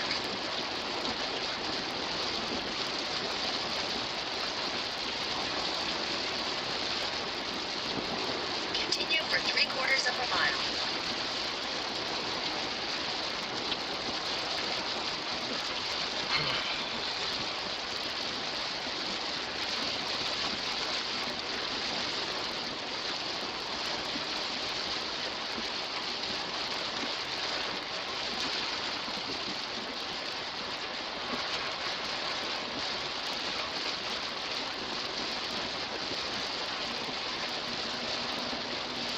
In a 1/4 mile, keep left at the fork. Follow signs for Texas 288 south, US 59 south. And that tall one in there, it's just stuck up in the clouds, dude. You're looking out the window to nothing.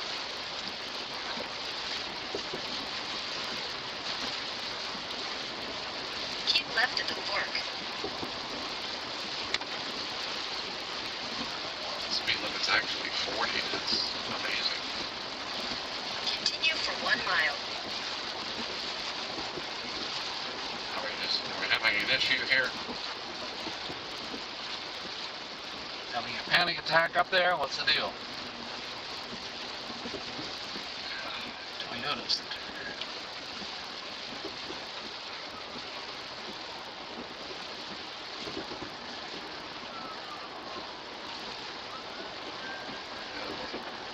It's down there.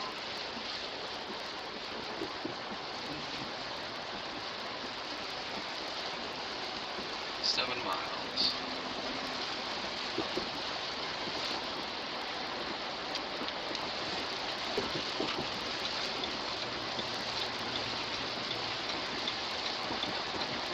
In a 1/4 mile, use the right 2 lanes to take the I-69 US 59 south exit toward Victoria. Oh, Good old Victoria. Larry's in Victoria. There's that QR Yeah. code. Use the right 2 lanes to take the I-69 exit. Alien scriptures. Gotta figure out what it's at. Continue on I-69 for 5 miles.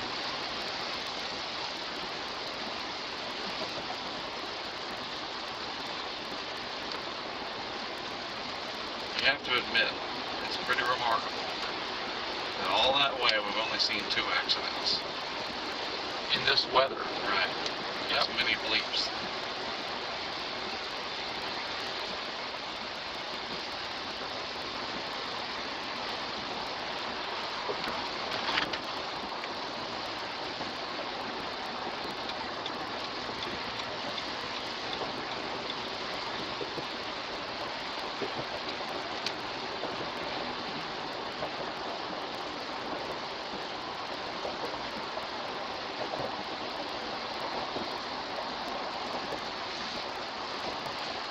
$4.99 haircuts. No, thank you. Jeez.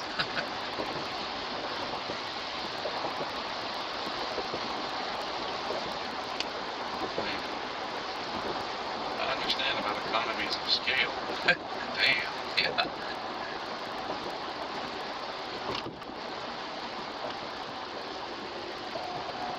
Six minutes to this I-16.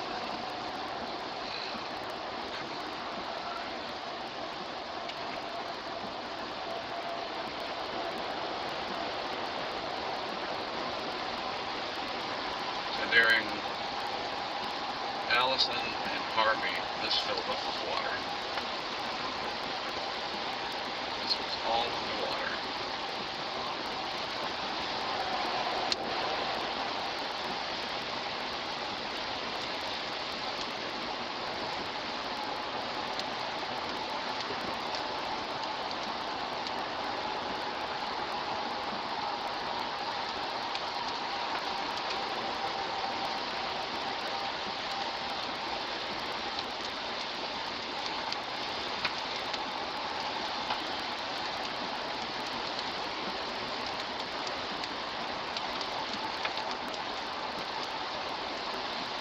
Don't you do it.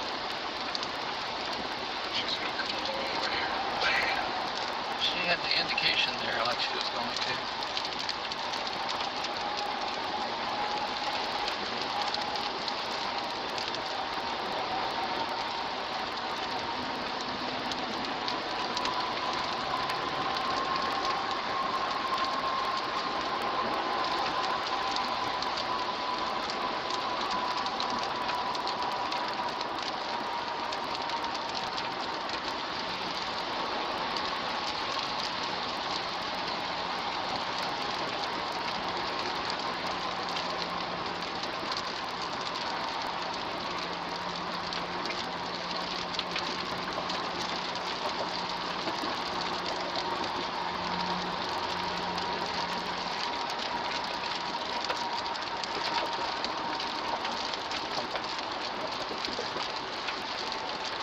Natalia Capital.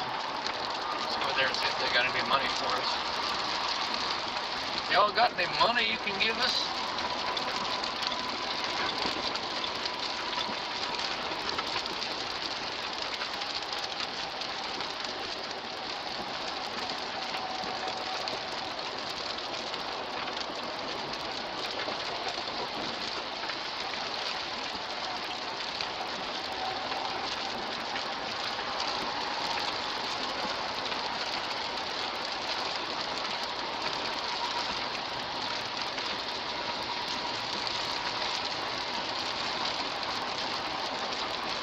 In 2 miles, use the right lane to take exit 123 for I-610 south, I-610 north toward Hobby Airport, George Bush Intercontinental Airport.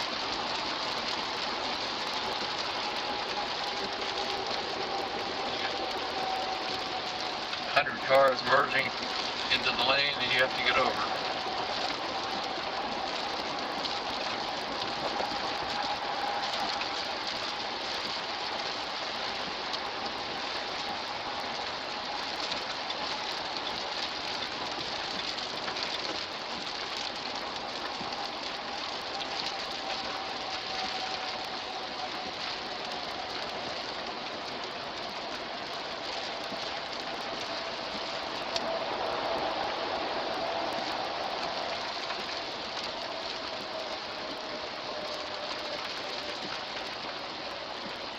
is the Austin Church.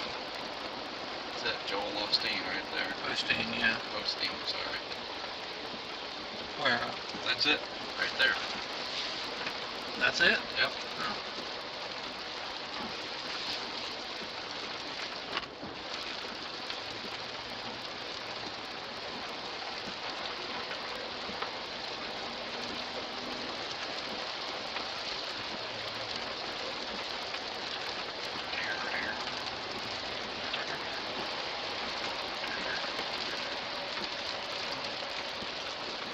Miles away now. We're almost there. No, don't screw it up.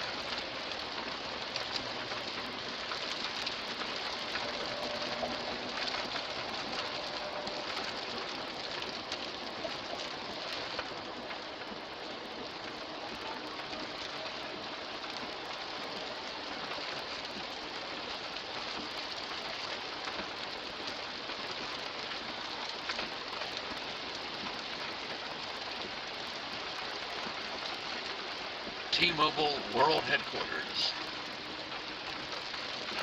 Really? In the T-Mobile Art Institute of Houston. Wow. Do they still do those things where you send away and you mail it in? Is that? Oh, that is that place. Yeah. I guess. There's got that big old building. That's right. You can. Everyone can be an artist. Pay them their $49.95 a month.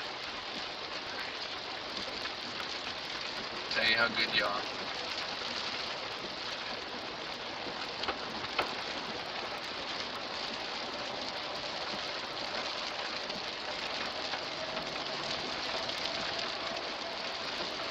In a quarter mile, use the right lane to take exit 123 for I-610 South, I-610 North toward Hobby Airport, George Bush Intercontinental Airport.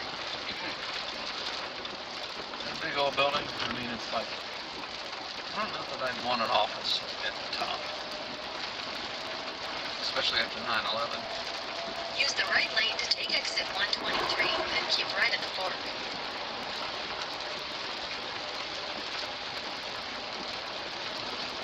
I'm trusting you. North? Keep right at the fork. So go around to the right or the left over there, and that's not far over there where I put the camera. That's telling me about the water was coming up and had to go on the interstate the wrong way. That was over there. It was exciting times.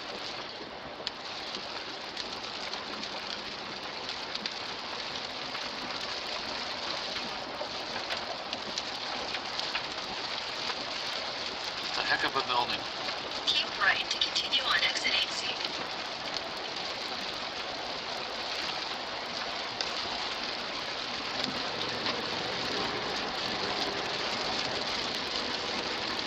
Get me off the freeway.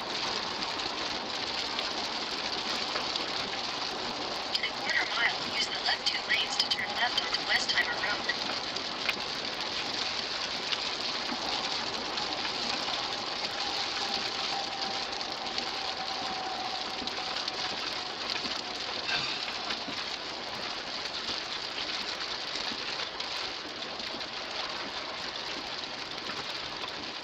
Use the left two lanes to turn left onto Westheimer Road.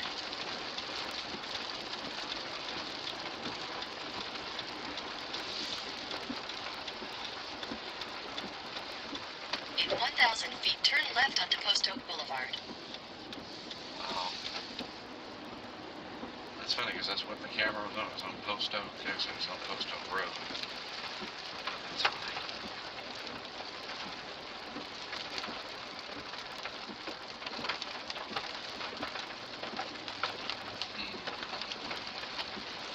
Turn left onto Post Oak Boulevard, then turn right. It's not happening. I misjudged it. Turn right, then you will arrive at your destination. I know. Way to flip a Yui.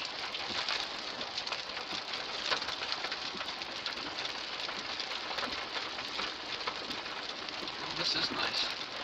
Definitely. Turn left, then you will arrive at your destination.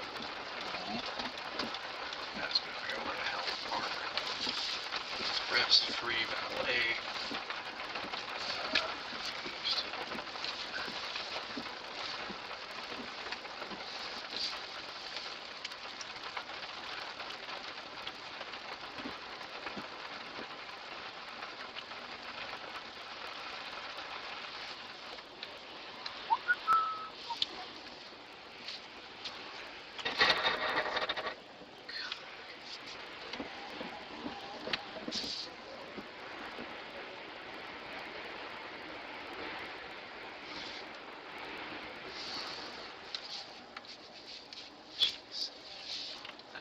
We're making it by about an inch.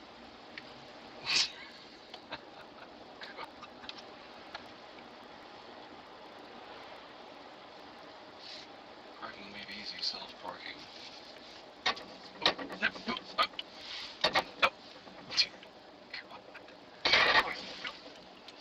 Okay, we're good. Thank you. What is on office tower 2? Where are they going?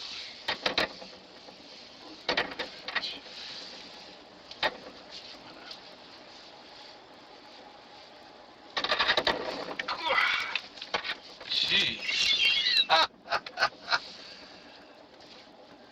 Just trusting that.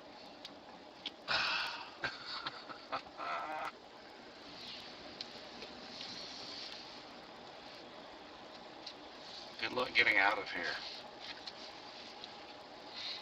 Ooh, you rascal.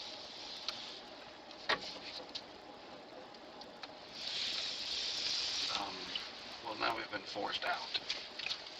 That's not going to work.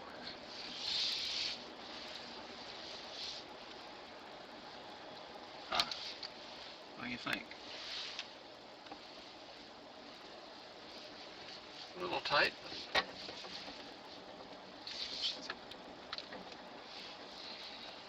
Get that golf cart out of here. Man, there's a space right there. How you doing? All right, thank you. Hey, kids. If you don't walk down the middle of the road, this kind of stuff doesn't happen. Right there. Nope. Never mind. All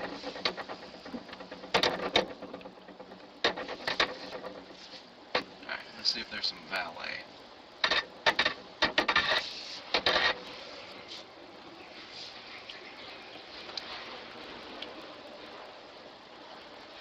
Wrong way. So I guess we go out. Valet. Yeah, it's full. Nowhere to park in there.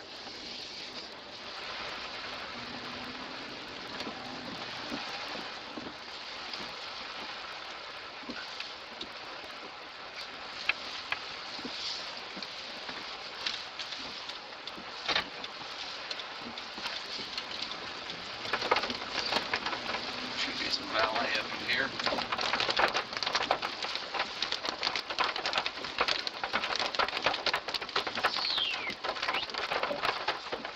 Yeah, something's goofy with this truck. I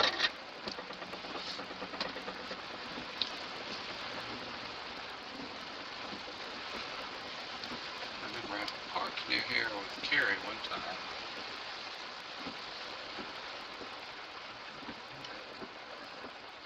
Do some surface street parking over here. Thank you.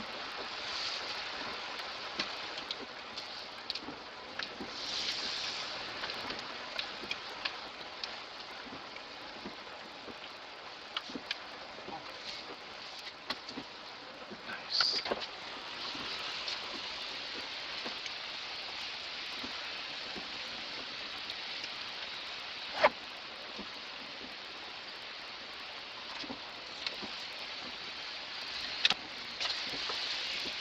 All right. That wasn't so bad. Now, where's Right the there. restaurant? Over there to the left. All right. All right. Call on Texas dude. Let him know we're here. I mean, we made it. We're early.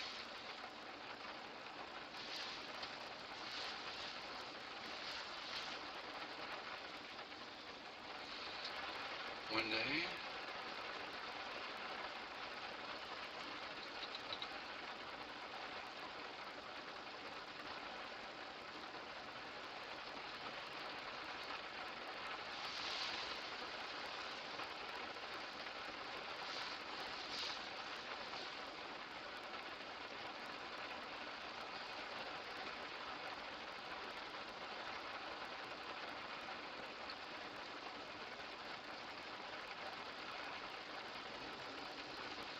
We have parked and are headed towards the entrance period.